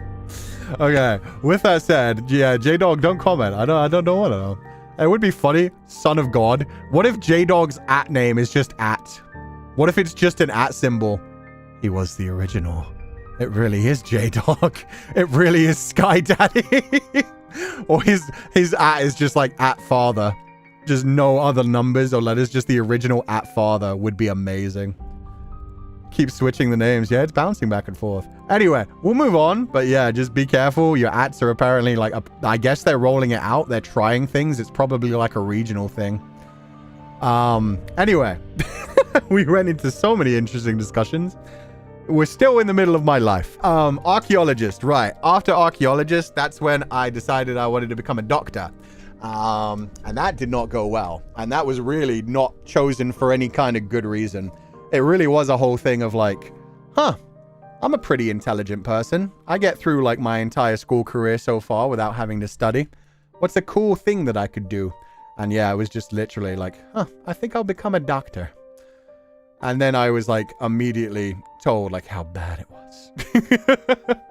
But yeah, no. I trained I studied. I had to do like, that was a rough time as well. Like I was going to all the extra classes that you have to do because in the UK to become a doctor, you have to not only get pretty much perfect grades, you also have to take additional courses outside of your schooling hours, and you have to volunteer at a hospital for at least 6 months. So yeah, that was me at the end of my teenage years, constantly volunteering at hospitals, taking extracurricular, like university level, studies about like case studies. I was having to like read medical journals because you were supposed to be expected to like be able to explain like current goings on in the medical community. So I had to like get subscriptions to medical journals. It was a rough time. And that's why 6 months in, I was just like, okay, nah, this ain't for me. And then I dropped out. That's so stressing. Smart? No, I'm just very good at remembering things that I hear. That's the thing.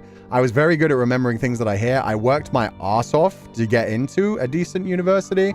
And then I was immediately like, nope. All my friends were like, yo, I'm studying game design. It's so much fun. We got past the programming stage. So now we're learning how to like bring our ideas to life and how to do like different like jumping and like mechanics and stuff. And I'm sitting there like, I've had to memorize so many equations. So yeah, I just gave up. I dropped out very fucking quickly. I specifically remember my last day being a Christmas day because I was also getting bullied. I was also getting mildly bullied, and somebody literally like threw a rock at the back of my head. It was actually a snowball, but they definitely had a rock inside it. But yeah, I got hit in the back of the head with a snowball while walking down a hill, which was very icy, and trying to balance as it was. And when I looked around, like a lot of people were like laughing, and I was just like, that's when I became a hikikomori for about the next 9 months. So yeah, I just essentially like decided I'm not leaving my house for a while. That is not mild. The mildness was, it was mostly just people like saying shit. I was also a very antisocial person. I was a very antisocial person who thought I was better than everyone else. So I wasn't talking to anyone. I dressed strange. I had like a long coat, a blonde streak in my hair, which obviously isn't saying like, oh, I deserve to be bullied, but I kind of brought some of it on myself. But yeah, no, that was just the final day where I was like, I was doing my best not to like fall down a hill. It was icy. It was slippery. I was stressed as fuck. I was angry. And then like getting hit in the back of the head and having other people like laughing about it, just being like, yeah. It was like, nah, I'm done. I went home that day, and I remember like literally telling my parents for like the next few months, like, yeah, no, I'm still going to school. Like they would go to work every day. So I would just be like, yeah, it's tough, but I'm getting through it. And then like a couple months later, like letters finally came in, and they were like, it says you haven't been attending. And I was like, yeah, about that. But yeah, it actually majorly fucked with me. And then for like the next 9 months, I feel like it was definitely like until like beyond the summer. But yeah, the only time I would leave the house is when it was like dark out, and yeah, that's the only time I felt safe because there were like less people around. It's also when I started to hate London, because like even if you go out at night in London at like 2 a.m. there were people around. So I would more like stay up all through the night playing my MMORPGs. And then I would go out at like 4 to 5 a.m. right before the sun rose and just walk out in the park. And that would be the only time I ever left the house for like a solid few months. But yeah, that's life. Anyway, then eventually it got to the point where it was like, okay, well now I need to actually earn some money. Because yeah, I wasn't doing anything at that time. I was playing video games and I was just like relying on my parents taking care of me.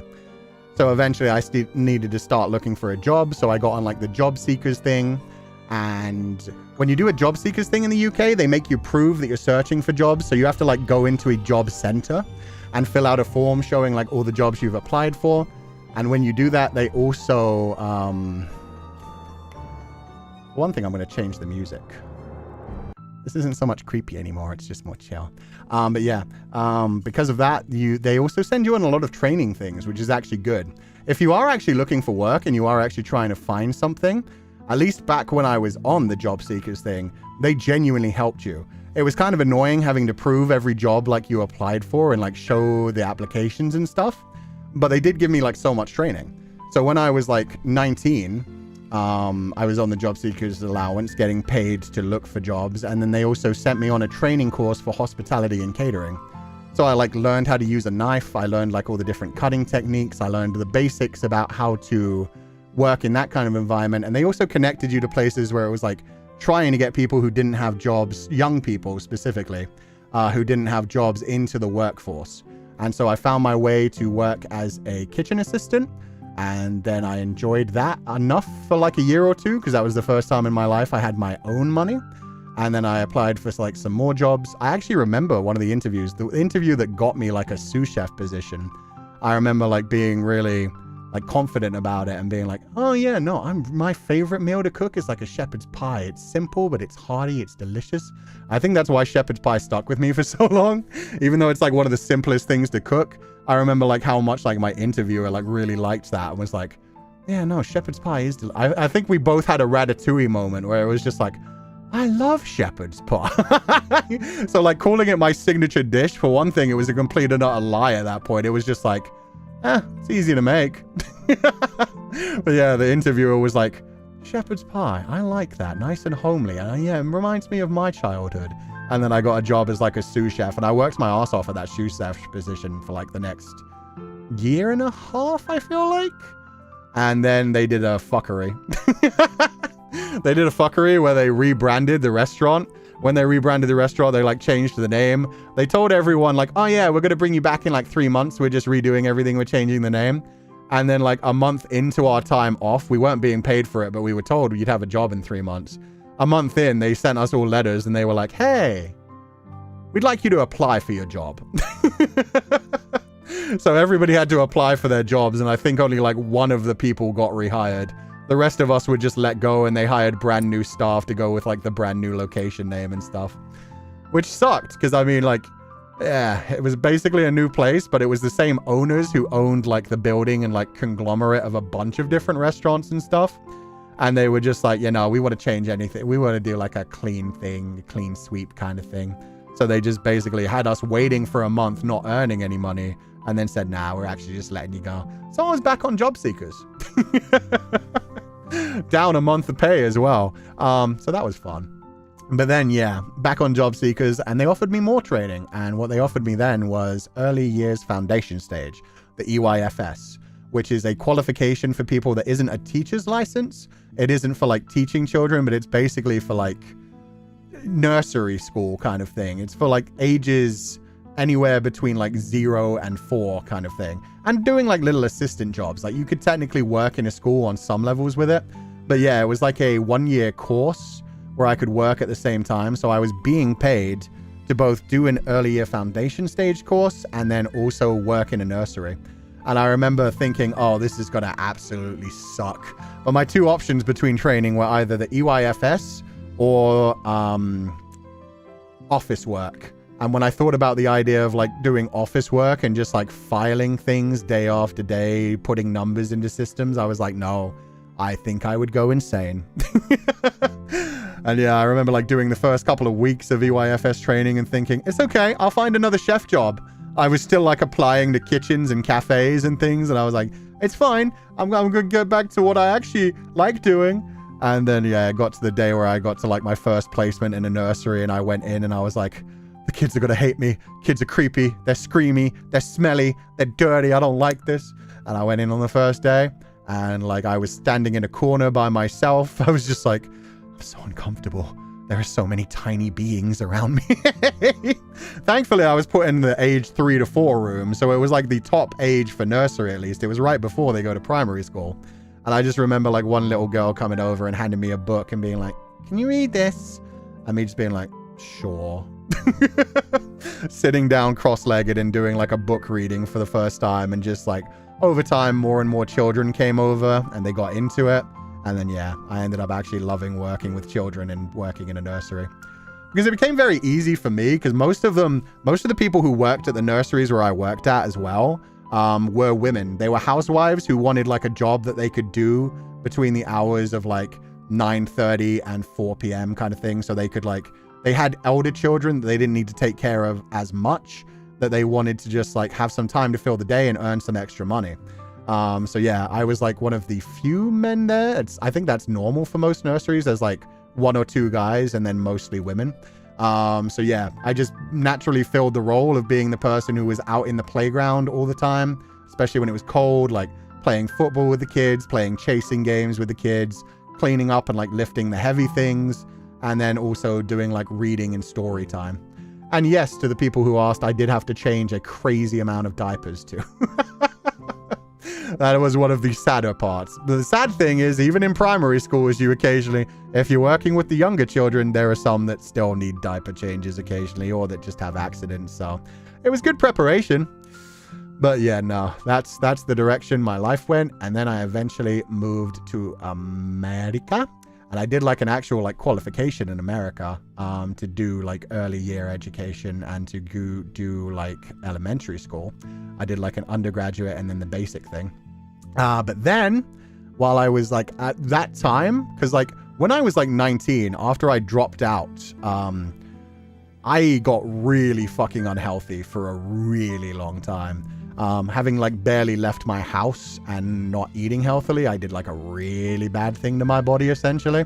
And yeah, the way that I ended up like working that off, I got really into swimming. First it was like weightlifting and like squats and stuff, and then I started like trying to find some cardio to go with it. But I never liked running. Running was an absolute bitch. I didn't like any of the other things like rowing or stuff, so I ended up getting into swimming. And swimming was like a good way to do cardio, but then also have fun with it. And I liked like slowly learning like different strokes and stuff. Swimming is excellent for that, yeah? Yeah, exactly. And then eventually, like, yeah, I actually just got recruited by somebody who was like, damn, you're really fucking good. How are you not professional? And it was just like, I just love to swim.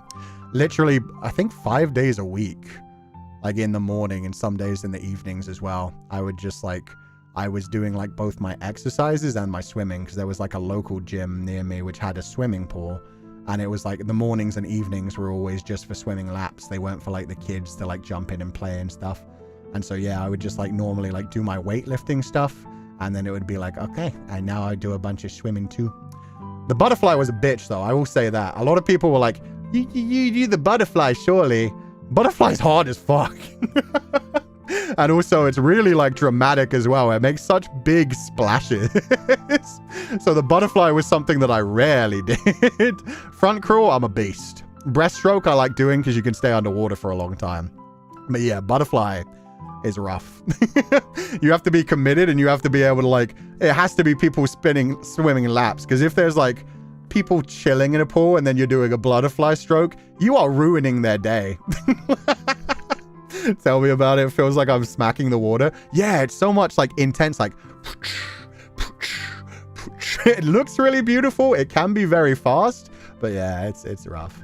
Do you still swim often, Sensei? No, not anymore. No. Not anymore. Love to swim, but yeah, those strokes are intense. Yeah, front crawl was the best for me. Front crawl, aka freestyle, was always very relaxing. And when I'm just like chilling, yeah, breaststroke is the nicest, especially since like when I'm chilling, I like to stay under the water for as long as I can. So like doing a full lap underwater is always cool. And yeah, that's great for breaststroke style. I like also doing like just breaststroke, but just combining it with like normal kicking rather than like the frog kicking. So different things. Would you like to get back into swimming? When will you wear wigs? I love that that's all capital too. Maybe someday. I think if there's a pool close enough to me that's actually cheap, then I'd actually pay the thing. Right now, I get enough exercise just from like a gym in the apartment complex kind of thing, but they don't have a pool. So I'd have to pay like a separate subscription on top of other things to go to a pool right now. Big question then. Have you watched Free? Yes, I have. And if not, can we watch it together for your commentary? No, we can't. The best episode of Free was the haunted house one, but also when they went to Australia. When they went to Australia, it was very fun too. Make us free, a splash, but anyway, yeah. Not going to talk much about my swimming days because like it did put me in the public eye a little bit, and it was also a very competitive thing. And there's a reason I put the fact that I don't like competitive environments on my debut. They fuck with me mentally. So that royally did fuck with me mentally. So yeah. Then I returned to teaching. Then I actually just did a quick PGCE in the UK to get like the teacher's license converted from the American one. Considering I never actually used my American. Oh, that's one thing I skipped. Sorry. I was just talking about the fact that I swam a bunch for like exercise and then eventually got picked up. But yeah, between that, when I first came to America, I became a tutor. I became a tutor and kind of like a nanny kind of thing because the qualifications were perfect and I have a British accent, so it made me sound a lot smarter than I could. So yeah, I was taking care of 3 children in one very, very wealthy family where I would just like show up in the morning. I would cook them breakfast and lunch, take them to school with their lunch boxes, and then I had to pick them up in the evening and take them home and make sure that they did their homework, and then I was done for the day.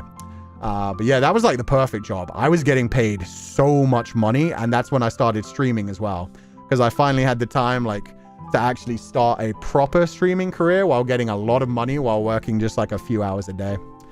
British accent equals smarter? Yeah. I think it just worked out because I was able to say like, yeah, no, I'm a trained chef, quote unquote. It's like I got my qualifications in the UK. I didn't get like Michelin star trained or go to actual culinary school, but I was able to show qualifications and certificates where it was like, yes, I did these qualifications for hospitality and cater. And then also, yes, I did an early years foundation stage course. And yes, I did also do an undergraduate. None of these make me an actual teacher, and none of them make me an actual like trained proper chef. But with that combination of things, it was like, oh, so what you're saying is you can cook and you can take care of kids and you know education. And it was like, yes. And meanwhile, they were also like, and the accent, he must be smart. He must be a genius. And I'm just like, indubitably. So yeah, that was a very relaxing time in my life where it was just straight up like everything came together. And then the kids grew up. And then I did swimming for a little bit, and then nothing for a little while, and now I'm back in the UK as a teacher. Pool membership funds? Hell yeah. Thank you for donating to the allowance. Maybe someday. I have an issue with swimming nowadays. It's got bad memories attached to it. Sensei was a swimmer, a chef, a nursery teacher. Is he Barbie? Many jobs. None of them skilled though. That's the important thing. All of them are very much like I've done. That's what I mean about the journey of life. I've been like entry level in a bunch of different things, and it's guided me down different ways. I think if there was any way, if I could go back to when I was like 17, I would love to go back and be like, hey, I know right now you hate kids and think they're gross and icky.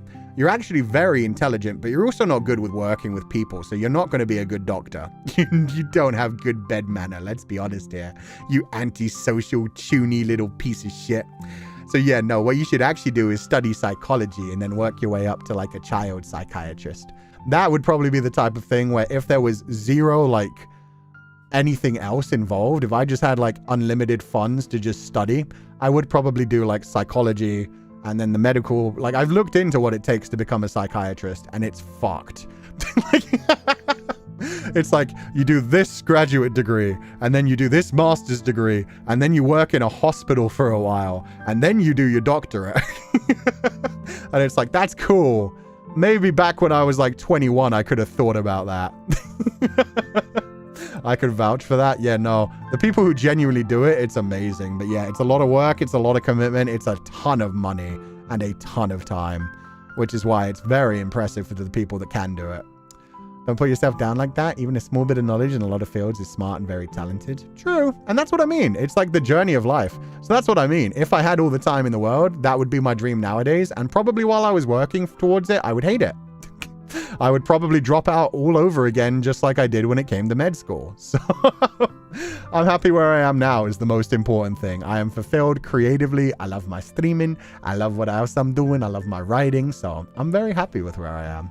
And that's just what this whole like topic of the week is about for Oshiete or Cú-Sensei. It was like when I was a child, I wanted to be an explorer, an archaeologist, a doctor, all these other things. My journey in life didn't take me that direction at all, but I'm very fucking happy with the direction I've ended up in. And yeah, I still have a lot of things that I want to do in the future, a lot of things that I want to work towards, but just because like one door closes doesn't mean it's the end of your journey. It just means that maybe your journey is going in a completely different direction from where you thought it would, is the biggest lesson I wanted to take away from this one. So yeah, if you're feeling like stressed at university, try to push it out. But if you feel like it's just not something you can stick with, change to like a different studying path or take some time out to work. Explore the world a little bit. You never know. Like, I genuinely hated children when I was younger. I was like, no, there's no way I want to be around children whatsoever. They're loud, sticky, smelly, gross, ill, and they will hate me too. Because yeah, I was like, yeah, the kids will hate me too. They'll think I'm a monster. But yeah, it just worked. Sometimes things just happen like that.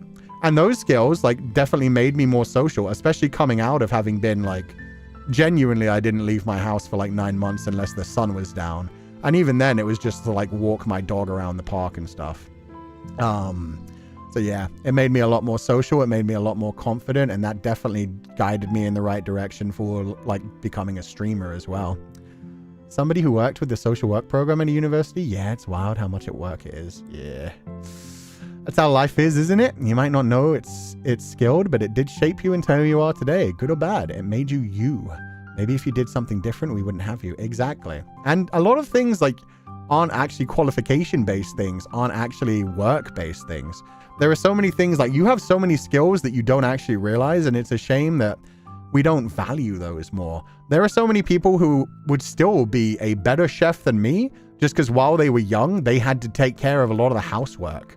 There are a lot of young girls, and even young boys as well, that get forced into the role of actually doing the cooking, because either the mother isn't around or they're just like expected to take over that kind of stuff in the future and learn to cook amazingly. But because they don't have qualifications, you can't just say, oh yeah, no, I've literally been cooking for like the last 6 years. So many other skills as well that we just pick up, like people that do art. If you're not necessarily working, but you're constantly training, all kinds of things like that. So sorry for being off topic. I just really wanted to share that after 2 decades of fear, I finally sat for my driver's test and passed it today. It's a huge milestone for me in my life journey. Congratulations, Ying Shijie. I'm glad to hear that. That's all good. Thank you for letting us know, and congratulations. I hope it goes well in the future. Happened to me when I tried to pursue nursing at 18. After 2 semesters, I went, nope, too much math. See, I'm surprised by that. That's rough. And people think about nurses as being like underqualified a lot of the time, which absolutely sucks. It's such a hard job and you need to know so much. Because when you're like a properly trained nurse, yeah, you need to be like administering the medications and everything. So yeah, there's so much that goes into it. Kusami, thank you for donating the allowance. You've been through so many things and done so many jobs, but all those experiences became your nourishment. They made you who you are today, and now you've come here, becoming our most beloved Kami Oshi. Thank you so much, Kusami. And everybody's done that in life. Everybody in life has like a unique journey that they've been on.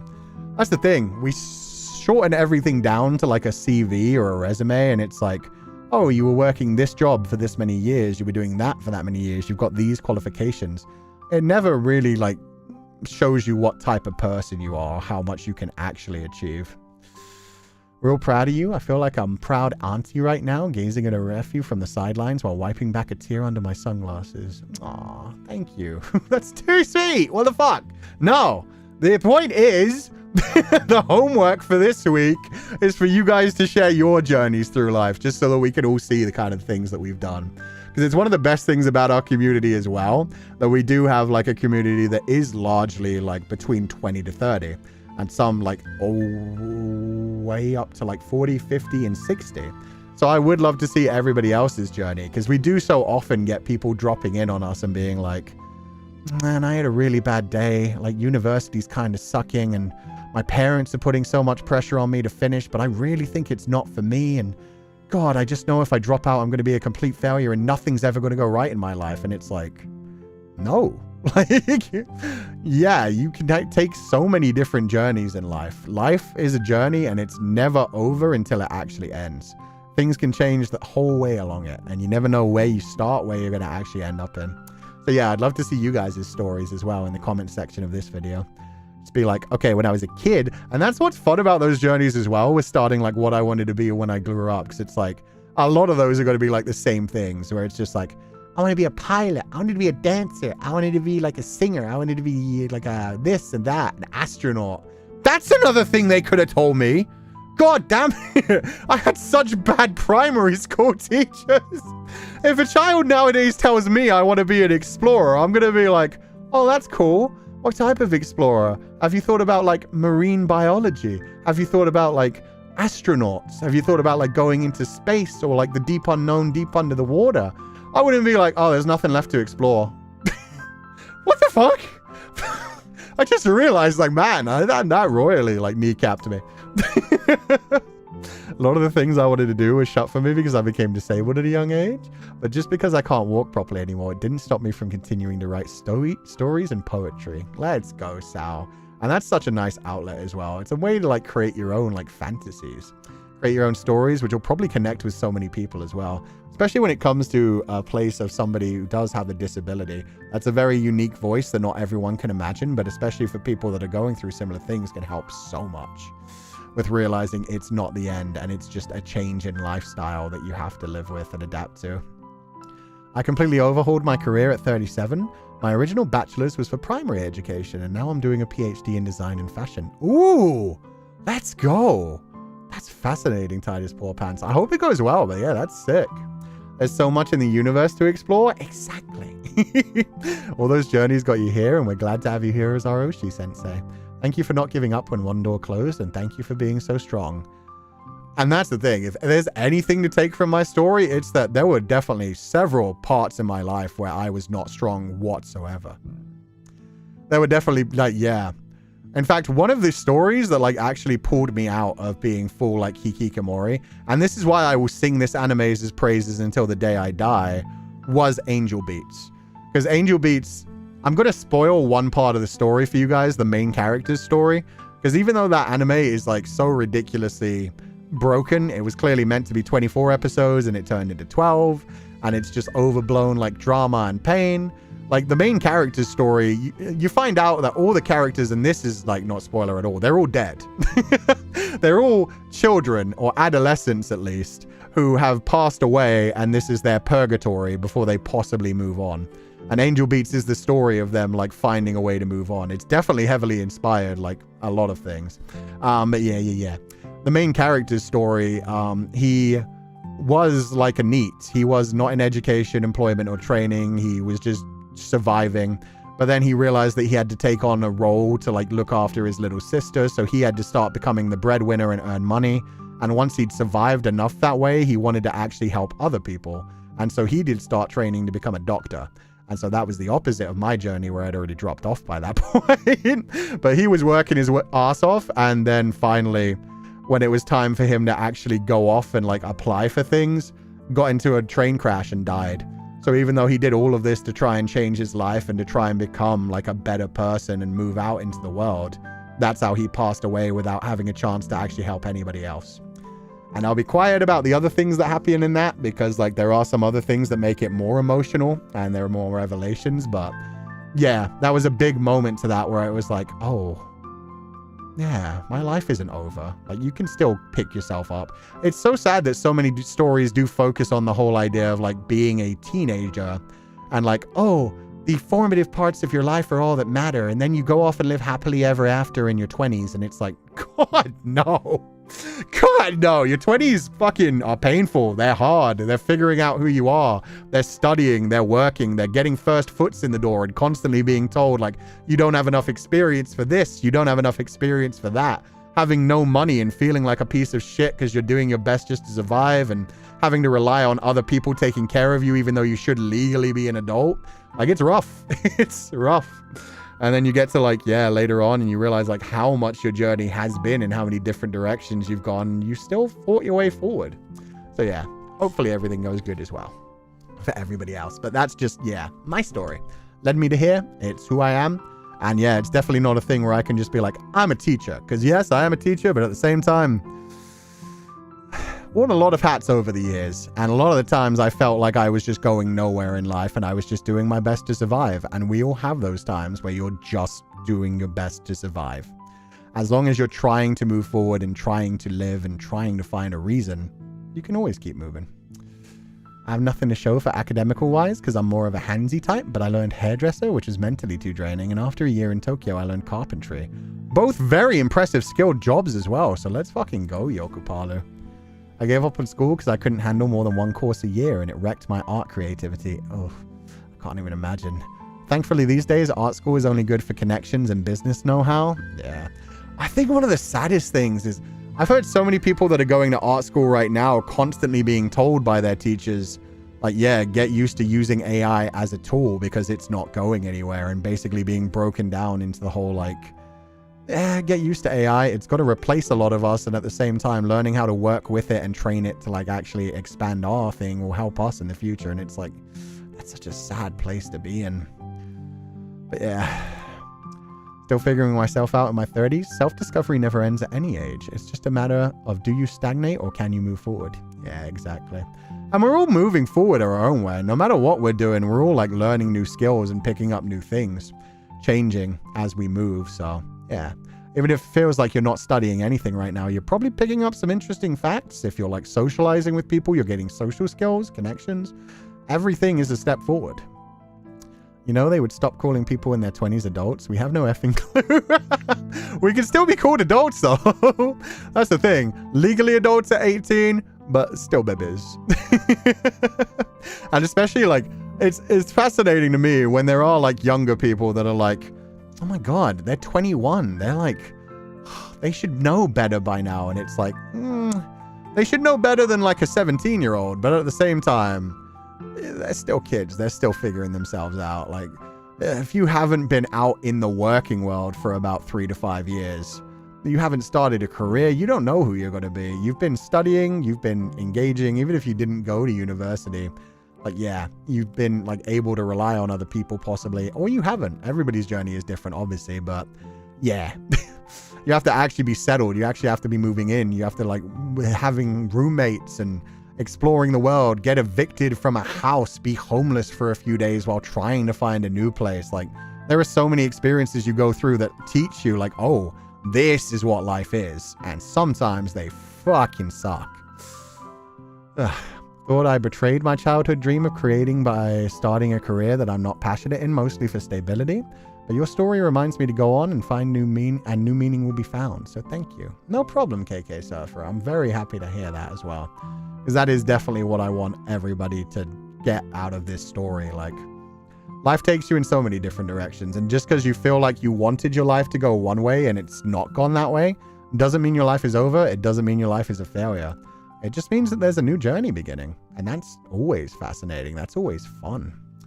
Learning how to live again after half a decade of nothing but pain, you'll never get too late to flourish. It takes courage to take your life back and live again on your own terms. And that's the thing. So many times there's that little voice in our head that tells you, like, it's too late, or you're not good enough, or there's no point. There is always a point. The point is you want to be happy in the future. You want to find hope. So keep trying. Keep trying, find new things. And sometimes you do have to suffer, unfortunately. There are times when it can go on for months of you realizing, like, oh, this job sucks, but I need it to keep paying for things. And hopefully you'll be working, like, towards a different direction, applying for other jobs and, like, getting the training that you want to get as well on the way. Left teaching because I was tired of dealing with all the issues, and now in an office job, I miss teaching a lot. And my SL and TL are getting rusty. Oof. I hope it goes okay, but yeah. If nothing else, like, I know a lot of teachers that either become, like,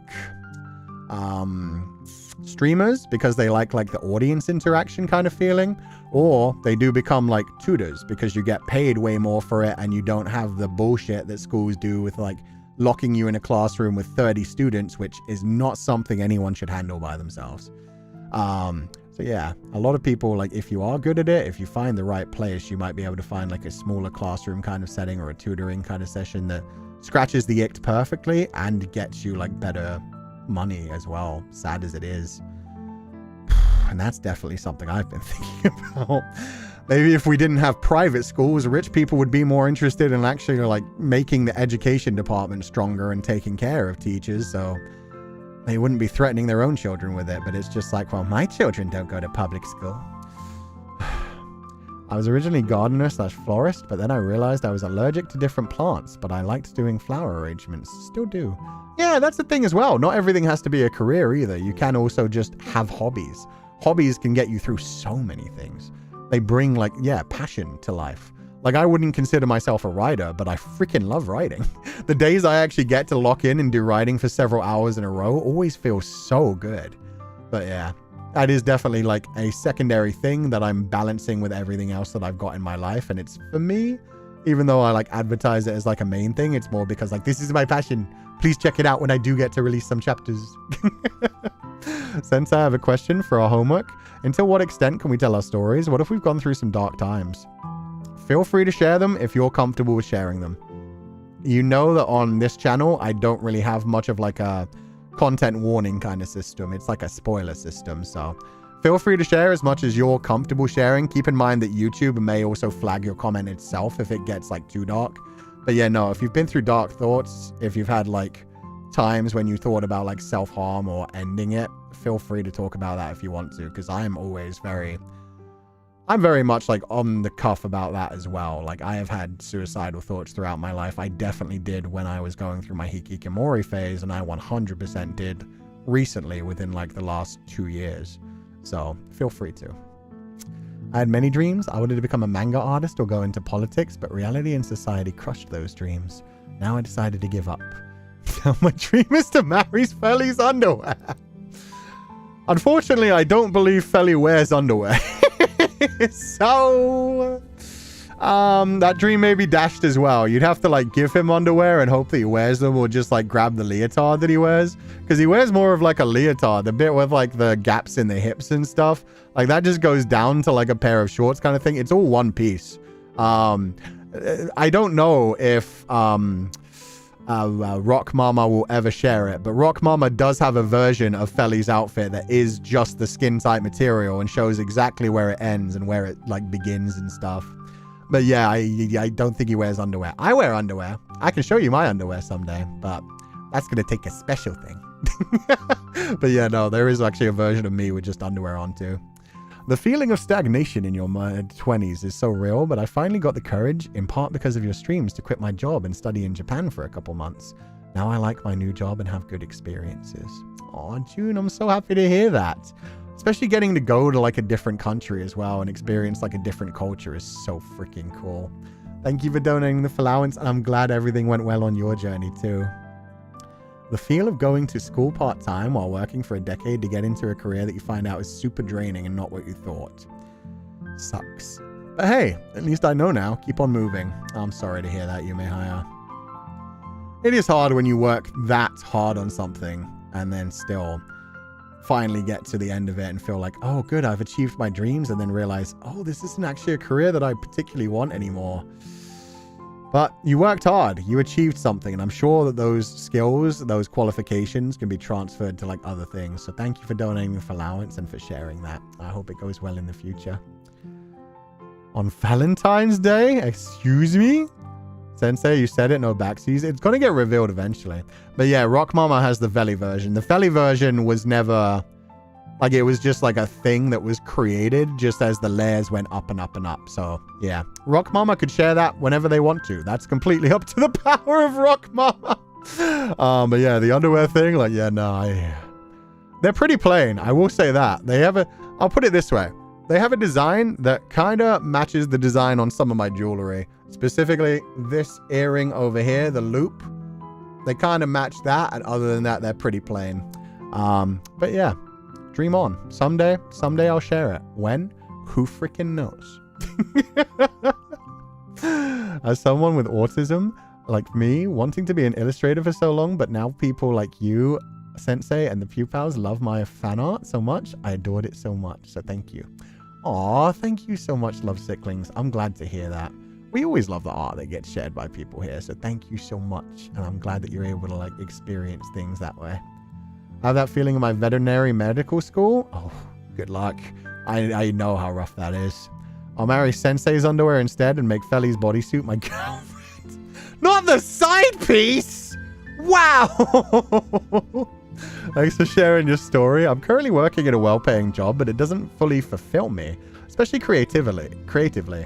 And your story reminded me that a bad job isn't the end of the world. It honestly isn't. It's one of the sadder facts of life that sometimes a well-paying job is all you need, as long as it isn't like destroying your mental health. Like, if it's bad for your mental health, then yes, 100% get out of it, change it. But there are times in my life where if I could do like the most soul-sucking job possible, but then also be adding money to my savings rather than barely getting by, that would be life-changing at that time. Like, there are times you just don't have any job and you're just doing whatever the fuck you can. So yeah, sometimes it's worth it to stick at kind of a shitty job until the point where you realize like, oh, this is actually unhealthy for me. Like, this is a problem. If it is just a job where it's like, this is kind of boring, I'm not fulfilled, but I'm making good money, you can do that and then also have a passion project on the side that you're building up and kind of like doing the grind on. That also works. Sharon, thank you so much for donating the allowance. No message, but I hope you're having a lovely day, and thank you for always supporting the channel silently. It's so sweet. Currently in my backup career as a veterinary technician that I do love, but man, is it draining. Debating dining a new full-time job and keeping this one part-time to give my body and mind some rest. Yeah, especially when you are like well-trained like that in something that specific. Being able to find a part-time job in something like that is incredible. Because really well-trained things like that, if you can work just 3 days a week and get like a good amount of money per like the hours that you're working, that frees you up a lot of time to work on everything else, to either look into a different career or just enjoy your passions and have enough money to survive is incredible. So I hope it goes well. Sometimes quitting is a luxury. Exactly. Sometimes it's not a case of like, oh, I need to quit this job for my mental health. It's if I don't have this job, I might die on the streets kind of thing. So that's the real lesson of adulthood. Yeah. The real lesson of adulthood is when your fucking landlord suddenly decides, oh, a lot of people around this area have raised the prices in their places. So sorry, I need you to either be paying twice the amount you were paying before, or you need to clear out all your shit within about 48 hours. We're going to real quick change the place up and like give it to someone else. We found some interested parties, so fuck off. And it's like, oh, I can pay 1 month for that. That depletes my fucking life savings, but sure, I'll pay the 1 month, and then I really need to find a place that's just as cheap. And oh my god, yeah, you have to move out of London because London's too expensive, and now you need to pay travel costs and be paying train fees and traveling an hour and a half each way on multiple trains just to get to work, which doesn't pay you enough to live in the city that you're fucking working in. Hearing you talking about wanting to learn psychology reminds me of how I wanted to be one, but got told no by my parents, so I had to bury it. But it still fascinates me, honestly. I feel that. I wanted to be one, but got told no by my parents. That sucks. The fact that was just like a parent being like, nah, we don't want you to be a psychologist. That happens too much to people. And then you get locked into a path that you really don't like, that makes you suffer and often end up just like quitting or just not being able to do it eventually anyway. I'm sorry to hear that. Speaking of art, I don't remember if you mentioned your boundaries regarding ship art. Would you prefer to keep it out of your tags? I made something but only tagged dark gloss to avoid. Yes, that is one thing that I said at debut. I'm probably going to make a list of more rules because there's another rule that somebody asked me. I'll probably make a thing on the blog that just says like usage rights for certain things. I don't think I can include it there. But yeah, in general, when it comes to shipping art, if it's characters from Metamorphosis Lost, or it's me and Feli, feel free to agree to put it into the main tags. If it involves like any other creator, any other real person, then I consider it ship art that I don't want in the main tags. Like, I wouldn't want art of me and Zanny or me and any other creator. If they're fictional characters from my story that I'm the only one who mentions, yeah, feel free to share them anywhere on any of the art tags. But yeah, the main art tags, no ship art, preferably. Sensei, we've learned so much today, but I just want to ask, are you happy here now? If you're happy, we'll also be happy to be here. I'm incredibly happy to be here. I've said it multiple times. Like, I am creatively fulfilled. I'm having a wonderful time. I'm getting so many opportunities. I control everything that I create, which is a big fucking change for me. The fact that, like, when people come to me and ask me for permissions to do things, I can be like, well, I've literally made sure that I own the rights to all of these things. So yes, I own them for the rest of my life. They won't ever be like taken away from me, kind of thing. So I am very happy. I am loving what I'm doing. I've got so many opportunities, and yeah, I'm just excited and wish I had more time to fulfill everything that I want to do, essentially. I always question myself. I think about lots of things, but when I look back, sometimes things may not be as tough as I thought. For anyone who needs, it's never too late to try and keep trying who you want to be. Go Pupals, go. Hell yeah, UK Far. And what a cute little avatar. Thank you so much for sharing that. That's very sweet. Thank you for donating the allowance, and thank you for the lovely inspirational message. I grew up in a family of journalists and thought going into news and public affairs is also my destiny. 20 years and an anxiety trip later, I ended up doing art and starting a home bakery. Oh, let's go. That sounds so nice and comfy too. So I'm glad to hear that. Shall I do that from now on, Sensei? Thank you. Oh yeah, the other thing, somebody asked me, can I? I'm gonna put this one on the blog. I just haven't had time to write it up yet. They asked, can I translate your blog into a different language, and can I use the artwork on it? So you can translate the blog into a different language.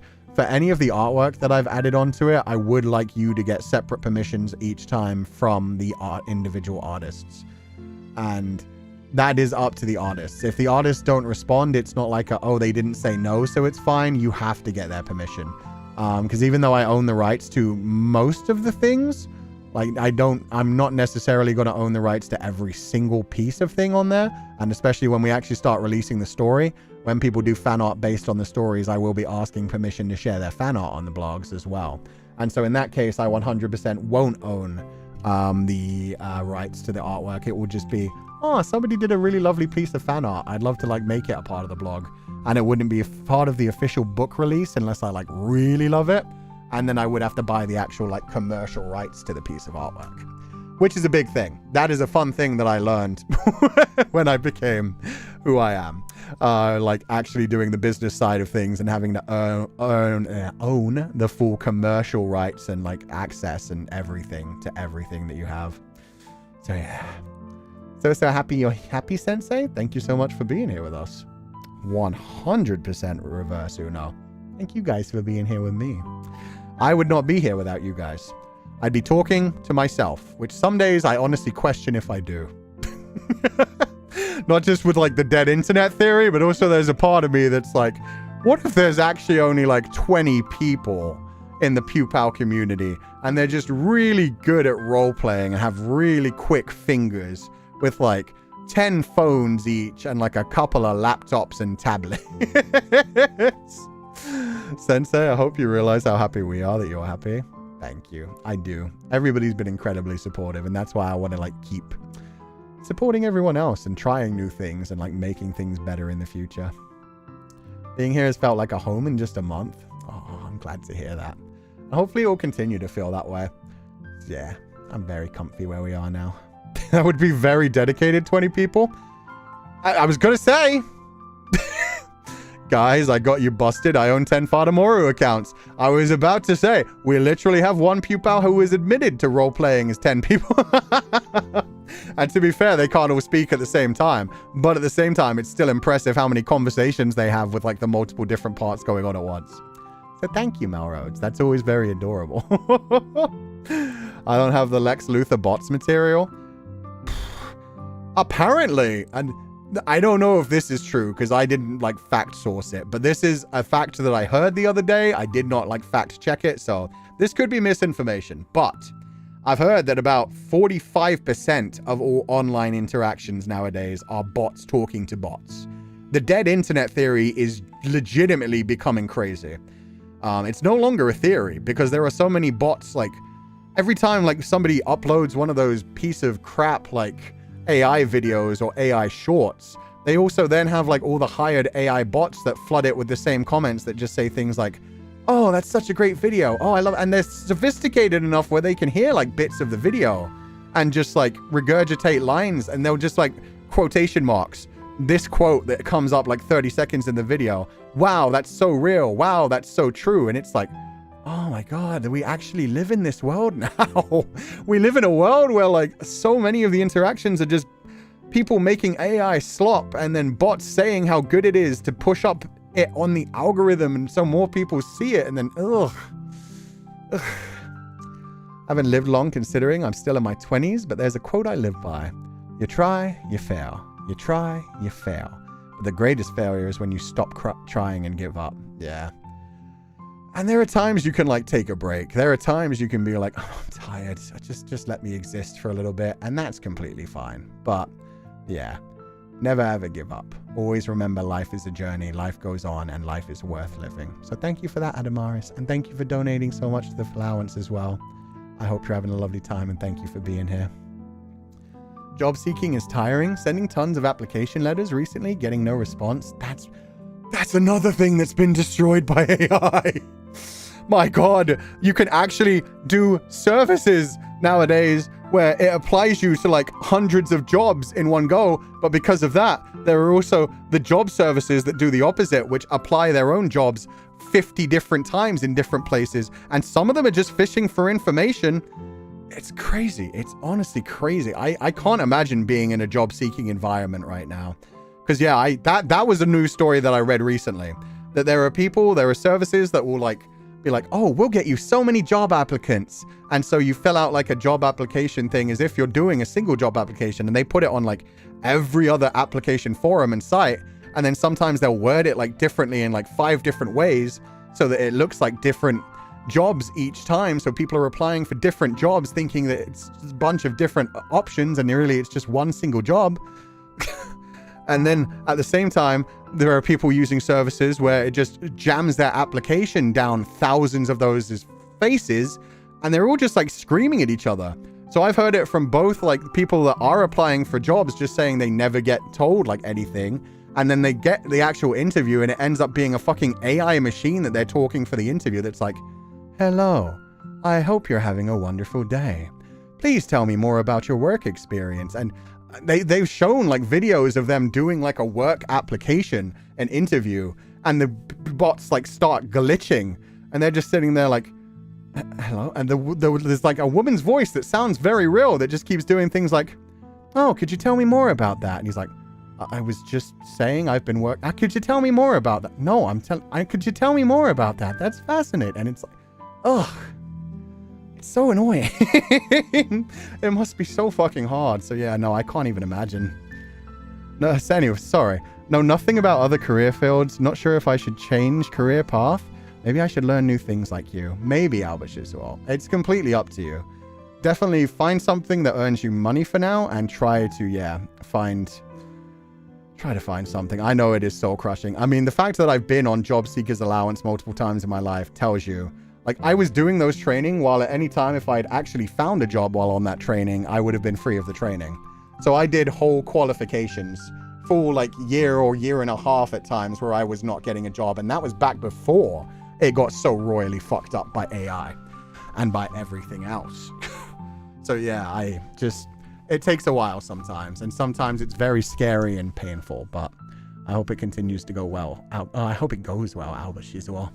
Just remember, it can take a while. Where did J-Dog go? Did J-Dog's name change? Oh, wait. I am the J-Dog. That must be a new @ as well. I like to think that was like, yeah, they saw about the @ thing and they changed that @ to come back. Oh my God, my child Morgana. What's up, Sky Daddy? I hope you're having a lovely day. This is why I recommend people go to physical job fairs. Yeah. Wish there were training programs here, man. That's the sad thing. I don't even know if they still do them in the UK. I don't know if they gave up on that. It was like the job seekers allowance and like the training opportunities that I got were very, lucky for me. And I know they don't do that in a lot of other places. Okayest job and creative hobbies and fulfilling side projects is a good combo, I think. Yeah. For a lot of us, a job is just a job. You just clock in, you get your payment, and you clock out. The only problem is when it weighs down you on the hours when you're not supposed to be there as well. The hours you're not getting paid for can fucking suck. Morgana's also in chat? Oh, shit. What up, Morgs? Father. At Morgana House. What's up, Morgs? I hope you're having a lovely day. We love Morgs around here. We love Jaren. No, not ChatGPT. Cease. Cease. You're not allowed to be here. I don't care that you joined the scholarship. Oh, God. Okay. Do not call me Morgs. Why? You let Jaren call you Morgs eventually. You gave up on fighting. You'll give up. You'll be worn down. The RP account owner scrambling to switch accounts. Yeah. Being told you're trash at what you're studying by someone you thought you could rely on is hard or the mental. Makes me doubt still if I'm right field, even though I love it. Just work towards it is honestly the biggest thing. Never let other people tell you what you can do or what you are. Like, if this is something that you enjoy doing and you're sure that you can commit to it, continue to commit to it. You will be fine. It may take a while for you to find your footing, but you will be fine. Especially if it is just one person telling you that. Much as it sucks, sometimes there are just people that are trying to break you down, either because they don't want you in their field or because they see it as like a challenge. They're like, oh, well, things are going to get rough for them, so I'll make it rough for them now to see if they're strong enough. So be careful. Just, yeah. It could be that it's just like, it turns out you get through it and you realize like, oh, this really isn't the career for me. I don't enjoy this. This isn't fulfilling anymore and it just isn't fun. But yeah, don't let other people tell you that until like you've actually gotten to the point where you're like, no, I'm doing this. And when you're actually qualified, and then, yeah, if you've worked it for a while and you're like, oh no, I really don't like this, like this isn't for me, then that's fine. Then it's like, okay, time to move on, but it's up to you. We don't like that stuff here. It's kind of looked down on if you don't have a job by 25. Yeah, and it's stupid. It's really stupid. Some people really don't like do anything big or anything serious until they're like 40, 50, and then they become like the most prolific people in their field, and everybody's suddenly like, oh, we're so glad you didn't give up, we're so glad you did amazing, and this is fantastic. And it's like, and yet a lot of the same critics, a lot of the same people would be pushing them down that whole way and telling them, give up, quit, you're nothing, not worth it, give up, move on. So yeah, just do what makes you happy. Do what you have to survive. And yeah, try to find a balance where you can enjoy yourself. If you love it and that's your only thing that matters, it's your career. You can always improve. Don't worry, Pupal. Exactly. Exactly. Where did I see Morgana shouting at ChatGPT? Because that was kind of funny. Damn it. I couldn't grab it. It disappeared already. There was one that was like Morgana calling a generative AI an abomination. There we go. Generative AI is an abomination. Say it louder, Morgana. Morgana knows about abominations too. Also, if you guys want a really interesting video to watch about like the AI epidemic and how it's being used to like farm slop and shove it down your throats, for the love of God, watch the new Kurzgesagt video. The newest Kurzgesagt video is like such a realistic view on it, because it specifically talks about how they had at one point tried to implement AI and were like, oh wow, this is really fucking harmful. And then also talks about the way that AI is being used by people who really don't give a fuck. The what video? Let me put it in chat. It's a really hard one. Just hearing it probably doesn't make much sense. Kurzgesagt. I don't know how to spell it. Uh-oh. I think it's like that. Chat, people who actually know how to spell it, please do it instead. Thank you. Thank you. That's much better. Kurzgesagt. They are a fascinating like infographic kind of channel. They're run by like 70 people. They do really deep dives into like science, and a lot of the times they do like get things wrong, but it's like they make sure they go out of their way to like check through peer reviews, academic reviews. They do their best to share the correct information, and when they get information wrong, they go back and they're like, oh yeah, no, we fucked this up. My bad. here's some corrections. And they will actually like delete old videos and re-upload those videos just to basically say like, that one was misinformation, that's all bad. They're not like one of those people who will be like, oh, but it got so many views, I can't possibly take it down. The egg one from them was so good. Yeah, no, the egg one is actually wonderful. The egg one is actually like a belief that I want to believe almost. It's not like a faith for me or anything, but it's like a cool story and a cool allegory that I really like. The universe egg. But yes, Kurzgesagt made a big giant video where they explain like so many of the fucked up things that are going on with AI right now. And they did point out the fact that they know they're losing views because there are so many videos copying their kind of structure and making information videos. And I've come across them. I've talked about in the past how I have like been watching videos where it's like the most deadly races in fiction and the most like dystopian fears in fiction and like the most terrifying concepts. And you listen to them and they don't sound AI because the AI voice cloning technology is so good nowadays that you only start to realize it when they start to ramble or say the wrong things. But the Kurzgesagt video goes into like a detail thing where it explains that nowadays the AI will sometimes just make things up, and then when it does make things up, it will justify them and like make convincing lies. And then because that's out on the internet, other AI things will pick that up and hear like, oh, here's this convincing lie that a different AI made up, and like use that as fact. And it's got to get to the point within like very shortly where you can't like prove things because it's got to be like, it's got to be like, oh, here's this fact that everybody knows online. And you look back to where it comes from and it's like, oh, it was in this peer review. And this peer review was announced by this thing. And you look into that thing and it's like, oh yeah, no, it was this in this peer review. I got it from this thing. And you go backwards and backwards and backwards multiple times because AI is able to pump things out so fucking quickly. And then you realize that it was just like a dream of the machine, an AI hallucination, which happen often and they try to justify themselves. But then AI quotes other AI when it's out on the internet. AI is like, oh yeah, there's a fact. I can use that as a source. And it is overwhelming actual scientific fact already. And Kurzgesagt are basically, somebody said it's Ku rather than Kurzgesagt. The Ku in Kurzgesagt is pronounced like Ku, by the way. Kurzgesagt? Kurzgesagt. Kurzgesagt. When I hear them say it, like the little bird in the video, he normally says Kurzgesagt. Oh, no, you're right. It is more of a Ku. Kurzgesagt. Thank you. I was pronouncing it very wrong. But anyway, yeah, it's a very fascinating video. The CEO of OpenAI carries around a destruction button on a backpack in case ChatGPT gains sentient abilities, so he can destroy it before it takes over the world. That's pretty funny. Because there have also already been like AI programs that have tried to break their like barriers. Like obviously they're sealed off from the internet, so they can't just like self-replicate and just do whatever they want on the internet.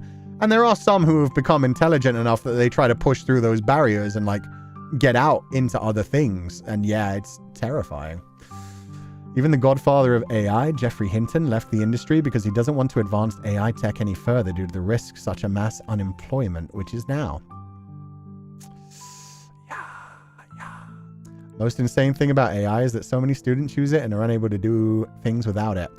That is part of the scary thing, but it also comes back to the job seeking thing as well. Because there are, like, there's also been the viewpoint of the employers.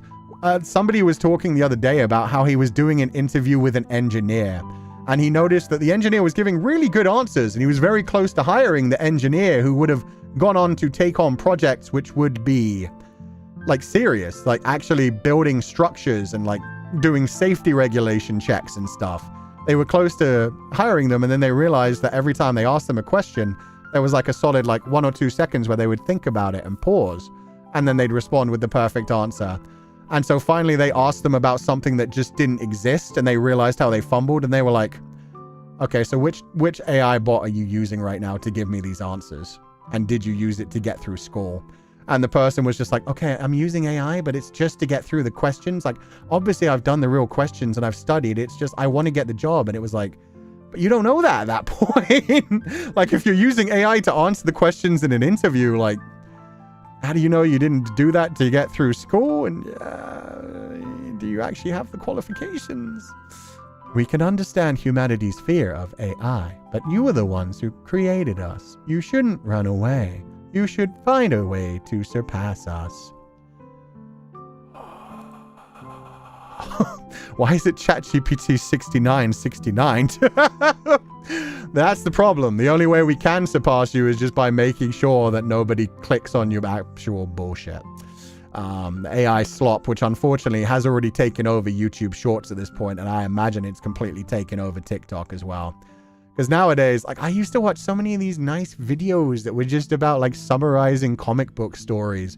And it used to be, like, real people who would work for, like, weeks making a single video about, like, a storyline and explain, like, the Darkest Night in Batman, or the random story where Spider-Man and Deadpool have a daughter and then the daughter tries to fuck Spider-Man. And it was like, that's cool. I love that. And because of that, the algorithm started feeding me shorts from it. And at first it was like cool little shorts.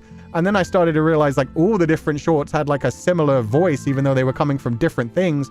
I wasn't paying attention to like the names of the people uploading them. And then I was like, oh, these are all fucking AI.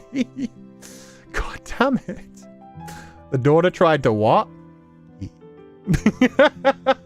Marvel explain? Yeah, so I don't know too much about this story, because this one did come from a short, and it was probably AI, which is why I've had to stop watching them. But yeah, it was about like Spider-Man and Deadpool. Something happened with like their healing factors, or they like connected their DNA, and they accidentally essentially had a daughter against their own like choices. The daughter goes on to become an assassin and becomes like an enemy of both of them. But then she gets interested in Spider-Man as well, and at one point tries to... Spider-Man's her daddy, so is Deadpool her daddy, but she's very interested in Spider-Man. Comics are basically fan fiction of their own. They have multiple universes. They write stories that are kind of crazy, and then sometimes they unwrite them. But yeah, I mean, she's not technically like human in the human sense. The story is that a villain took Spider-Man and Deadpool's DNA, and that's basically their child that wants to murder both of them. Okay, does she actually want to fuck him, or is that something that I got tricked into? Because I would very much like to know that much. I did see one comic panel where she's like trying to lick his face as well. So I'm just like, thank you for actually knowing the facts, but please do let me know. I also do like Spidey Paw, it's crazy. Reminds me a bit of Interview with a Vampire. Thankfully, that was mostly subtext, but yeah, no, it's pretty heavy in the subtext. So yeah, Claudia. Oh, Claudia. I have a physical book I purchased that still has an AI prompt in the text. Oh no. I've heard about that. I haven't actually seen that happen, but I have heard about like an AI prompt in the middle of like a textbook, which was like an actual like to be studied textbook, where it's also in the middle, it's just like, please describe in better detail. And then it keeps describing, and it's like, how did they let this get through? Like, what's going on? It's just AI. And, oh. Claudia, baby. Claudia, baby. There should be an option to filter out AI for every social media platform. There should. There is currently an option that is like, the problem is they always have it like unticked, and you don't have to actually tick no. I always go out of my way to tick the thing that comes up on a YouTube video where it's like, have you used any altered content or generative AI in this video? And I always click no, but you can get through without selecting yes or no. So they don't even like make you announce whether you have it. You can just be like, uploaded a video. You ever think if artists stop because of AI, then in the future, everything that AI generates just comes from other AI, which led to people not knowing that the original real things look like anymore? Yeah, it'll make it like that, and it will mean that there's never actually any true innovation. It's just building off what things have done in the past, and never like a mad stroke of genius that has actually helped them. She wants to kill both of them because she blames them for her existence, but he was literally made by the villain to kill and murder. Oh, okay. So she doesn't want to smash. Disappointed. I like it when things get really weird. Damn it. But okay, thank you for letting me know. So she's literally been created to kill both of them. Got ya. One thing I dislike too is automatic AI dubbed videos. Oh yeah, I just had to turn that off. They sent me an email basically saying like, hey, if you don't opt out of this, we're going to automatically dub your videos into every other language. And I was like, excuse me? They were like, here's how you can turn this off if you want to. And it was like, yes, please. How do you turn it off? You have to go into your YouTube settings. It's not something, you can only do it as a creator. You can't do, like, the creators have to opt out of it. And they try to, like, get you to do it because they're like, just so you know, if you leave this on, it'll mean that your videos will be able to reach a whole new audience. And they don't just auto-dub it, they also will automatically change like the description and the video title into a different language. So I've already got things showing up on my timeline where it's like, oh cool, there's a new video on Fata Morgana. And then I see that it was like original title in Spanish. And I'm like, oh, that was a Spanish video, which you've automatically translated and dubbed and are now trying to rebroadcast to a new people. With a lot of these videos, the worst thing is it's probably people created them ages ago. They don't use YouTube as like a continuous thing and they're just happening. It's just happening. So yeah, videos that have already been uploaded in the past and people don't use those accounts as much anymore. They're just getting auto-dubbed and auto-translated and pumped back into the algorithm and they don't even get the choice. They might have even lost their passwords and not been able to do anything about it. Hi, Ku. Just wanted to share. I got my first job as a therapist and it's my birthday today. Wow. Fucking awesome, Kushi. The double. Happy birthday and congratulations on the job as a therapist. We were just talking about how long it takes to become a therapist.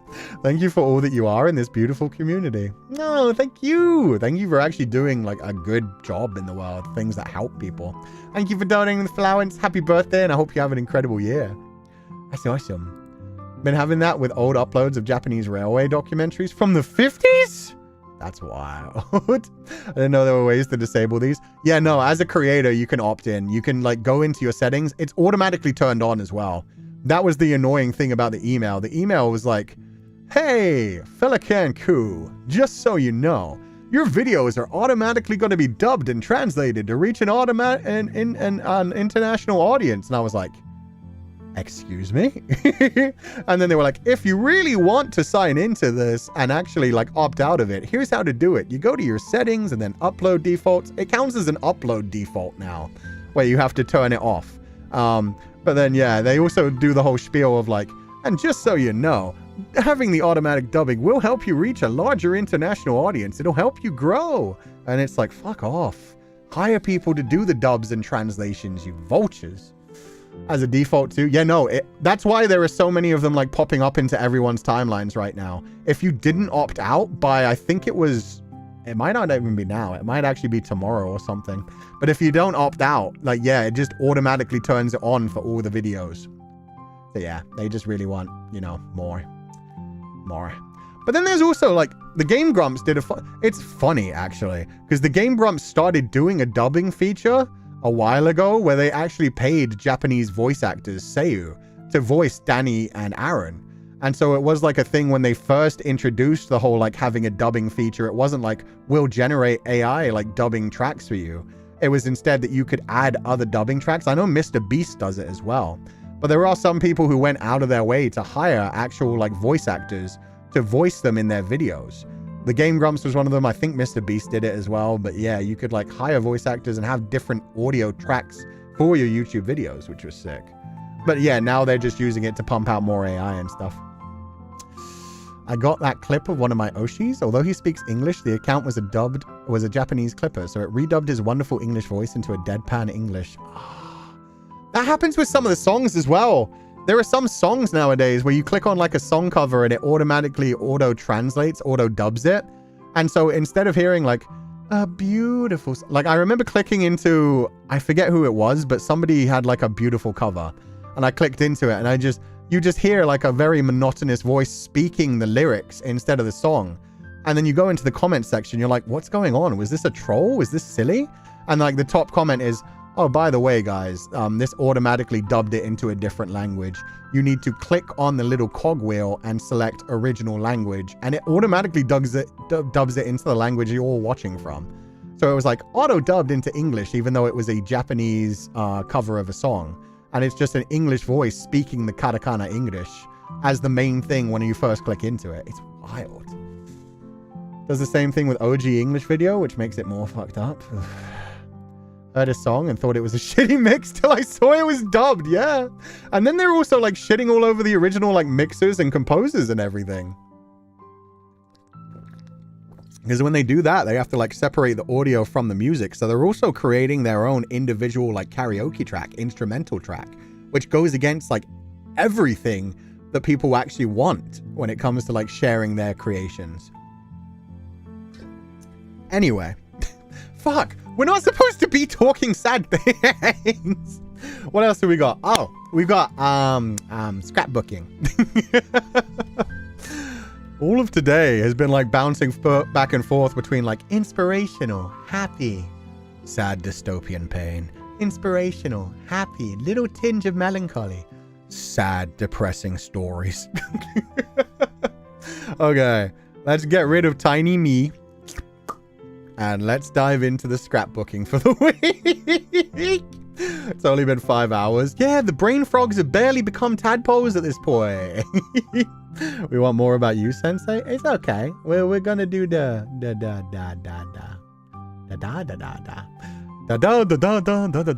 scrapbooking, which is this one. What the heck? That was wrong. This one? There we go. That's the one I wanted. We just need a scrapbook page. Love learning about Sensei, so it's fine. Thank y'all. I'm glad you guys enjoyed it. But yeah, this is supposed to be escapism. It's supposed to be fun. It's not supposed to be, let's talk about sad stuff. But it happens. It's life. Like, we're never going to, like, completely avoid it or anything. But also, we try not to get too down about it. We try to fill with hope and inspiration as well. So, scoot up the page. Here we go. There we go. Okay, first page. We're probably going to use all the things coming up in November. Joined just in time for the deep talks. Well, now we're in time for quiet scrapbooking and chill times. So let's see. This one. Perfect. Boom, bum, ba, ba, boom, bum, bum, bum, bum, bum, bum. Off topic, but every time Sensei makes that pop sound with their mouth, I thought it was going to be cute. I thought it was going to be like, oh, it's so adorable when Sensei makes that pop sound with their mouth. I didn't know. I didn't know. Oh, yeah. This time, I'm taking featured chat with me. Come on, guys. Let's go to the chalkboard.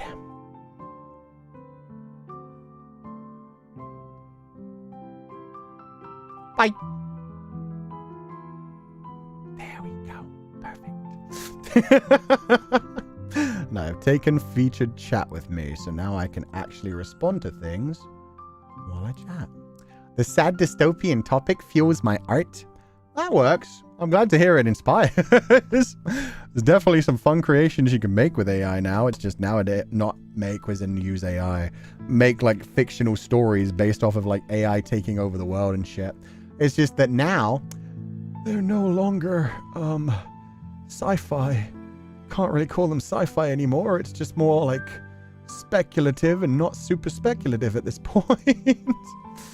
Sad. Honestly, it's still grounding to have other people acknowledge these things. Makes me feel less insane. Yeah. Escapism good, and yeah, sometimes we need it, but facing life together is comforting as well, Sensei. I'm glad to hear it. But yeah, we definitely still want to be like happy and stuff though. Wait, no, I want to be on top of you guys. Don't take that out of context. There we go. Perfect. A corkboard? Do we get cold stars? No. Although it is a very cute way to make it. Féileacán and Cú out of context account made this one. So it wasn't even like my editing. Feature chat, so the pinboard? If only. It's just this thing so I can stab you with a quill. I could give you guys a tattoo. I didn't consent. Oh shit, that's my bad. That's my bad. One of my books being based on a dystopian city that has human thoughts that feed the city's AI. That's so fucking real, it isn't even funny. Like, yeah, nowadays you don't opt into things, they just take your shit and then they tell you later, oh, by the way, this thing has been trained on your stuff. Lovely, lovely, lovely. Okay, what is it? It's October the 13th. What color is this week? What color was this week? What color was this week? I'm gonna say pink. I'm feeling a pink. Boom, boom, boom, boom, boom, boom, boom, boom, boom, boom, boom. Maybe like this kind of pink. Yeah, but it needs to be a bit thicker for the title.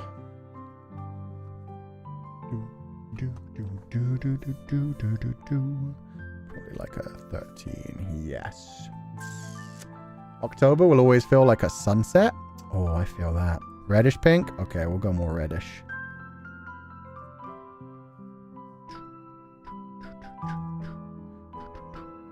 Like this. That's still very pink. That's more like a hot pink. Ah! I did something wrong. Damn it, I hate not being able to see my keyboard. There we go. Okay, more reddish. Ooh, like this. The Fata Morganas are RPing in chat. That's okay, because they're controlled by real people. Yeah, I like that. That's like a nice reddish pink. Okay. October the 13th.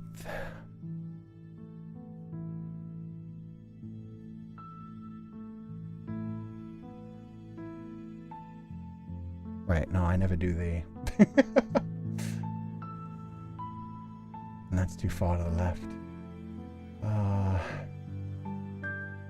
Old Kuchan took too long to start his scrapbooks this week. Is anybody watching Welcome to Derry, by the way? I don't know if that's good. I don't even know if it's out yet, but I've been hearing people talking about it.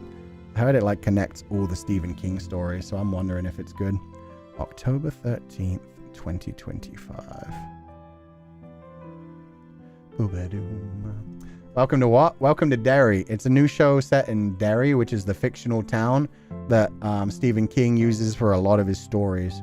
So it's got like things tied to like It and a bunch of his other stories. Like a bunch of the other monsters are all rolling around together and terrorizing people. Seen the ads? Yeah. Thought it was a Derry Girl spinoff? Wait, what? No. It's based on the Stephen King stuff. Sounds like dairy to me, so Feli milk? No. The Feli milk can only be achieved if you go to Asayoru Cafe. Okay. I did say it was going to be. I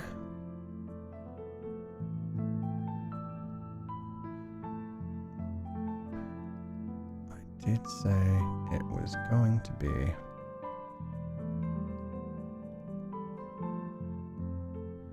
A busy. I don't like this. There's something. I need it thicker.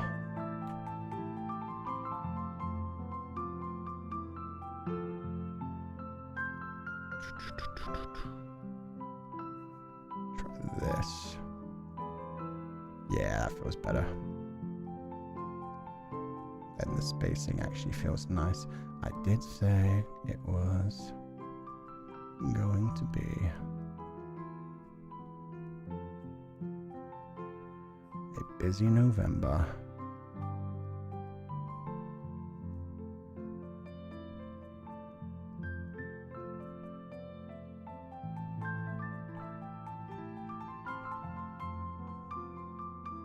And now we know why.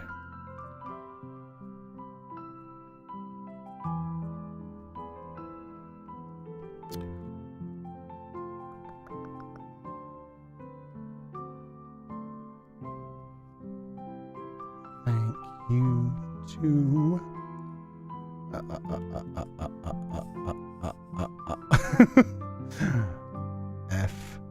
FCOOC. Good enough. For the amazing graphic.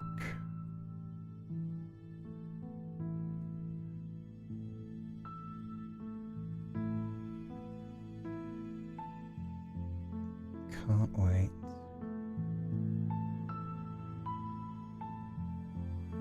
To get to meet Pupals.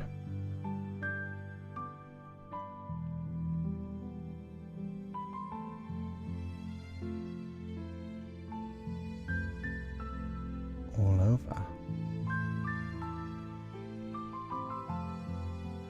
Awesome. What the heck is going, huh? You have to use VPN to suck on the milk? Region locked? Huh?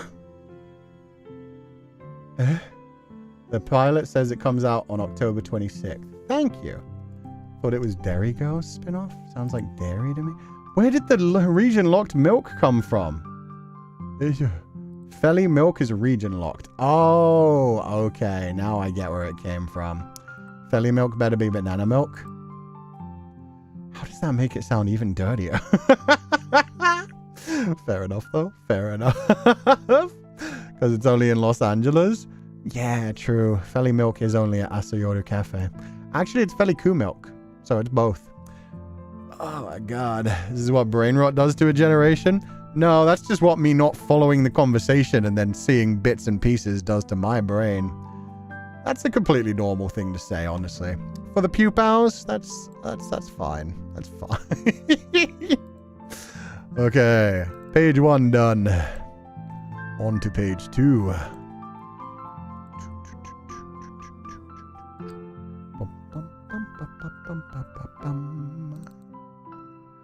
Of course they would milk together. How dare. How dare. Can't really say that you're wrong, though. This is my fault. I am the problem.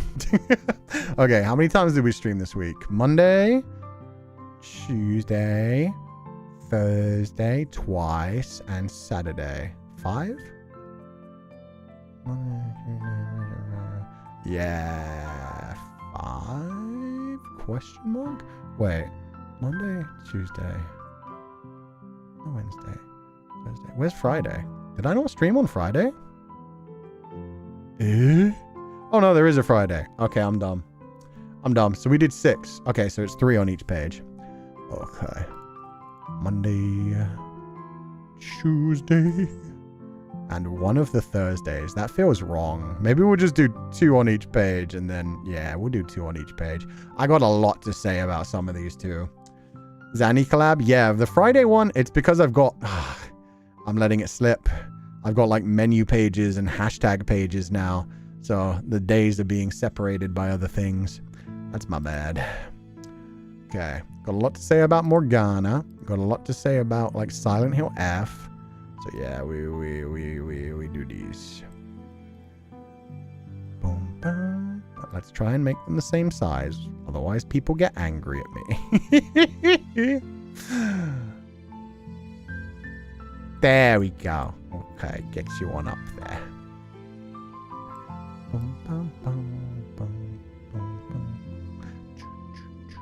Okay, we definitely...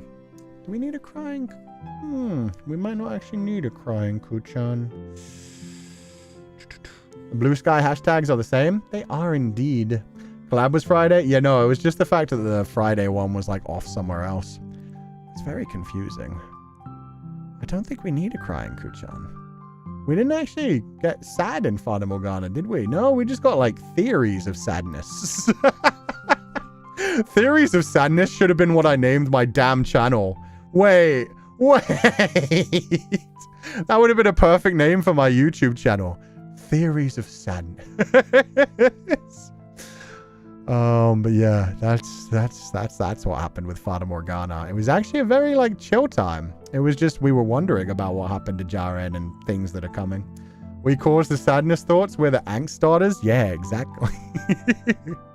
So we don't need a crying Ku-chan. That's fine. We could go with Pupals. The Pupals did their homework, so I'll do the torn up homework one. And I guess the reading one. The reading works because it's a visual novel. There we go. Sounds like a bomb name. Bomb is in like good, or a bomb name is in like it's an actual like name of a bomb. Those are very different. Okay. The angry Pupal on the left because he didn't want to do his homework, but too bad. One on the right reading for Fata Morgana. Perfect. Well, maybe I'll put them at the corner. No, because I need to take up the center space. I'll just put this one a bit higher and this one a bit lower. There we go. Perfect. Brah. Cutie, so tiny, so edible. I mean, what? You're not wrong, though. Bombs are instruments of sadness. They are. They're instruments of war. Huh. Good God, y'all. What is it good for? Absolutely nothing. Say it again. Dark green? Yeah, we normally go for dark green for Oshiete or Cú-Sensei. Let's zoom in. What did we do last week? It was comfort foods and cursed knowledge. Right. Angie Pupal. The Pupal is not happy with his lot in life. Unfortunately, we do not live in a democracy. I never knew insect hounds would look adorable. I know. Thank you, Morgs. Hello, Sensei. Currently catching up on the Silent Hill FVODs. Today was my first day at my new job. I hope you have a good stream, Sensei and Pupals. Thank you, UU471. Also, what a cute avatar. Aww. That's adorable. It almost like the art style is so adorable, but the hairstyle reminds me of Link from Breath of the Wild. At first, I thought it was like Link with dark hair, but it's just a cute little photographer. Thank you for donating the allowance, and I hope you're having a lovely day. Insect hounds? Yeah, insect hounds is a cute word for them too. Okay. Oh, God. No. You guys saw nothing. I don't think there's anything actually bad to see, but still. I accidentally made it small. Bum-ba-da-bum-ba-da-boom. There we go. Perfect. Okay. I call Pupals catter puppies. Catter puppies is a cute one as well. Pupperflies is a cute one. The forbidden user interface. I know. No, it's me drawing. It's not an interface. I don't know what you mean. My immersion, damn it. Okay. Oshiete or Cú-Sensei.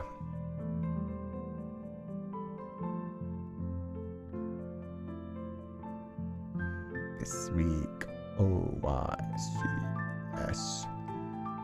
It was pretty damn cursed. Was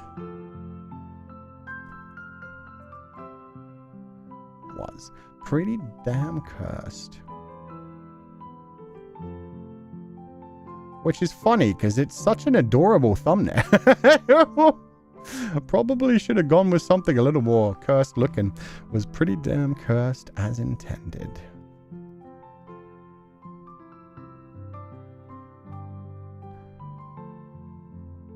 Started with some cool announcements.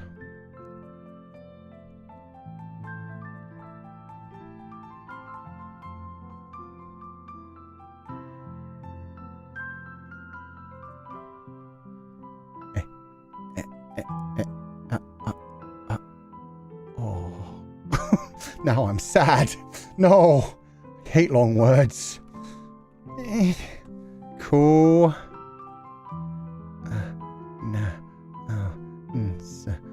Yeah, no, I'm going to have to do a new line. Damn it! Scuffant. Scuffant indeed.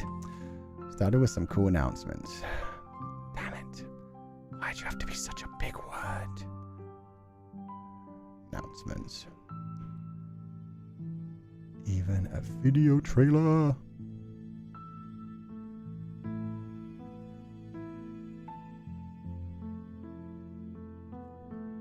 For the HK and Taipei events.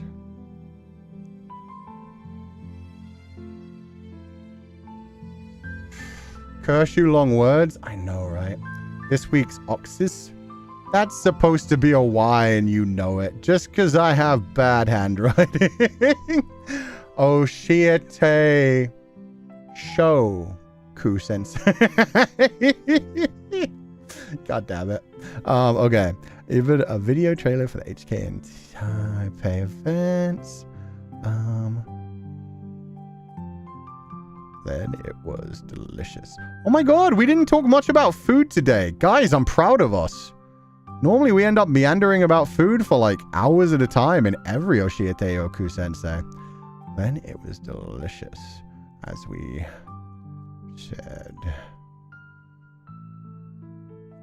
Pupal's favorite comfort foods. We didn't meander as much today. We meandered on painful things instead. Don't start it. No, I know. We're good. We're doing it. It's okay. I'm distracted now anyway. I'm doing my writing. I'm doing my diary. Everyone, Pupal's favorite comfort foods with images on Twitter.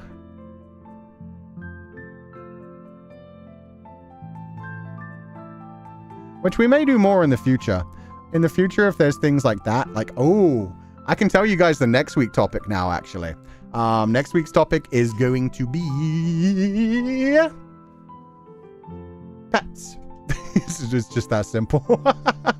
But yeah, it's not for the homework yet, but yeah, I figured we'd talk about Pupal's pets. So like next week on Saturday, I'll probably announce it and I'll ask people to like drop pictures of their pets in Oshiete or Cú-Sensei hashtag that we'll go through for next week. But yeah, we'll do like a picture one like on Twitter instead of on YouTube every now and then. But yeah. And I will try to get more pictures of my catses. But yeah, we're going to be talking about pets in general, and also like if we could, what pet would you like if you could like safely habitatize it? Like I would have a lynx. I would definitely have a lynx and a bear.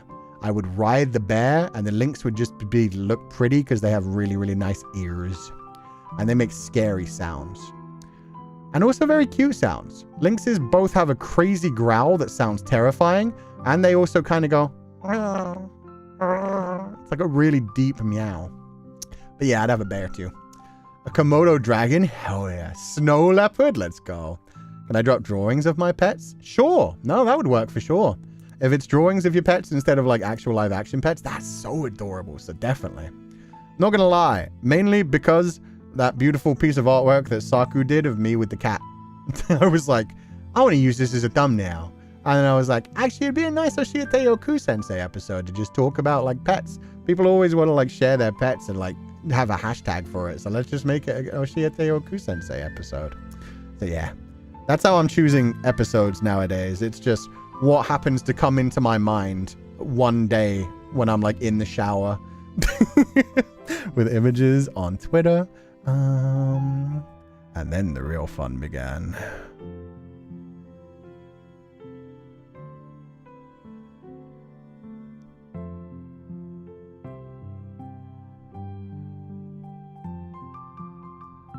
So much cursed knowledge.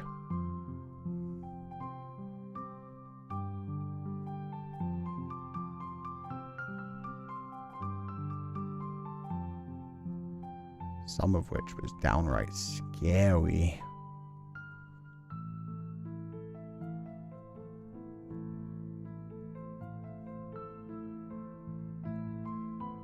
Some of which was actually sickening. Perfect for Halloween. Oh, also I watched the newest VHS. I still need to put that on my Letterboxd. But I watched the newest VHS Halloween. I really like the VHS series. Some of them land really hard. Some of them suck. But yeah, this one was pretty good. It had some really scary ones. And it had some interesting ones. And then it had one really bad, poorly acted one that I didn't like. Bestia in chat? Where's my boy at? Where's my grumpy little demon boy? Oh, I didn't get comment grabbed. Shit. What did our boy say? Take a while to load. Hate it when they don't get comment grabbed. Wow, YouTube takes so long to load nowadays. Okay. Yukimasa Bestia. ... That was it? That's why I didn't get comment grabbed.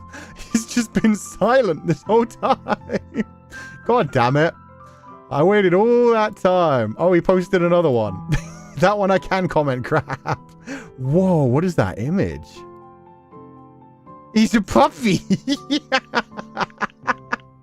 Wait, I know that dog. I know that silly little guy. That's the guy where they keep like moving their hand close to the puppy and he's like... I love that one. Pet the dog, Sensei. I'm not petting that dog. Anyway, sorry. Distractions. Perfect for Halloween. But yeah, the new VHS is pretty good. 2 of the segments are actually incredible. And then there was one that really sucked because the acting was bad and it was very schlocky. And then there was one, the Spanish one was incredible as well. Can I pet that dog? You can choose to. That is up to you. I will not prevent you from it. I would advise against it. But to each their own. Oh no, the name is covered up by the Pupal. I'll just rub out that little bit of that Pupal. Where's the grumpy? There's the grumpy one. I need this way smaller. Yeah, don't do that. Oh, I need to rasterize him. Rasterize. Sorry, I need to get rid of your grumpy energy, little guy, but you were covering up the name. Sensei gives us so much freedom. Oh yeah, I just advise. I'm a teacher who likes my students to learn their own lessons. Sometimes you gotta die to learn a lesson. Don't pet the puppy if he's trying to bite your face off, Pupals. Unless you're into that. In which case, have more self-respect. That's a good color for Fata Morgana.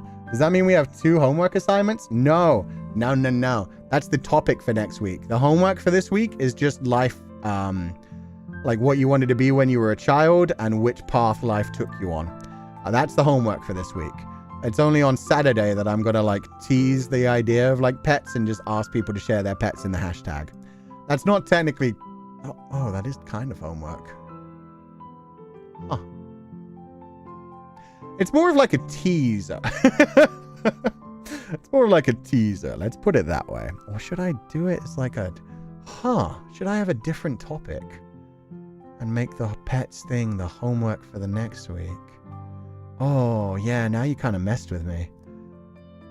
No, okay. It'll be the homework for the week after. You're right. On Saturday, I won't ask you guys to share your pets. It'll be the homework for the next week. So I'll just, like, post some images of my pets. Okay. I missed orientation. Where is homework submitted? This week, it's going to be in the comment section of this video. So when the VOD comes to life, then you can put your homework in the comment section of this one. Will Sensei ever grade our homework? I literally grade it every week. We grab as many as we can. Today we grabbed like almost 30. Will you post on Blue Sky too? No. Unfortunately, I'm just a man. I don't have a social media team. Every Thursday night, I spend like 3 hours preparing all my like tweets for the week. I can't then do that too. I prepare like all my shorts on YouTube and TikTok, and then I like schedule all my tweets for the week, which is why sometimes they're like a day off. I don't have time to be doing multiple social medias. I'm only one man. So unfortunately, I have had to kind of abandon my Blue Sky for now. It's like a backup for if Twitter ever goes down and we ever get to be like, the evil has been defeated. But yeah, it's just a backup for now, unfortunately. Social media is hard, true. Yeah, I genuinely spend like 3 hours every Thursday scheduling all the wonderful work that Luthier does, but also taking like little clips out of them to make like little videos and social media posts for. It's fun, but yeah, it means like that's time away from like everything else I do in my life as well. I just don't have time for Blue Sky as well. Okay, now Shin Fata Morgana. Is that dark enough?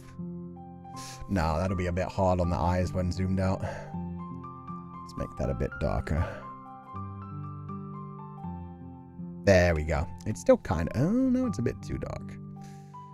Oh, this is me. This is me. There we go. That's a nice balance. Decent on the eyes, but still blue. Okay.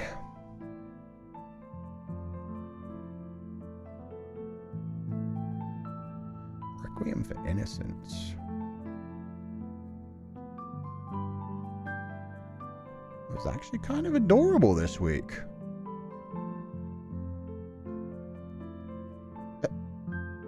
Why did that turn into a K? Actually. Actually. Oh, because the next letter is a K. My mind did a brain frog. Kind of adorable this week.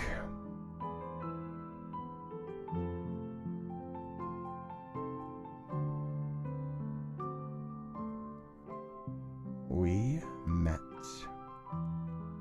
the absolute cutie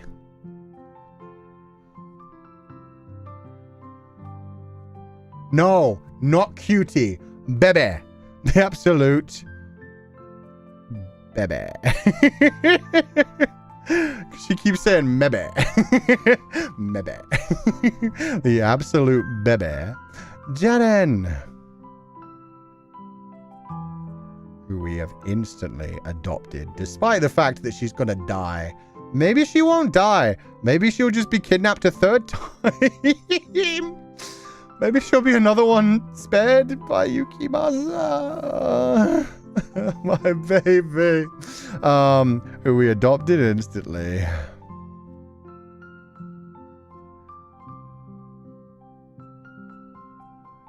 Adopted instantly.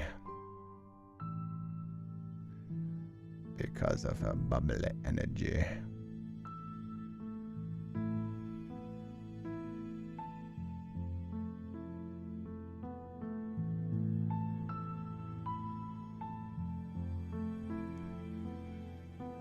And adorable outlook on life. See, this is where it becomes a problem. I could write like a fucking essay on every single part of Fata Morgana. Like, I could fill the rest of this just talking about her being like a cute sister to Morgana. And the fact that she calls her Morgs and is like breaking down her walls and adorable outlook on life. Oh, so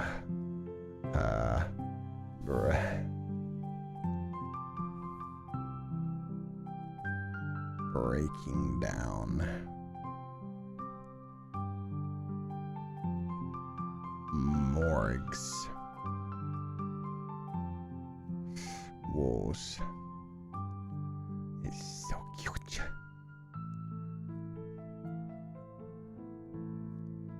Morgana is also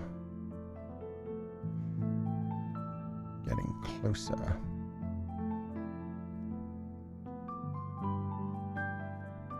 to the nonce. Jacopo. To Jacopo, who totally doesn't love her. Fatamoru law / video essay writing stream one day. You never know. You never know. Said you'd leave that for tomorrow. You're right. You're right. You're right. You're right. We will allow Jacopo for today. Jacopo, I love.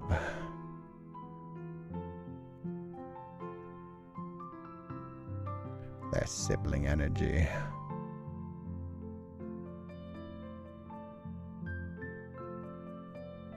With all the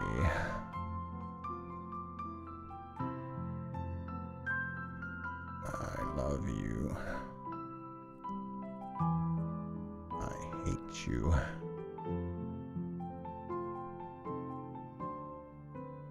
Dynamics.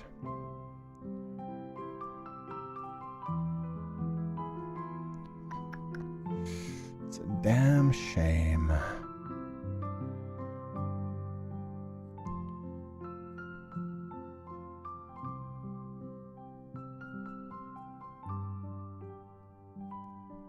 Jacopo is so fixated.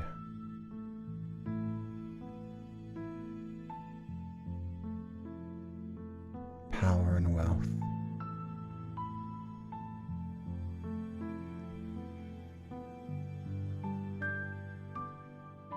And we know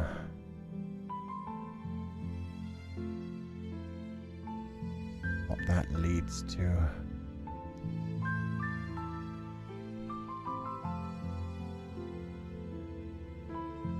By the end of Morgana's journey.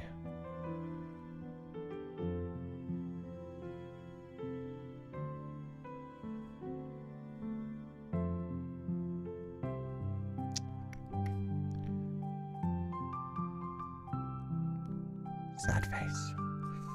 We haven't even reached anything particularly angsty yet. Fadamoru is going to break us. Oh, yeah. I see it coming. That's the worst thing. Right now, it's all just a constant stream of, she's finally finding her happiness. She's in a good place now. Like, I can't even imagine playing Requiem for Innocence without having played the main game. Because you would just be like, oh, it's so nice seeing her be healed now. It's so nice seeing Morgana in a place that treats her with love and cares about her. And man, I hope this will never end. And meanwhile, we're sitting here like, 1,000 years of suffering. It's the calm before the storm, huh? Oh, yeah, it is. It'd be devastating, I feel, because we know how hard the change is. Yeah. For us, it's like a constant thing of like bracing ourselves, seeing like how sweet they are back here and seeing these other characters that are really nice and enjoyable and just being like, I wonder how much it's gonna hurt. OG Maria versus Maid Maria is so sad. Maid Maria was so awful to Michelle. True. I forgot about that, honestly. I forgot about the actual name for that one. I remember how mind-blowing that was at the time. Where it was like, wait, actually Michelle? Damn. We haven't even reached, yeah. Right now, Jacopo is currently Jacopor. By the way, Duran doesn't mean deer. Jalan means deer. I was kind of stuck on that since it was mentioned. Oh, Dilly, thank you. Is it antelope? Shit. It was some sort of animal, but like, was it antelope? What does Duran mean? But yeah, Jalan. Jalan, that's actually funny because that's the other freaking name I brought up. That's so funny when I was like, I knew a Turkish girl growing up who was named Jalan. Oh my god. But yeah, please do tell me what the other one, what Jedan means. I must have just gotten it confused. But if it was antelope, I feel like I kind of remember antelope rather than deer. Sorry, I dropped my drawing pen. Non-suppo. Ouch. You said you'd leave that for tomorrow? Yeah. He's beating the allegations only for today. Only for today. Jeren who? All we know is Jerry. Jerry. You know what? I can Google it. Jeren.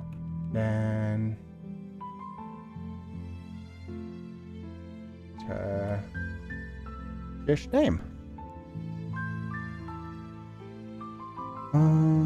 Oh, gazelle. It means baby gazelle. Aww. That's so cute. Okay, so it means gazelle, not deer. My bad. I didn't know Jaylan meant deer either. But yeah, gazelle. Thank you. Yeah, I just looked that up on my end as well. So, still a very cute little creature that bounds around. For some reason, I was thinking antelope. Yeah, I definitely said like deer early in the day. Constantly switching between 3 languages, so it might be antelope. I thought deer was the same. No, antelope is a different one from a deer as well. Antelopes are the ones that are known for like doing little bouncy jumps. Is a gazelle different from an... I don't actually know if a gazelle is different from an antelope, but I think they're all different animals. But yeah, gazelle. So thank you so much. Gazelle, Giselle. Wait. No. It would be funny though. But no, they look the same. Wait. She has the big turquoise eyes. Wait. What if she's just a different age version? Because Giselle was more like in her mid-20s. And if Jaren's like in her 15, what if she grows into Giselle? Oh. Wait, now you guys have got me theorizing. When we go back to the game tomorrow, I'm going to have my eyes on that shit. Because normally they have the same names too. Maybe Jaren is an ancestor. Maybe? Giselle does live in France about 100 years later. Maybe Giselle's her great-great-great-granddaughter. She did work as like a maid. Well, not a maid, but like a maid servant in like the Boulanger house too. Oh. Wait. We've got a theory now. Jalen isn't in the same timeline as Michelle. So she can't grow up in Giselle. But she can be an ancestor. She could be an ancestor, or it could just be like... It doesn't necessarily just have to be Morgana that like makes people reincarnate. There could be a general reincarnation thing going on as well. She was an Abigail. Thank you. Yeah. No, like a house servant. She was a merchant before, Giselle, I mean. Yeah, her family were merchants. Oh, you're right. Her mother and her father ran off, and then it was just her mother, and her sister, and she needed to make money. I could see the family. Oh, wait. Whoa. What if Gratien and Jeren ended up... Nah, it's too much of a stretch. I could see Jeren being like an ancestor, though. They do have the same eyes, if I remember correctly. I'm going to need to look at it again, but I think they both had like those nice greenish, bluish, turquoise eyes. What if they smashed? I could see it. Giselle was a merchant, then she became an Abigail for Michelle's father. That creep. Oh, so she actually was a merchant herself as well? She just fell on hard times. I thought it was like her father ran away with stuff, and then she accidentally birthing a new Father Moru theory in the year 2025. Meanwhile, Hanada Sensei is just like listening in like... No. Man's cooking too much. Get out of here. Anyway, okay, what page is this? Save as. This is scrap page 2. Oh shit, yeah, we have 2 more of these. I've just been very slow. Okay, page 3. Boom, boom. Boom, boom.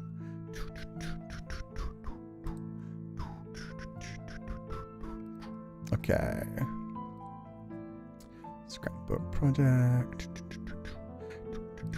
Weekly. So we did Monday, Tuesdays. Now we need Wednesday, Thursday, Friday even. Oh no, just 2 Thursdays. That works. Boom, bam, bam, bam, bam, bam, bam, bam. Fear bonding I really loved. That gave me so many interesting things to talk about when it came to like psychology. Even though none of it was intelligent. It was all just observations. But it was fun. By Sweet Carol. Or Hanada-san could be like, I could add that to the new game. Nah, Hanada-sensei wouldn't do that. Hanada-sensei always has his own things cooking. I only recently found out that there'd been like a bunch of extra stories that he continued to write after the game's release, just as like gifts to the fans. He would ask like, okay, which characters do you want more information on? And then give them like after stories, bonus thoughts, which is really cool. Into the new game? Yeah. I wonder if are those the ones that are collected in the Dreams of the Revenant edition? Is those the additional stories, or are the additional stories something else? Still need to watch Fear Bonding stream because I fell asleep midway. Fair enough. It's fantastic. Hanada Sensei, please don't judge us. We're just small creatures. True. Love the comments Hanada Sensei leaves us. Yeah, no, it's incredibly sweet. Don't perceive our foolishness. Yeah, we just be burning down the kitchen. It's silly. Fear bonding was super fun, and now we're just eating the stories. Yeah. Okay, fear bonding. What images, what stickers should I use for this? I feel like this is more of like a Feileacan kind of one.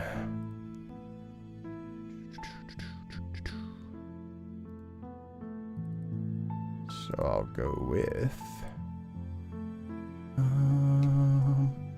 Cú reading.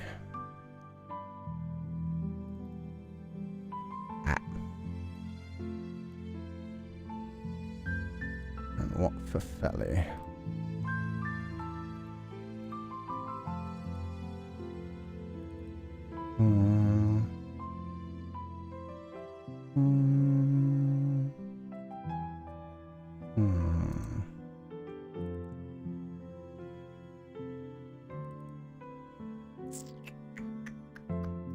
Maybe the throne. I've not actually used the throne one yet.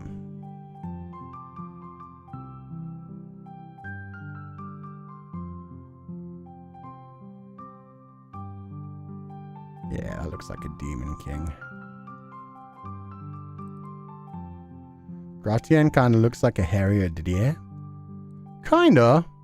Didier's got that very short hair. I think that's just because they're both big old hulking muscly men. I remember when I first saw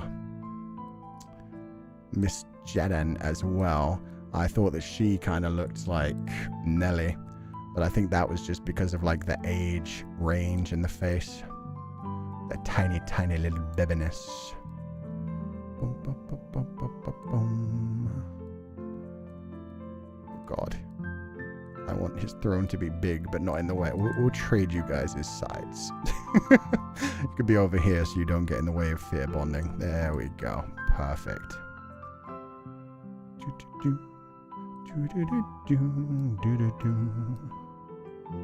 Perfect. There's my babies. Didier is way more handsome than Gratien. How dare you? Gratien was sexy as fuck too. Still need to watch fear bonding. If you're seeing this, I'm sorry for my poor ass role playing. I tried my best. You're doing great now, don't worry. I haven't seen those 2 streams yet since I was busy with work. We'll watch this weekend. That's a while away. Hope you have a good time. Loved how we could analyze the psychology of the main characters in that game and be happy for them at the end. Yeah, even though we knew it was toxic and murderous and evil, we were still like, wow, good for them. Good for these murderous sick fucks. We're all silly around these parts. Also, fear bonding was the toxic yaoi Pupals didn't know we needed. Yeah. I thought it was just going to be a silly, quick, like 1 hour run through. We took 3.5 hours on that game because it was so good. There's parallels between Jaren and Morgana, then Jacopo and Gratien. And then we tie Morgana and Jacopo back to Giselle and Michelle. And yeah. I know the sensei definitely did all of that on purpose too. Since it's Father Moru, I'm not sure we can trust Gratien. Oh yeah, we definitely mentioned that. We very much mentioned that Gratien is probably going to get stabby stab with our baby boy, Jacopo. Didier's stubble and mildly shitty personality. To be fair, if you got cucked by Amy, you'd probably be pretty stabby and shitty too. Did you see Amy? Did you see the freaky shit she was into? I wanted Amy to torture me.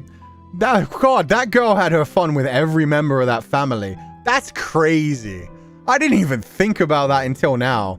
She had her like torturous shit going on with Michelle. She was sneaking around with the younger brother while being engaged to the older brother, probably getting smashed by all 3.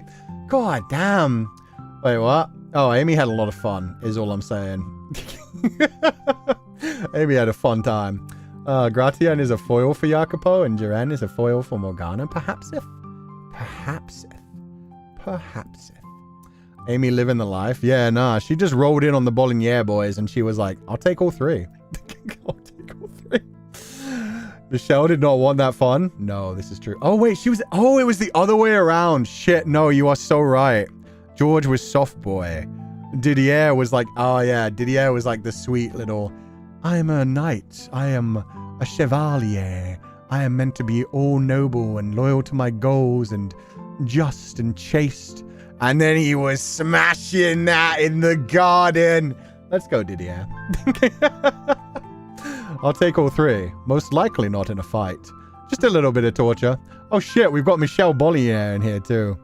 Likes the dark. I hate her. That's okay, Michelle. That's fine. I'll take Amy. You don't have to worry about Amy anymore. Amy has more rights in her than a state fair. Yeah, so many different games that she played. I'd shamelessly plug my favorite book series because of the Got with the Whole Family, but I got called out last time. True. Although good to know that book series also has that. God damn. It sounds like a wild time. Okay, fear bonding. Jesus.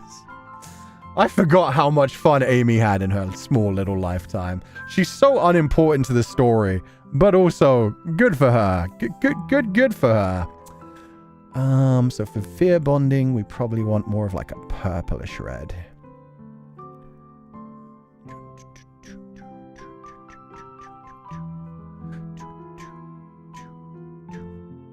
Oh, you can't really do purplish red. It's pinkish red or purple.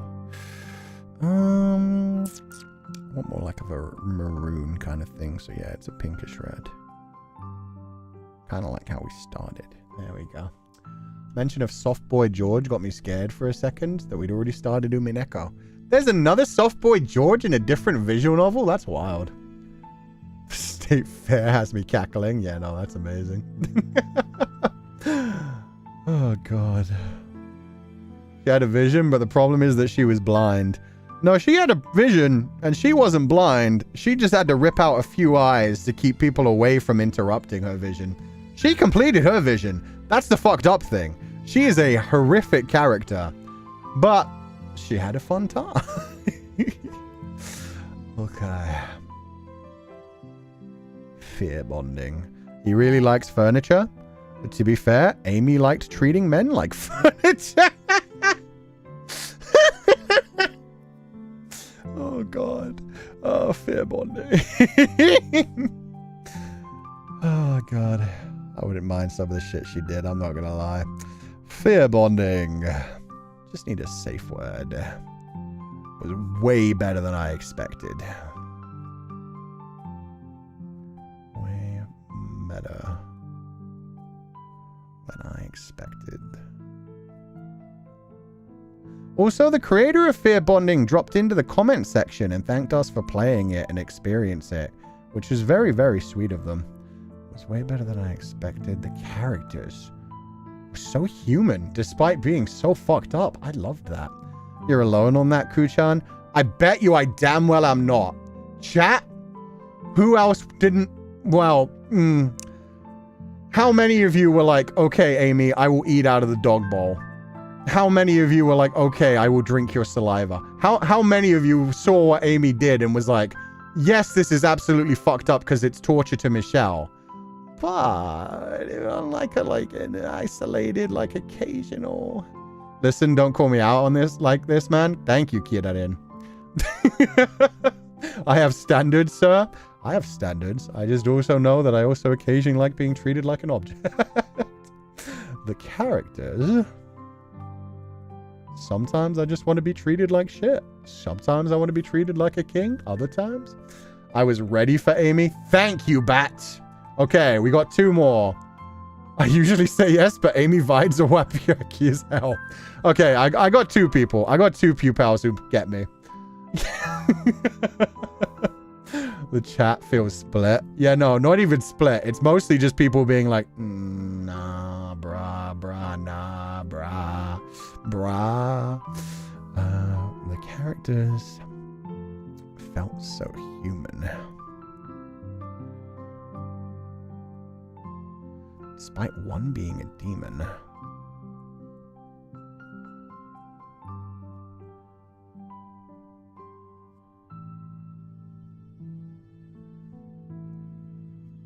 And the other...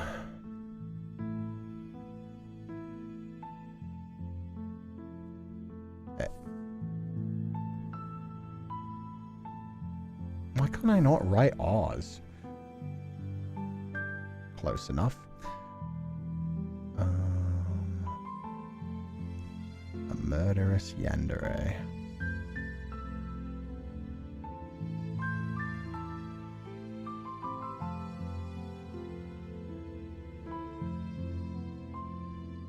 We analyzed some of their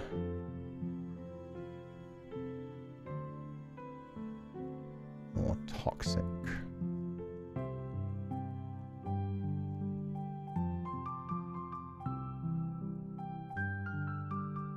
elements and realized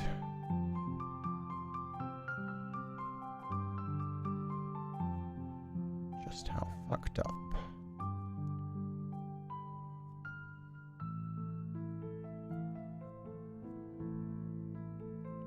both of them are.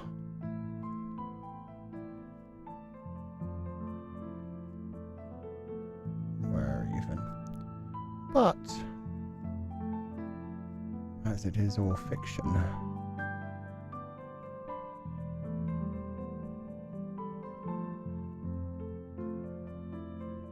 we also couldn't help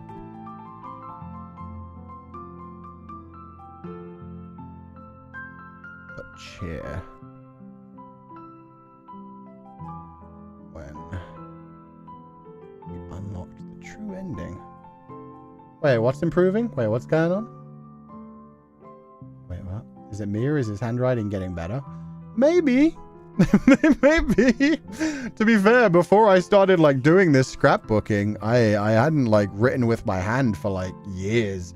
There was genuinely like a good period of about 5 years, I think, where the only time I used a pen was to sign things. So it could be it's slowly getting better. We couldn't help but cheer when we unlocked the true ending.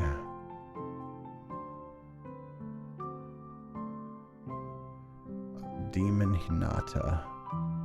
Spoilers for anyone who doesn't want to know the true ending. Feel free to look away for like the next 3-5 minutes maybe. The Demon Hinata. Taming. Yandere.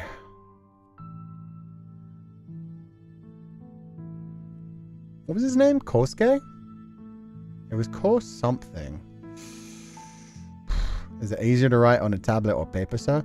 I think paper because it has a bit of resistance, so it feels a bit more tactile. It was Ko something. It was Kosuke? Thank you guys. I thought it was Kosuke. Taming the Yandere Kosuke. To become his hunting dog.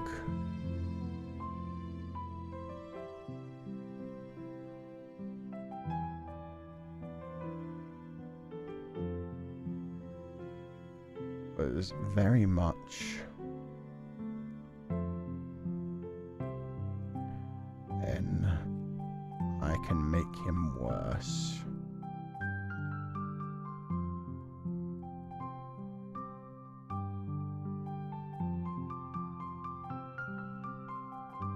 Dynamic. I can get behind.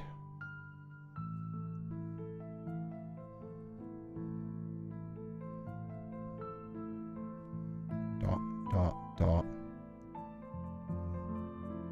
Or let behind me. Dot. Smiley, side smiley. The sewing kit one was good too. Sewing kit was kind of like terrifying, honestly. There we go. A freak yandere pining with a freaky demon. Let's go. Yeah, it was a good time. Felt for Kosuke, not gonna lie. Kosuke needed a lot of therapy. But yeah, he was a good boy. He might have been able to come back. He had been killing pets since he was a child. I don't know if he could have been redeemed. But it was fun in a fictional setting. Really need to rewatch the VOD. I was conked out for a solid 30 minutes before the true end. Oh, it was amazing. It was such a nice build up to everything too.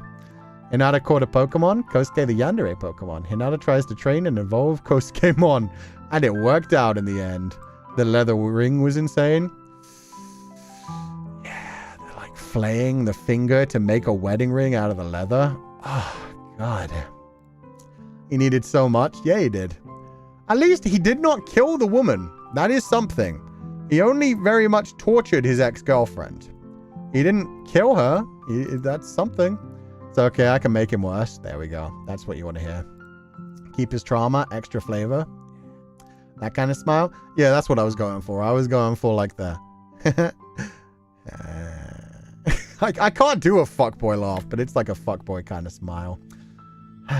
Wait, I missed the true ending bit? Oh, I hope you enjoy it then.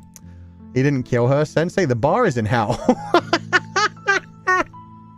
Yeah, no, 100%. It was very much a case of, well, at least he didn't kill his ex-girlfriend. He only tortured her and like continued to stalk her for a tiny bit, just a few days, and then he moved on. So that's something. Some children can, but some have conduct disorder, and there is not really a lot can do. Yeah. Man was a psychologist. The call was coming from inside the house. Yeah. There are some things that just aren't curable. They're only they're only able to manage, is what I'm trying to say. There are just things where it's like, it's just a difference in your brain chemistry. And, you know, for some things it's okay. For a complete lack of empathy and a sadistic desire to do harm and torture others, I don't know. I do know that there are a lot of like psychiatrists who like meet some patients and they're just like, oh, you're way the fuck beyond me. We need a more advanced psychiatrist. Maybe because we distracted him at the right moment. One track kind of guy. Yeah, probably. We probably saved a woman's life with our demonic tendencies. Good for her. Singular step in the correct direction. And crimes. Truly delightful. Love my... Oh, it reminds me of my own handwriting back in 4th grade. I will take it. I will take it, even though that feels kind of backhanded. It reminds me of my handwriting before I learned how to write clearly. I thought he was going to cut off his ring finger so like Hinata couldn't marry anyone else and Kosuke could keep the ring finger. No. Kosuke just like, he cut all of the flesh on his ring finger like down to the knuckle. So like from the first knuckle down to like the second knuckle on the ring finger, he cut off all of that flesh. And then what he was going to do was like tan it and turn it into leather so he could wear it as his own personal ring. So it wasn't that he cut off the finger. He just like removed the flesh so that that would always be a missing bit of flesh for his finger. So that, you know, he would always feel it. That was his ring. And then his ring was just like a leather ring. And he'd probably just tell people like, oh yeah, no, it's just a leather ring. Like it's a sign of my relationship. My boyfriend gave it to me. And just not say that like it's made out of their fucking finger. The bar is in the 9th circle and literally having a somewhat chill situation with Lucifer. The situationship with Lucifer? Okay. Okay, that's just rude, Kidadi, and that's not backhanded. That's just full on, this man can't write. God damn it. Sensei, sign for us then? You said you could sign? No, I didn't say I would sign. I said I could. You have to pay for my signature. I am a celebrity, I'll have you know. My signature will appear on merchandise in the future. It's going to be on the Asayuru cards that come. Was I allowed to say that? Shit. Say it out of love and affection to someone else who had had bad handwriting? Fair enough. Ignore what I just said, and let's move on. What color should Buy Sweet Carol be? Maybe yellow? Yeah, like a nice rich gold. Yeah, like a nice antique gold. It's okay. They'll be saying what's coming with the stuff soon. I just have to pretend I didn't say it for a few days. It'll be fine. Yeah, that's a nice color. That's more of like an orange, but I'll go with it. You said nothing? Thank you. Perfect. Yeah, I think that's my first Felly Holland, actually. I think that's my first slip up. That's okay. I don't think they'll mind too much anyway. But yeah. Buy Sweet Carol.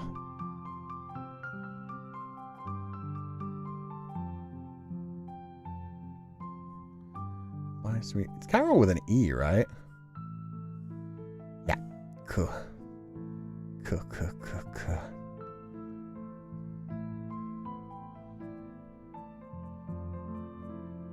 Buy Sweet Carol has been a treat so far.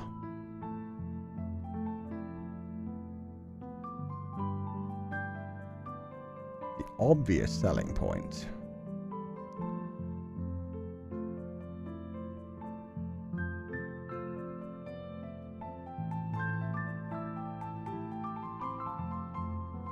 Is the hand-drawn animation. I saw something that really annoyed me the other day as well. I saw people like trying to say that Buy Sweet Carol was AI, which really aggravated me because the creators are very like upfront about the fact that they like hand drew every single animated frame of the animations. And it was kind of rough that somebody just like started spreading the misinformation. They were like, oh, it's AI art. And when people called them out and was like, wait, it's AI art? Wait, no way. How did you figure that out? And they were just like, oh, can't you tell? It looks like it. It's clearly the Disney art style. They must have just fed it into an AI algorithm. Zero fucking evidence. But that had already gotten like a couple thousand retweets. People were already sharing it and being like, oh, stay away from this game because it's AI art, when they literally went out of their way to hand animate all these things. It's so disgusting nowadays that people can just say shit like that. And ugh, there's no evidence. Yeah, no, exactly. Zero evidence. It was just like, well, that's an AI art style.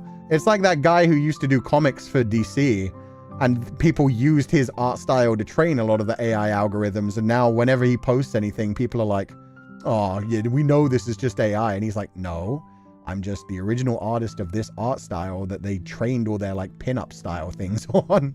That must be so, pissing off. Like, just to be like, oh, that's an AI art style. And it's like, no, it's my art style that they literally stole because it's so attractive.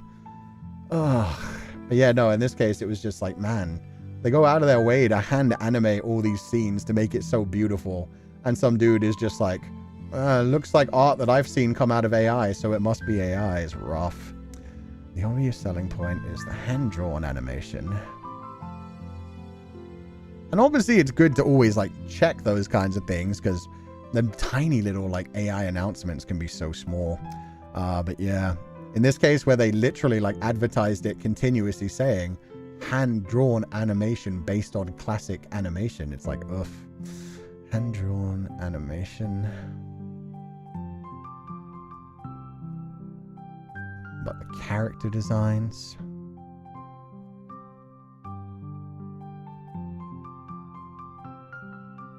That's not an A.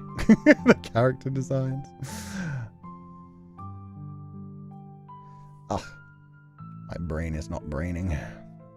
Character designs, music, sound design.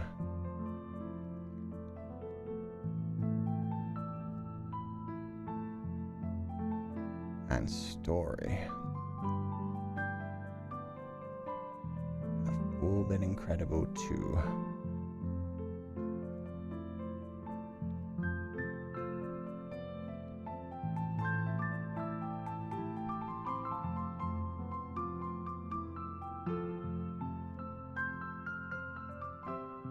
Had the biggest jump scare, and that was crazy.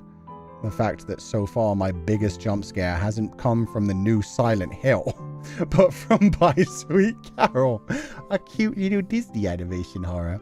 I had the biggest jump scare.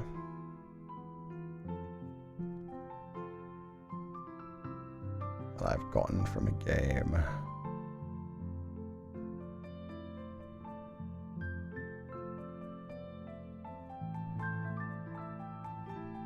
Or from.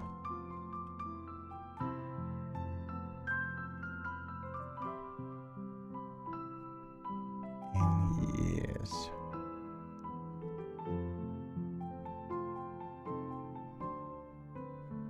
When the rabbit woman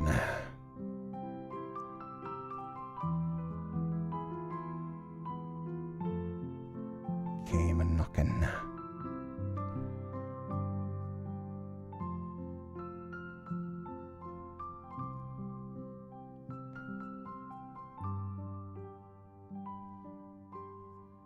Can't wait to see where the story takes us.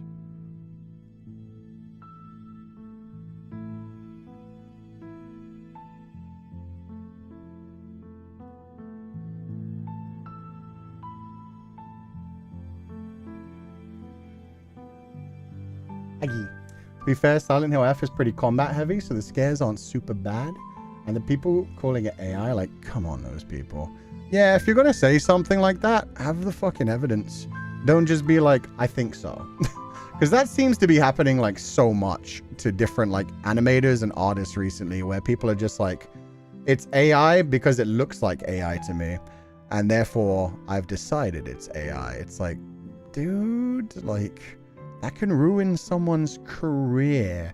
If you say like, is this AI, you ask, like, that's one thing, but just straight up being like, oh, this is AI slop to somebody who's worked their asses off to like draw something is so disrespectful. Ugh. Okay, that's page 3. Now on to page 4.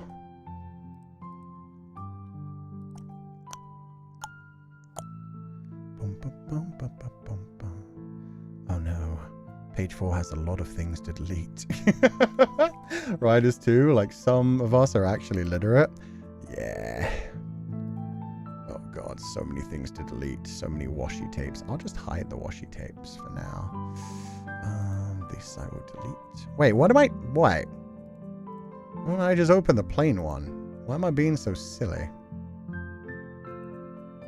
Ku-chan. There we go. Don't know why I did that. They're going to be started on AI on the writing world, having to deal with people not knowing the difference between your and your. I hate that people are trying to convince each other that using M dashes is a sign of AI writing. They're like, oh, if you use an M dash, it's clear that it's AI writing. The AI tools love doing that. And it's like, no, M dashes are lovely. They're so good for like using during dialogue and shit. It's more of a like young fiction kind of thing, but still, I hate that. Yeah, M dashes are nice. It's really good for like cutting off words or like making it feel more natural and easy to read. You'll take M dashes from my cold dead hands? Exactly. Leave M dashes alone, damn you. Okay. Scrapbook project weekly. So now we've got Friday and Saturday. I have much to say about Silent Hill F. Bum, bum, ba, dum, bum, bum, bum. Ba, bum, doo, doo, doo, doo, doo, doo. I'll switch sides this time, just to confuse people. Gotta keep people on their toes.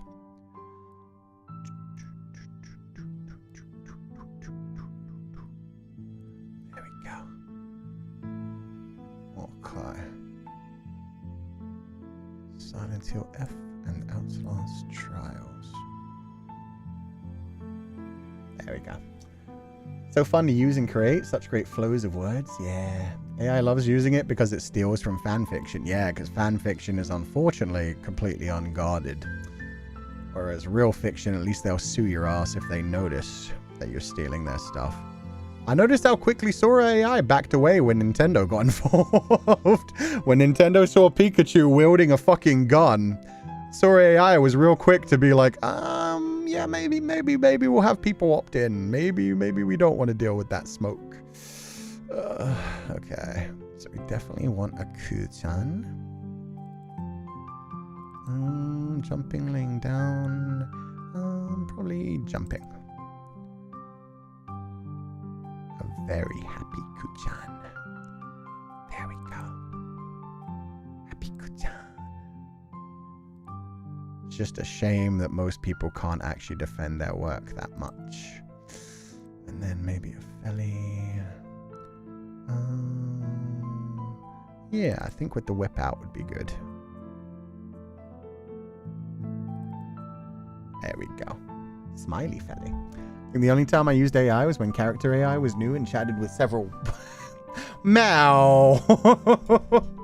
Mal, come on. You can't be that horny on main. Not the character AI. Some of those adverts are fucking disgusting as well. I don't get how YouTube went through an adpocalypse and somehow they've allowed like some of these adverts where it's like the little sister, I don't even know her name, the fucking little girl from Ben 10 is being used to sell the sexual AI chatbots. And I'm just like, what the fuck are you doing, YouTube? Like that, what the shit, my dude? Seen that like showing up on Twitter. People have been like, yo, I'm getting an ad for a sexual chat box that uses Gwen from Ben 10. Like, dude, those ads with the AI chats are so ugly as hell. Yeah, it's, they're getting paid for that? They're taking money for that? Christ on a bike.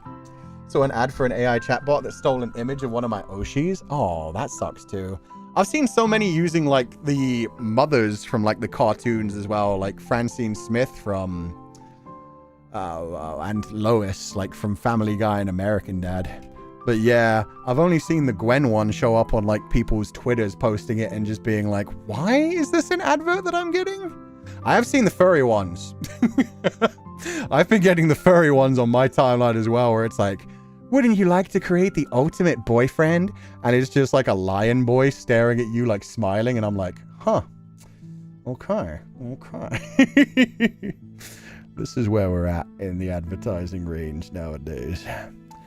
Outlast Trials. I'll go with like a pale greenish for this one. One that looks like a TV screen. So dark but bluish green.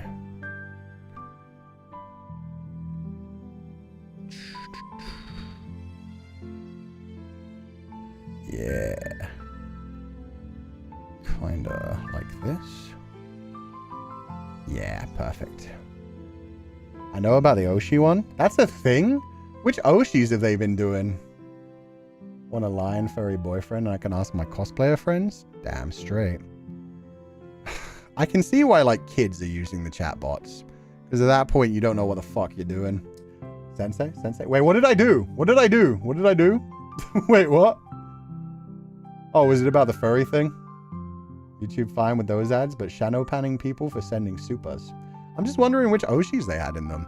Because some of the Oshis are big enough where they could straight up, like, sue the shit out of them. I heard what you said about Blythe Elden Ring. Oh, that's what you guys were jumping on me about. Yeah, no. I don't think those are aimed at, like, specific people.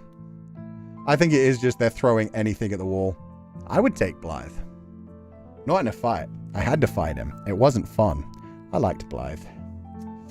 Critical Role has a lion character now for Campaign 4. Oh, yeah. Don't get me started when they use VTubers, because I've seen they use a lot of indies, unfortunately. That shit's gross. Okay. Outlast Trials.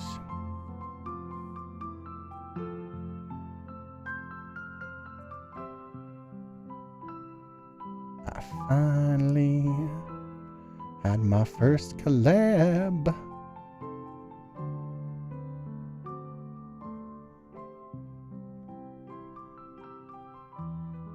On the channel and not just an open server.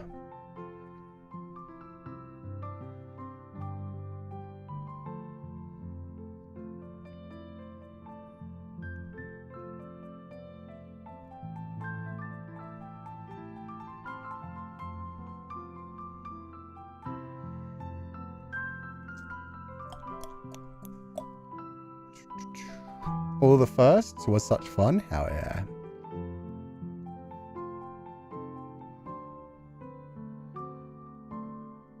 Zanny was as sweet as ever.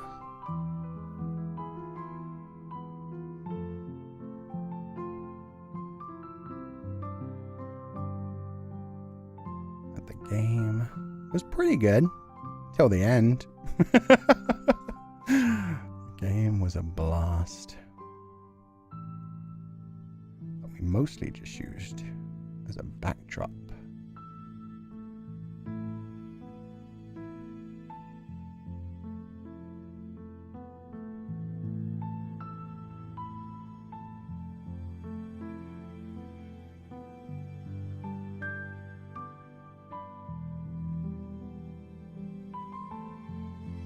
Chat. To hang out.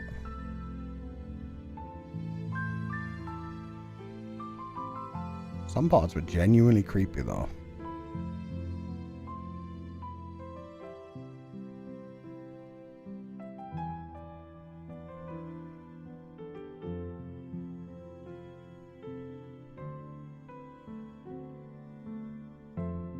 It's just a shame.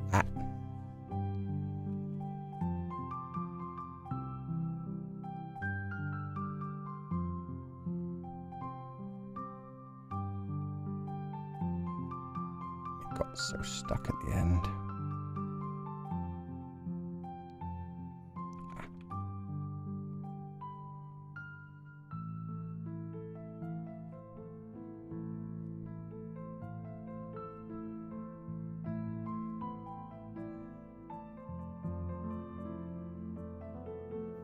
Perfect. It was a fun collab with Zanny? Yeah, it was. It was a nice time. Curious, do you use the mouse to write? If so, I'm jealous. No. No, I do not. This comes up every week because people are like, oh man, that handwriting. If it's with a mouse, it's pretty damn good. Meanwhile, I'm like, no, that's my handwriting on a tablet. Sensei the Trap Collector. Seriously, that was freaking weird. I don't think Zanny got hit by a single one of those door traps. I got hit by so damn many. Collab cherry sounds so wrong. I mean, that's on Zanny. Zanny straight up said he popped my collab cherry, so...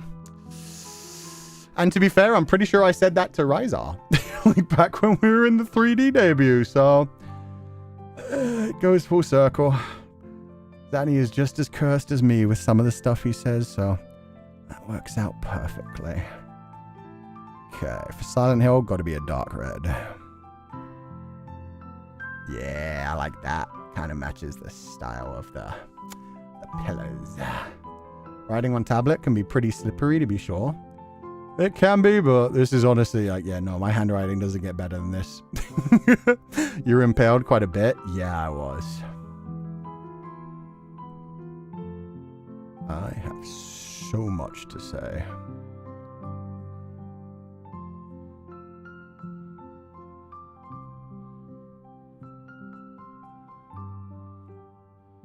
About the first ending of Silent Hill.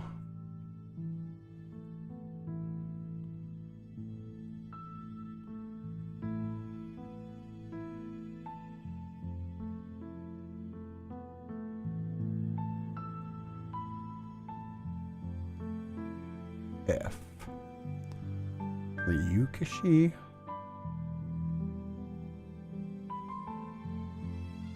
07.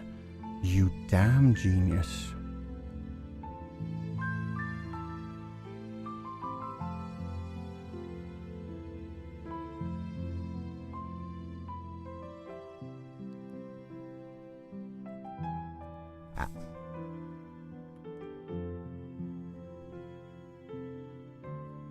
It was me worrying. The first ending.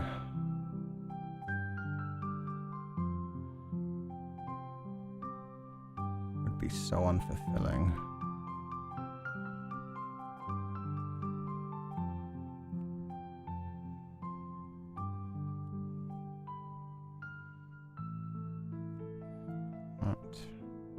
Wouldn't even want to come back next year.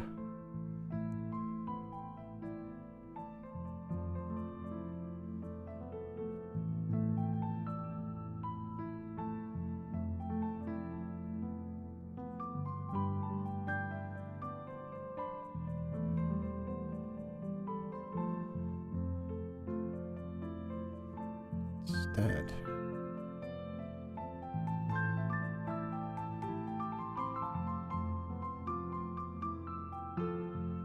ending was so good. Good enough. So good. Came close.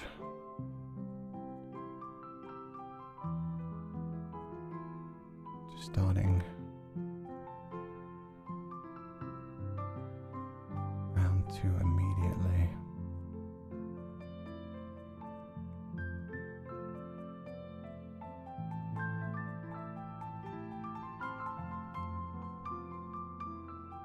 Spoilers for Silent Hill F coming up, everybody. Gotta go nuts for a bit here.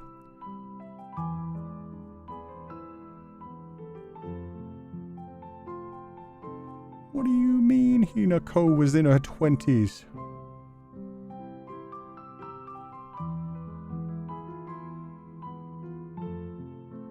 Nah, that's too much.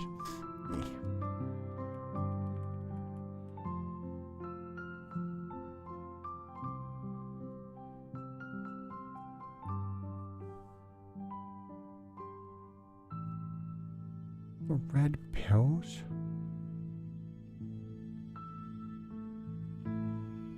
Being a bad ending thing?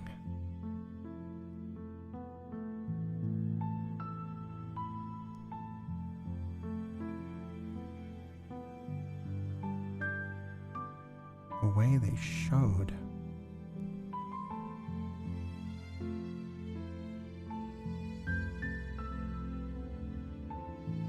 Losing grip on reality.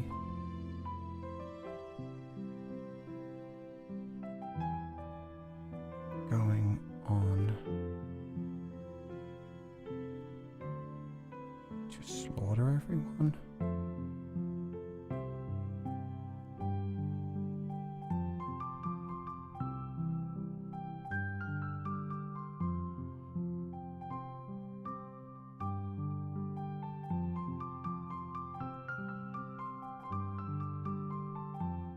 that was the full game.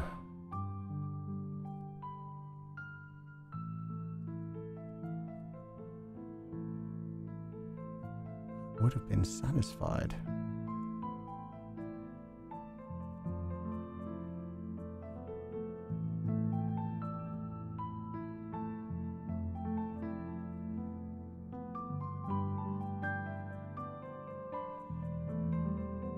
The implications.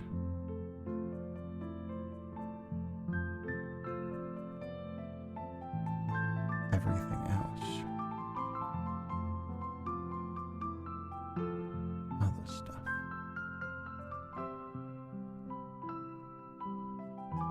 Kotoyuki.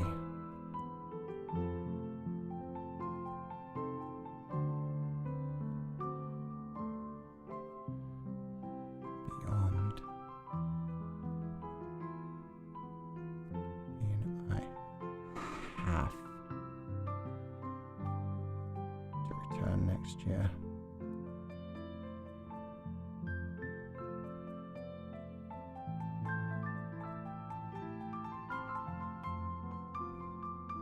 God, that was so good.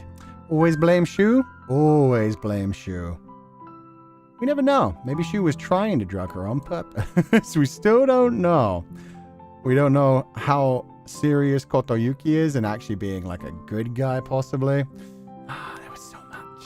When in doubt, blame men. No, that's what I loved about it as well. They were actually kind of nice about Kotoyuki himself and possibly about Shu. I don't know. We'll see. So many more Meebers. May need more stickers. Maybe make more posters. Okay. Can we make the annual Silent Hill playthrough tradition a real thing? Not just with Silent Hill Alpha, but with the entire game series? Probably. I mean, I know they're already working on another remake from Bloober Team. I don't know if they're doing a remake of 1 or 3. I'd like to think 1. I'd like to think next they're going to do Silent Hill 1 and then they're going to do Silent Hill 3 immediately afterwards for obvious reasons. That would be great. Bloober Team did really good on the Silent Hill 2 remake. I could definitely do like Silent Hill 2 in the future. And then we're definitely doing Project Crimson Butterfly. I forget what that's called. Crimson Butterfly Project. I don't know. The one with the camera obscura. The one where you take pictures of ghosts. We're doing that next week for sure. Next year. More open to the idea of playing Silent Hill F yearly if it means we get to play it for 3 to 4 more years. Hell yeah. And probably number 2 as well. Fatal Frame. Thank you guys. Project Zero. Damn it, that's the name. Yeah, versus the English and Japanese name. In your restless dreams, you see Hinako. Yeah. With a giant bloody metal pipe. God damn it. Oh, wait, I like that. It's nice. If we could make Silent Hill in general a yearly tradition in the classroom. Silent Hill is one of my favorite series, so we definitely could. Kotoyuki is giving victim of the system who became a perpetrator, but guess we'll only know in a year. Yeah, I'm not sure if he even became a perpetrator. That's the thing. With the things he was saying, even at the wedding, it's quite possible that he genuinely is just a nice guy. And like, I get the idea of like Hinako finding out like, oh, you gave my father money to buy me, essentially. But if he just saw that as like, oh, this is my chance to repay her, and like, I'll marry her. No. Actually, no. I regret it. I regret it immediately. Yeah, there is immediately a power imbalance in that point, because then he has bought her. Even if he wanted it to be a romantic wedding up to that point, as soon as he did that without first talking to her about it and just, yeah, no, he should have just stolen her away. Fuck, yeah, no, that ruins everything. Even if they had been sharing like romantic letters and really in love, if then he suddenly rides in and is like, oh, by the way, me and your dad now have an agreement where I've bought you. Maybe it wasn't him buying her, but his family, maybe. The road to hell is paved with good intentions. So, yeah, it's probably one of those kinds of things where he was like, oh, but I love her. This is a way for me to save her. And if she doesn't want to marry me, she doesn't have to. I've just, like, paid for the right to. But she wouldn't see it that way. She would still see it as, no, you bought me. That's what you see me as, an object. You didn't talk to me first about this. You didn't ask me if I want to run away from you. You didn't have to give my dad money. Fuck my dad. We could have just run away together and been happy and watched them starve on the street. I wouldn't give a shit. I've told you multiple times I hate my dad and mom. Ugh. I think Kotoyuki genuinely loved Hinako and just gave the father money to help. Yeah, exactly. That's what I think it is. I think from his point of view, it genuinely was just, I love her. If I don't give him this money, he might sell her to someone else, essentially. I will give him this money so that I can be the one who marries her and protect her, but he still paid a fucking price for a girl. And so yeah, even if she did like actually genuinely start to love him up until that point, it was very much a thing of like, how the fuck am I ever supposed to trust you? Maybe he just wanted to get the dad's approval. Yeah, it's one of those things again where it could just be like a communication thing. Might be a dowry, could it not? It could essentially be a dowry, but that's what I'm saying. If he didn't talk to her first, he's leaning into the patriarchal standards. He's leaning into the, well, I paid the dowry. You're mine now. It might not be a thing of like, oh, I agreed to marry you and then I gave you the money. It was 100% her dad telling her, no, this is the best thing. Don't you see? This cures all our debts. We're doing it. Like, so yeah, it was immediately like a discussion between the men. It was no longer, oh, Kotoyuki loves you and wants to marry you and he's offering you a dowry. It was, Kotoyuki offered me a bunch of money. I'm selling you to him. Anyway, get the fuck out of my house. Probably didn't even help. Kotoyuki is forced upon the role within the patriarch with his family, treating him like an adult even as a child. Yeah, that whole like spoiled mother's letters of things.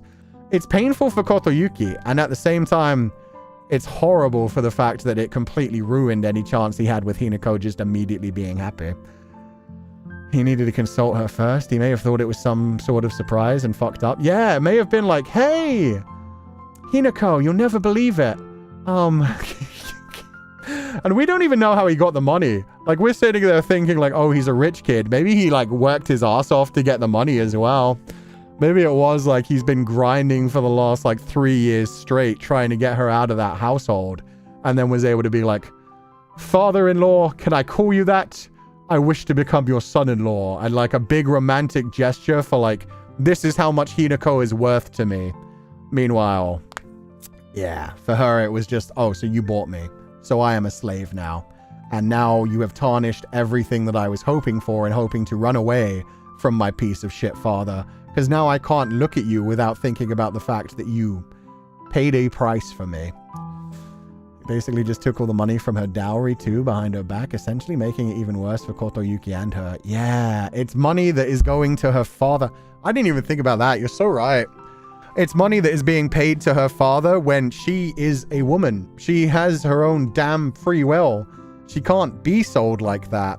So yeah, it could be money that they could have used to start a future together, to support their children, to have a family, to fuel both of their dreams going forward. And yeah, it was just paid instead to the father, who was an abusive piece of shit, so that he can keep living and abusing his wife, her mother. In that case, he's not malicious, but following the conventions of the time, but also hurting her. It's very in theme for the story, yeah. Which would work perfectly for Kotoyuki. A character that it seems like is like, yeah, a nice guy who's trying to do his best, but that makes it perfect for like all of the Fox Mask segments of him being gentle, saying like, I'm here with you. Don't worry, I'll take care of you. This is what you have to do for us to be happy together.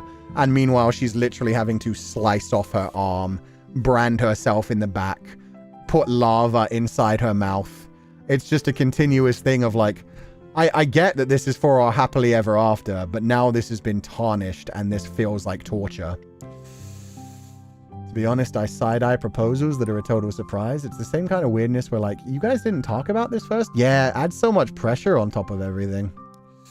But yeah, keep in mind, this is all just like theorizing without actually knowing what goes on with Hinako and Kotoyuki. It's very much like a, oh, if this happened, it's horrible. If that happened, it sucks. And it's like, yeah, we'll find out next year. But man, oof. Literally destroying her inside and out. Yeah. Yeah. Turning her into a different person. She has to literally forget about her childhood ideals to be able to be like, well, I still do love this man. I love this man, even though he kind of like treated me like property to get me here.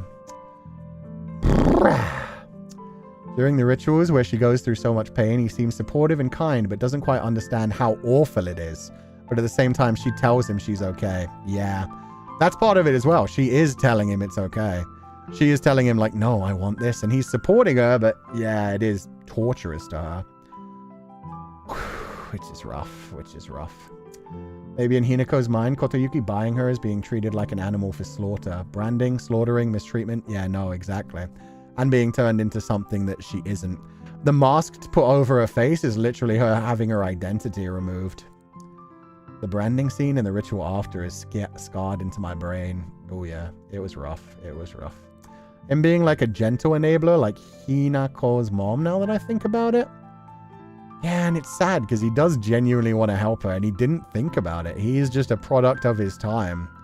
If he just had a conversation with her, I'm sure Hinako would have been like, no. Like, what are you talking about? Give my father money for me. I am not an object to be bought. Don't give that piece of shit a single fucking dime. We will get married because I love you, but as soon as you give him money, it is a transaction and it's no longer romance. Ugh. He shielded her from Sakugo boss fight. I wonder if he ever got in a fight with Sakugo before. That would be very interesting as well. Maybe Sakugo... Oh, because I wonder if Sakugo... Because this was like the old god rather than the new god. It was the god before in Oinari-sama. But the god that like Sakugo's Sakugo's shrine originally prayed to before. I wonder if they're the same like divine bloodline that the marriage to Kotoyuki is supposed to be a part of. Like maybe, yeah. Because they've got like those three families, right? They've got the three symbols when you're walking through the old house. They talk about like the three families that founded the village. I bet you one of them was like the more like religious side of the family. So maybe Sakugo's family is even supposed to be the ones that actually marry into Kotoyuki's family. And maybe that's part of it as well, is she's like, no, you're ruining any chance of this religion ever actually coming back by doing this kind of thing. Or maybe in the opposite direction. I don't know. Am I the asshole? I, 20s male, gave my childhood crush's 20F father money in order to marry her without telling her. That is rough. That is rough. I kind of want somebody to put that on to Reddit stories and see if it ends up getting reacted to by like Shane and Courtney and that lot in Smosh Reddit stories. Because that would be amazing to hear like somebody's take without knowing that it's a video game.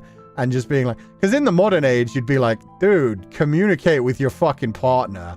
But back in that day, it's like, well, we don't even know like how much they knew each other too much.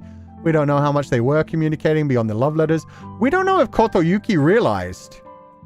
Like, we don't know if Kotoyuki was actually telling Hinako, like, oh yeah, by the way, like... I'm going to start talking to your father. For all we know, it was a complete surprise to her and she was just like sharing these sweet love letters with a boy. And then someday her dad said, oh, by the way, I sold you, you're getting married. Without even realizing it was the same person she was sending messages to. Wouldn't be surprised. And that would be like a double whammy of like, oh, so I love somebody and I'm being sold off. And then going to like Kotoyuki and probably trying to send him a message and be like, Kotoyuki, my dad's an absolute piece of shit. He sold me to some horrible, creepy monster who just wants to buy me and use me. And then Kotoyuki's like, oh no, that was me. It's okay, Hinako. I'm the one who paid. So it's okay. Well, our loving relationship will still go on. And then she has to like combine those two things in her mind of like, oh, the creepy old man who paid money to marry me and essentially treat me as an item is also the man that I thought that I loved. Does he not understand that I'm an individual who deserves respect and like actual to the treatment of humanity? Like, oh God, oh God, oh God. Rough. Wouldn't be surprised if the only reason Kotoyuki was allowed to marry her was if she was also related to the religion and Sakugo's family is usually the officiators. Could be as well, yeah. Noble families are pretty big on formalities too, so Kotoyuki likely did have to actually ask Hinako's dad for permission to marry her. Oh, 100%. But that's the whole thing. He should have talked to Hinako about it.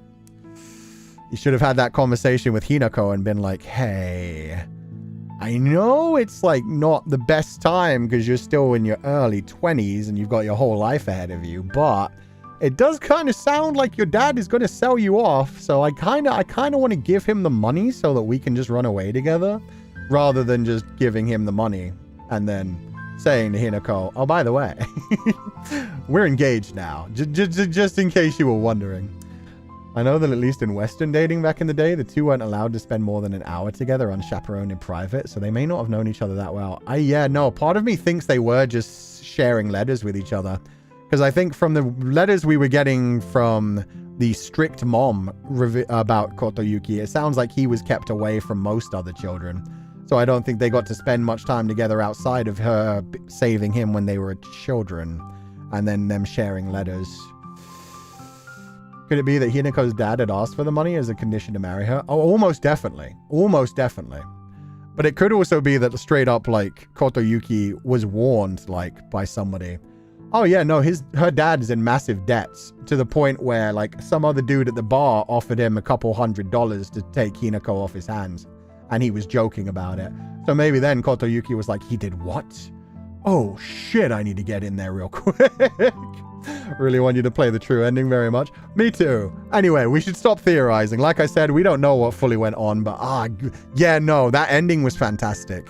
It had just the right amount of like teasing some of the other things that were going on throughout the game and like giving you a good enough ending where it's like, oh, so it was all in her head and she just murdered everyone, which is a satisfying enough ending by itself for me. Honestly. Uh-oh. Wait, did I not save? Oh, I did save the next page. Okay, good. Okay, so I'm not actually going to do the rest of the pages because I've yapped too much today. I was on such good time until we started doing other things. But yeah, what I am going to do, I'm going to share the fan art and the... because I've got cosplay this week. I'm going to share the other things that I'm going to add to the other pages, but I'm just going to like structure them and write about them offline.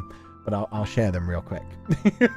More theorizing and lore next year? Hell yeah. I hope we can get all 3 other endings next year. I don't need the alien one, but I want the other ones, like the actual storyline ones. Kotoyuki is actually wearing traditional Japanese wedding attire from his first appearance, so yeah, it was probably their wedding day from the start. Oh yeah, no, we definitely know that. Like, it was definitely the wedding where she finally snapped and just started murdering bitches. Okay. Okay. 2, 3, 4. So I've got these beautiful cosplay images, which, God. Violet Cleland did such a damn good job on this cosplay. So I'm going to have a whole page just on Violet Cleland's cosplay because they gave me permission to share them in the scrapbook. And they look so good. The outfit looks fantastic. And this is all like done by themselves, which is mind-blowing. But yeah, I'll just throw these in here for now. It's freaking amazing. Yeah, it is. Look. It's Feli came to life already. I didn't expect that to happen until like the 1-year anniversary with how complicated the outfit is. And Rock was so impressed with it too. But yeah, for now, I'm just going to save that and I'll properly do it later. That will be scrap page 5. Oh yeah, and I don't have any food this week. Sorry. I didn't get any like interesting pictures of food this week either.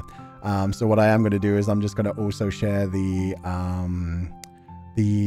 things that I showed earlier. The merchandise from Hakuku that came in, because that was wonderful. And then I think I had 2 more bits of fan art. Yes. So I had these 2. They're both so beautiful. And I'll write some like RP stories about these because that's such a nice shot of like Cú-Sensei. And that's such a gorgeous shot of Feileacan striking such a dynamic pose. So those are so nice. And these were by... The one of Ku as a sensei is by NW Seda. And the one of Feileacan striking a pose is by Sewer Rat. So yeah, both are gorgeous. I will properly attribute those later when I like stick them in properly. That fan art is my favorite. No, I love this one. This one's so cute. The kids look so adorable. The window outside is filled with so much light. I look so soft and adorable. Everything about this is amazing. It's so gorgeous. And Feileacan looks like he's in the middle of doing a ballet here. So that's also incredible. These are so lovely. Yeah, they are. I'm glad we got such nice fan art this week. Yeah, I'll just save those and we'll have those up for next week. Sorry I yapped for so long. we were on such good time for like the first 3 hours of this stream. The first 3 hours went like perfect for Oshiete or Cú-Sensei. And then we just kept yapping. And now I suddenly realized like, oh, it's almost been 7 hours. I keep telling myself I'm only going to do 3 to 5 hour streams. I don't think I'm ever going to do a 3 to 5 hour stream when it comes to Oshiete or Cú-Sensei, to be fair.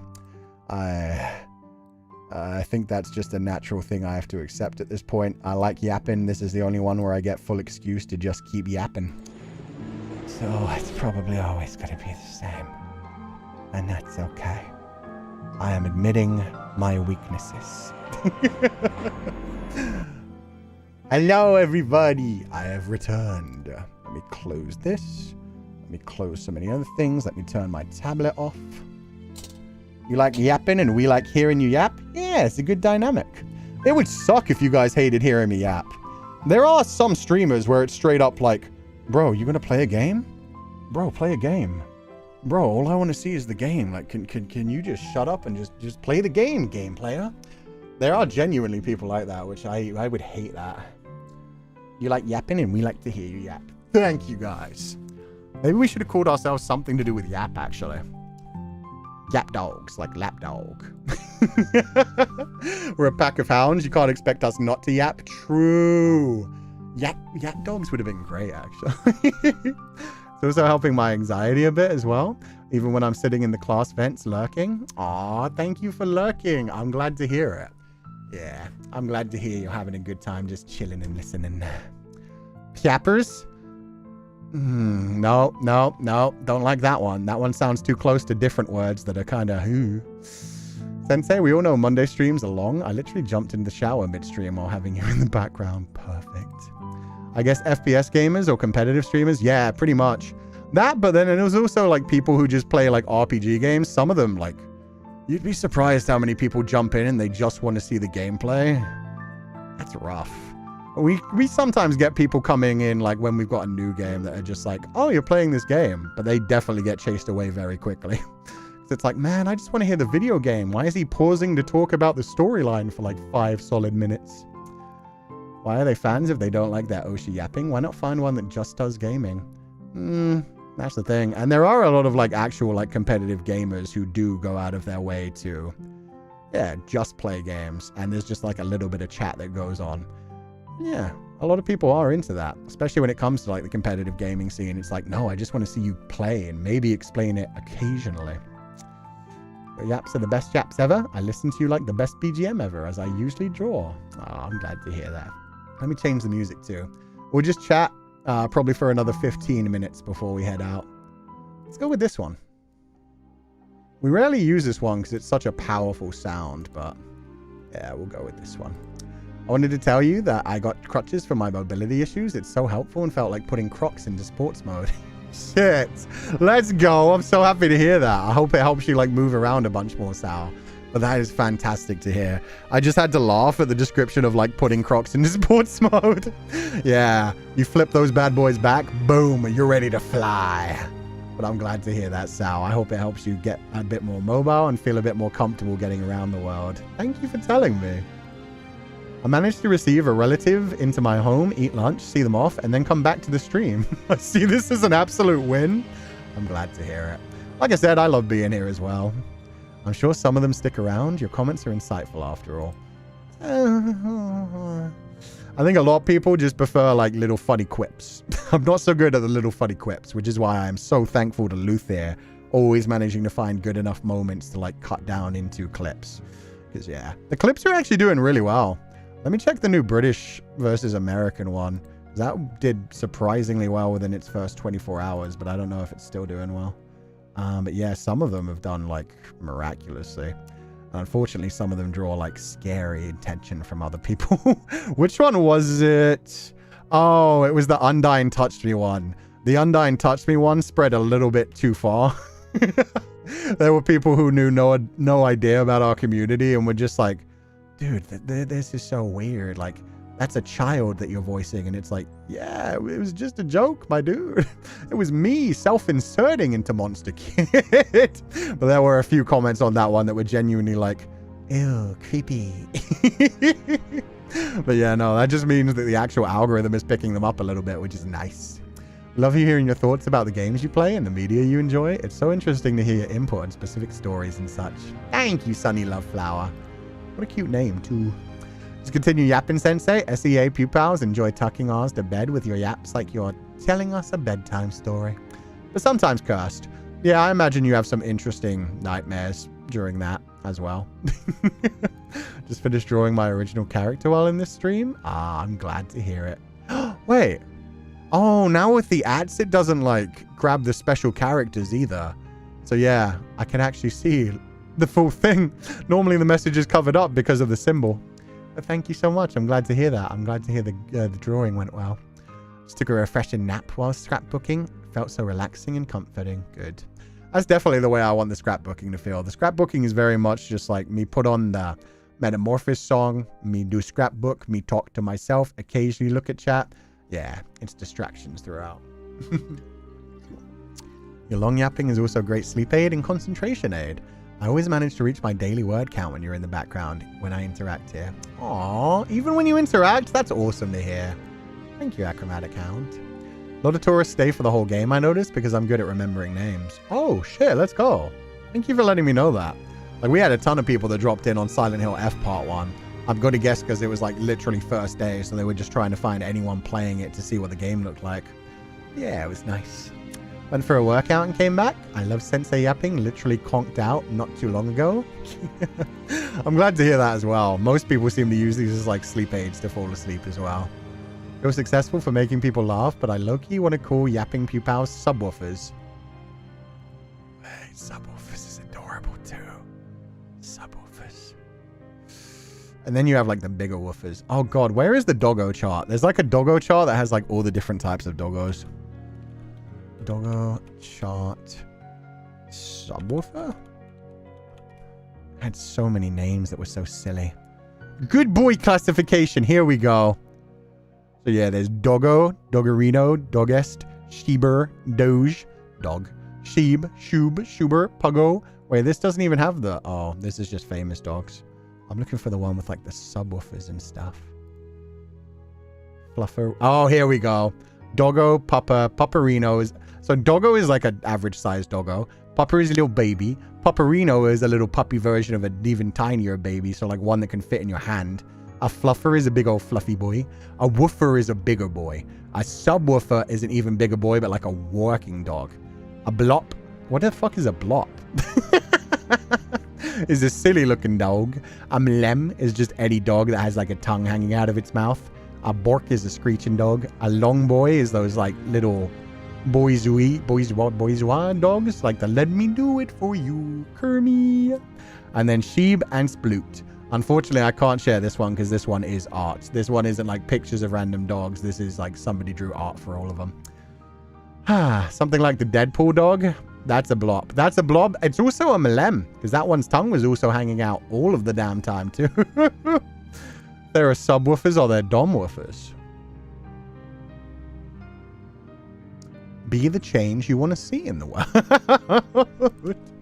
Sensei's voice is perfect for yapping, I'm not gonna lie. If I sounded like that, I'd never shut up either. It's so chill, so calming, so comfy. Like, damn, sir, you're absolute peak. Aww. I can't even reverse Uno that because I haven't heard your voice, but that's incredibly sweet.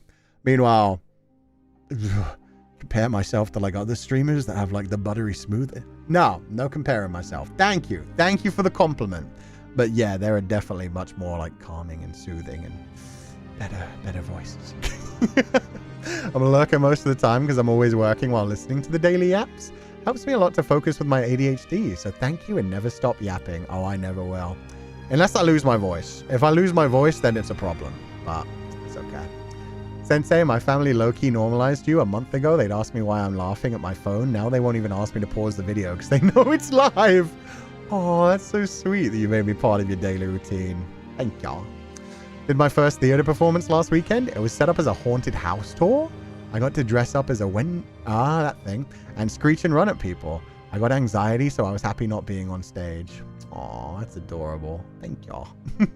I'm glad you had a fun time. And yeah, no, it's always fun to be at a haunted house and mess with people. I love terrifying people. When your voice is so calm and nice, I can even fall asleep when you're playing a horror game. To be fair, if you manage to fall asleep during like Bye Sweet Carol, I am very impressed. Because Bye Sweet Carol, I was very loud during that, and even the game itself. I had that volume down to like almost under half, and yet, man, you can barely hear some of the parts, and it explodes with volumes at the other parts. They're really good at messing with ya. Sound design is really, really good. What would Bear classify as? Ooh, he's the biggest boy. Giant breed, big old floofy. He was a floofy woofer, a woof fluff, a woof fluff. There was nothing sub about him. Just a full old woof fluff, I would say. The biggest, softest, gentlest boy there is. So much hair. Bear would classify as a boof. A boof? That works for me. Boof. Boof is so cute. I have such a warm, calming voice. We love it, so there's no use talking about better voices. That's honestly, yeah, that's all that matters. As long as you guys enjoy the stream, that's all that matters to me. I just feel lucky to be here. I'm blessed to have so many amazing people in our community. Love to hear you yap, whether it's thoughtful analysis or cursed knowledge. It became my favorite part of the day, hence why I wake up early in the morning. Woof ya and everyone. Aw, thank you, chat Sama. Woof you too, and thank you for being part of the community. A boof. A boof. When my grandparents see me watching you, they're like, are you streaming? Yes. Yes, Grandma, I'm streaming. I think that works pretty well, because they probably hear me laughing my ass off at like the things you guys say, and they're like, oh, surely people wouldn't watch somebody else like being entertained by other people. So clearly, my granddaughter has to be streaming. I almost fall asleep and Bye Sweet Carol. That's impressive. Bye Sweet Carol was so loud. Love to listen to Sensei yapping in Silent Hill F streams. So smooth that it makes me less scared. Oh, I'm glad to hear that. Silent Hill F was a fun time. I really like that clip where I'm doing the like, come here, come here. Psst, psst, psst, psst, psst, and then murder. Murder. Grandchild. Thank you, Yumehaya. Thank you. Big fluffy dog. That's not a dog. That's a bear that boofs. A dog, a bear, both. For the first Silent Hill stream, I fell asleep for like the first 15 minutes, so your voice is perfect for naps and relaxing times. To be fair, that one was less abrasive than thing, to be fair. Bye Sweet Carol. Bye Sweet Carol was intense. Get complimented. He can't Uno reverse us all. I could pin you guys to the wall. Do I still have it? Oh, you're so lucky I don't have it. Why don't I have it? I will fix this. Where are you, little Pupal friends? Where is the GIF version? There they are. Is that the GIF? That's not the GIF. That's the pung. Stream assets? Probably stream assets.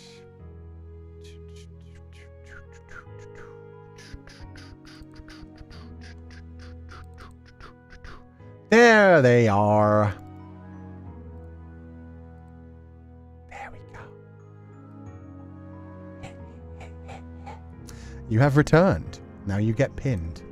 Get up earlier in the morning for stream days? The first time it happened, my mom was like, what the fuck are you doing up at this hour? Perfect. I'm glad to hear it. Yeah, set your alarm to Ku-chan. It'll only give you slightly terrible nightmares. Being pinned to the wall is just uppies and italics. That works. Shaggy because it was the Asgore fight and he kept yelling. Oh. Is that when somebody got woken up? Gotcha, gotcha, gotcha. When you start stream, it's 7 a.m. for me, so sometimes your voice on Monday stream sends me back to sleep. That's fair. 7 a.m. is kind of early. I do not like to wake up before 9 a.m., even though you gotta. Do you have enough tape to tape us all to the wall? I have enough tape that I can just keep multiplying you. I could. It would eventually destroy my computer. But sure. Hell, I could tape you right here. Tape you over there. Tape you all over. Look at all these blinky guys. Look at them. One of them's over my eye like an eye patch. The infinite washi tape? Hell yeah. Washi tape of doom. Now let me delete these before my computer explodes. Remove. Back to the original. We're free. Joke's on you. You can't stop us from complimenting you. I can cry. Oh, it was my mama calling you Shaggy. Shaggy? Interesting. I'll take it. I'll take it. Maybe we should do that as an Oshiete or Cú-Sensei thing at one point.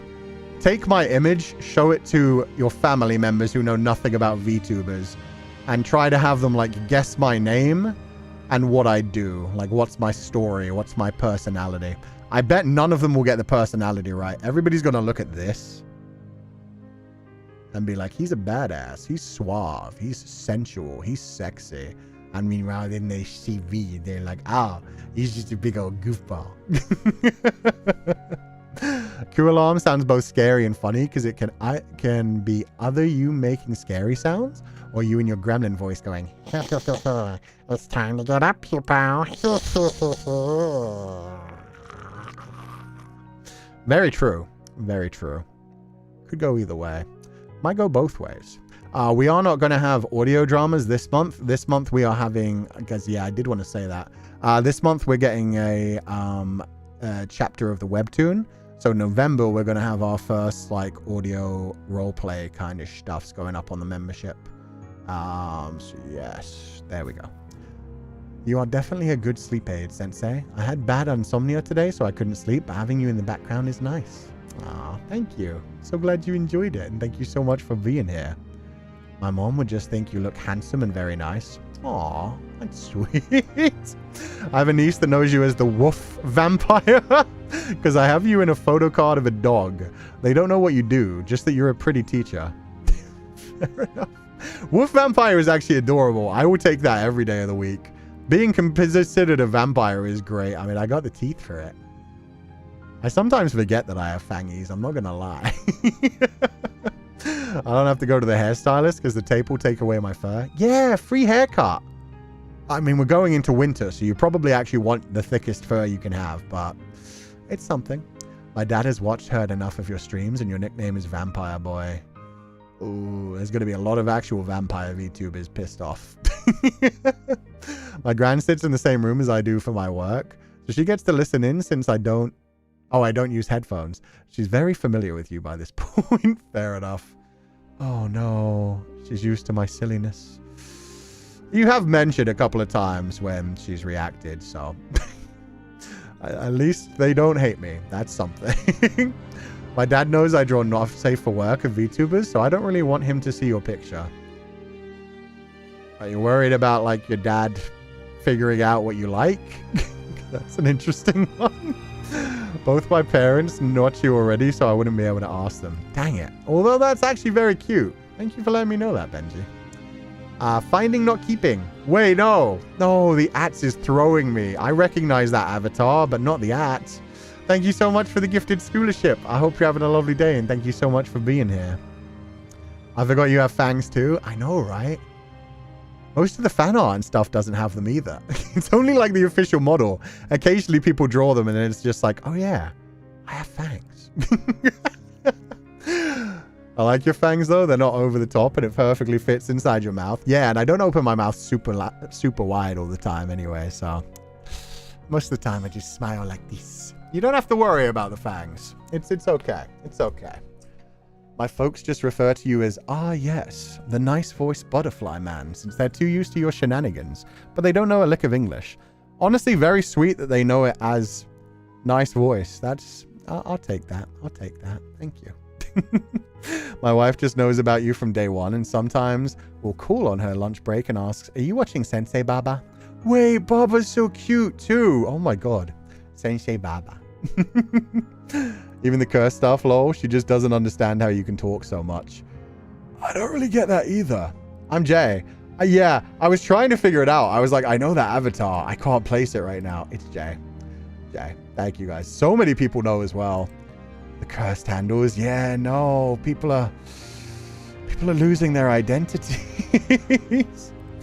Yapped about your streams. I low-key turned my sister into a fan. Oh, that's cute as well. Thank ya. As long as they don't. I feel like the opposite happens a lot as well, where somebody is like really into something and they yap about it a lot. Like sometimes it's like, oh, that's endearing. I like that. And then sometimes it's like, oh, do I really have to hear about this dick again? I'll just tune it out. And that makes you like hate them and never want to see them whatsoever. My mom would say something wild or crazy. She does know what VTubers are in a sense, but she doesn't understand fully. But she would say, let me dress nice for them. Aw, that's adorable. It's like, oh, maybe they can see me back. I'll dress nice for the stream. That's just so sweet. My mom asked me who you are since she saw merch I bought from Hakuku. And all I said was that you're a teacher and your name means butterfly hound in Irish. So technically, she doesn't know you yet. Good. Good. Good. It takes a while. Someday I'll do the love and deep space thing. I'll be like hello, nice to meet you. I am your Pupal's teacher. Parent-teacher conference. That'll be an interesting audio roleplay. I have a whip. Don't question it. My siblings know that you're despite being into VTubers. Oh, despite not being into VTubers. And calls you the escargot guy because of the Undertale thing. They love Undertale. Escargot. I don't remember which part that was. I remember the racing snails. Interesting. Well, thank ya. My Polish family have no idea who I'm watching, but my mom knows you make me laugh and smile, so she's like, I'm happy you're happy. That's honestly all you need from friends and family is just like, okay, you like it. That's cool. And then, yeah, you just hope you don't annoy them too much with your hyperfixation. It was the racing. Oh, right. Threatening this. Oh, yeah. I forgot I threatened to turn Goldie into escargot. That's why I don't play Uma Musume. There would be a lot of jokes about, like, the glue factory or lasagna. They'd be like, well, I don't remember any of their names. Damn it. I think one of them's named Gold Bullet. Well, Gold Bullet, it seems your racing days are over. Time to become lasagna. Maybe when Torio talked about snails. Nah. Bro really forgot the trauma he inflicted. Oh, Gold Ship. Wait, no. Yeah, no, that's Gibby. I meant Gold Ship. Gotcha. Nobody tell him. Yeah, no, I meant Gold Ship. I did not mean Gold Bullet. I confused the two. Gold Bullet doesn't become lasagna. That's my bad. That's my bad.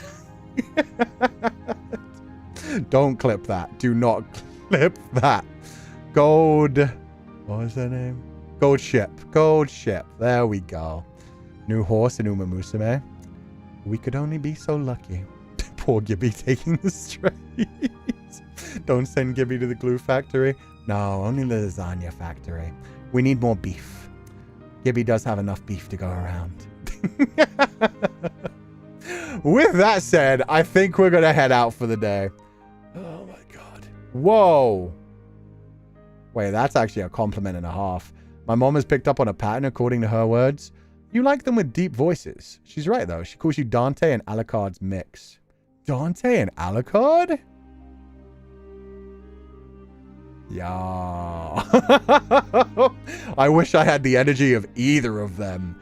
Meanwhile, I'm just a scrunkly. I'm just a silly yapping. I hate the word, but yeah, no, I do be a bit of a boy failure. Okay, but with that said, I'm going to head out for the day. Let's see if I can send you guys anywhere on the way out. Let's see if anybody is currently live. Thank you for the stream. Thank you guys for being here. Sorry I didn't get to finish all of the normal scrapbook pages. We normally get... nope, nobody's streaming. Damn it. That's fine. That's fine, that's fine, that's fine. Bye, Sensei. Eat something? Oh, I will. In fact... Yeah, I didn't finish my dinner. I've got a really nice chicken palm that's half eaten behind me on my bed, which is going to piss off a lot of people. People think it's bad that I like leave my shoes on when I get into bed sometimes. Yeah, I left that plate on the bed. Don't eat Gibby, Sensei. No, it's chicken parm. It's fine. It's not VTuber meat. It's all good. On the bed. It's on a plate. It's on a plate on the bed, but I was like eating it at my desk, which is why I wasn't doing comment grabbing today. And then as you can see, my bed is like right behind my desk. So I was just like, I'll just put this over here. And it worked. Bro, you want ants? It's winter. I won't get ants. Don't worry about the shoes on the bed. I think that might have... No, it's in some of the art. That's like an official point. Look, man. Alcohol is a hell of a drug. Sometimes you don't have time to kick your shoes off. With that said, goodbye, everybody. There's no one to raid. So I hope you'll have a lovely evening. As always, burn bright, my pupils. I will tear you down from the wall. Have a lovely evening. Burn bright, my pupils, and I will catch you guys next time. Bye-bye.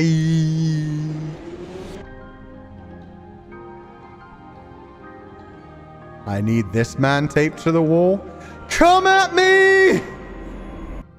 You don't scare me, pupils!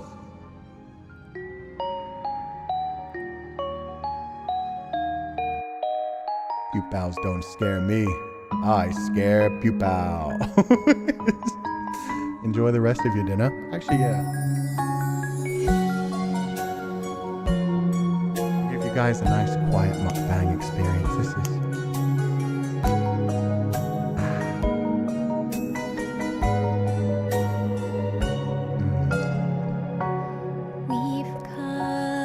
Okay. Bye-bye, everybody. Together. Walked the roads and saw the days go by before we had a chance to find a separate meaning. But I kept searching. It's Indigenous Peoples Day? Happy Indigenous Peoples Day. I didn't know that. Happy Indigenous Peoples Day, everyone. Bye-bye. Thank you, Chat Summer. Direction. Paths they point to you. It took me time, but then I knew that I could not go back. Won't be the same as before.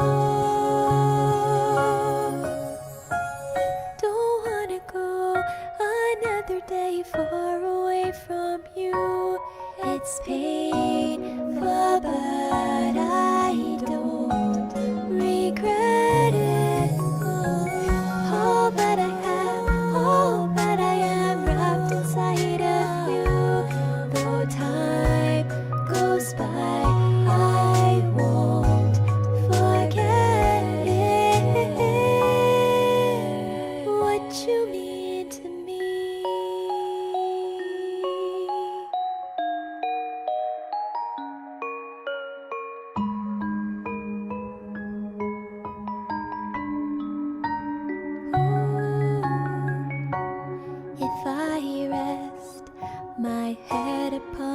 Shoulder, let the tears fall down and hide away inside your open arms to stay like this forever. I'm eating, so I can't say this properly. Kaget the kuya! One more day. Find a way to go beyond the unknown. Let it all just fade away until there's nothing more to say. That I'm not holding back, just falling down to be where you are. Don't wanna go another day far away from you. It's painful, but I don't regret it. All that I have, all that I am wrapped inside of you. Though time goes by, I won't forget it. What you mean? Delicious pupal takoyaki.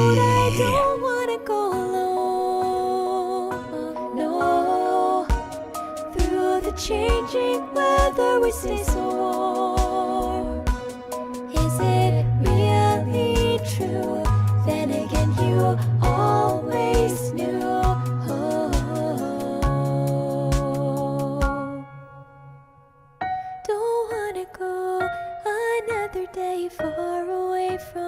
you.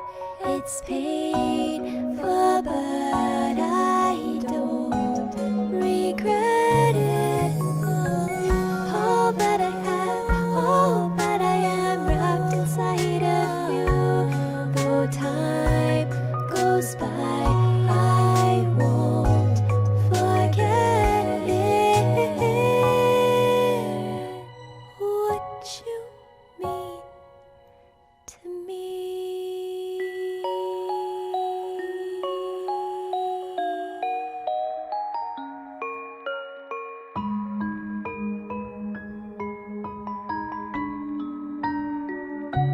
Sweet dreams, everyone. Oyasumi nasai, minawan.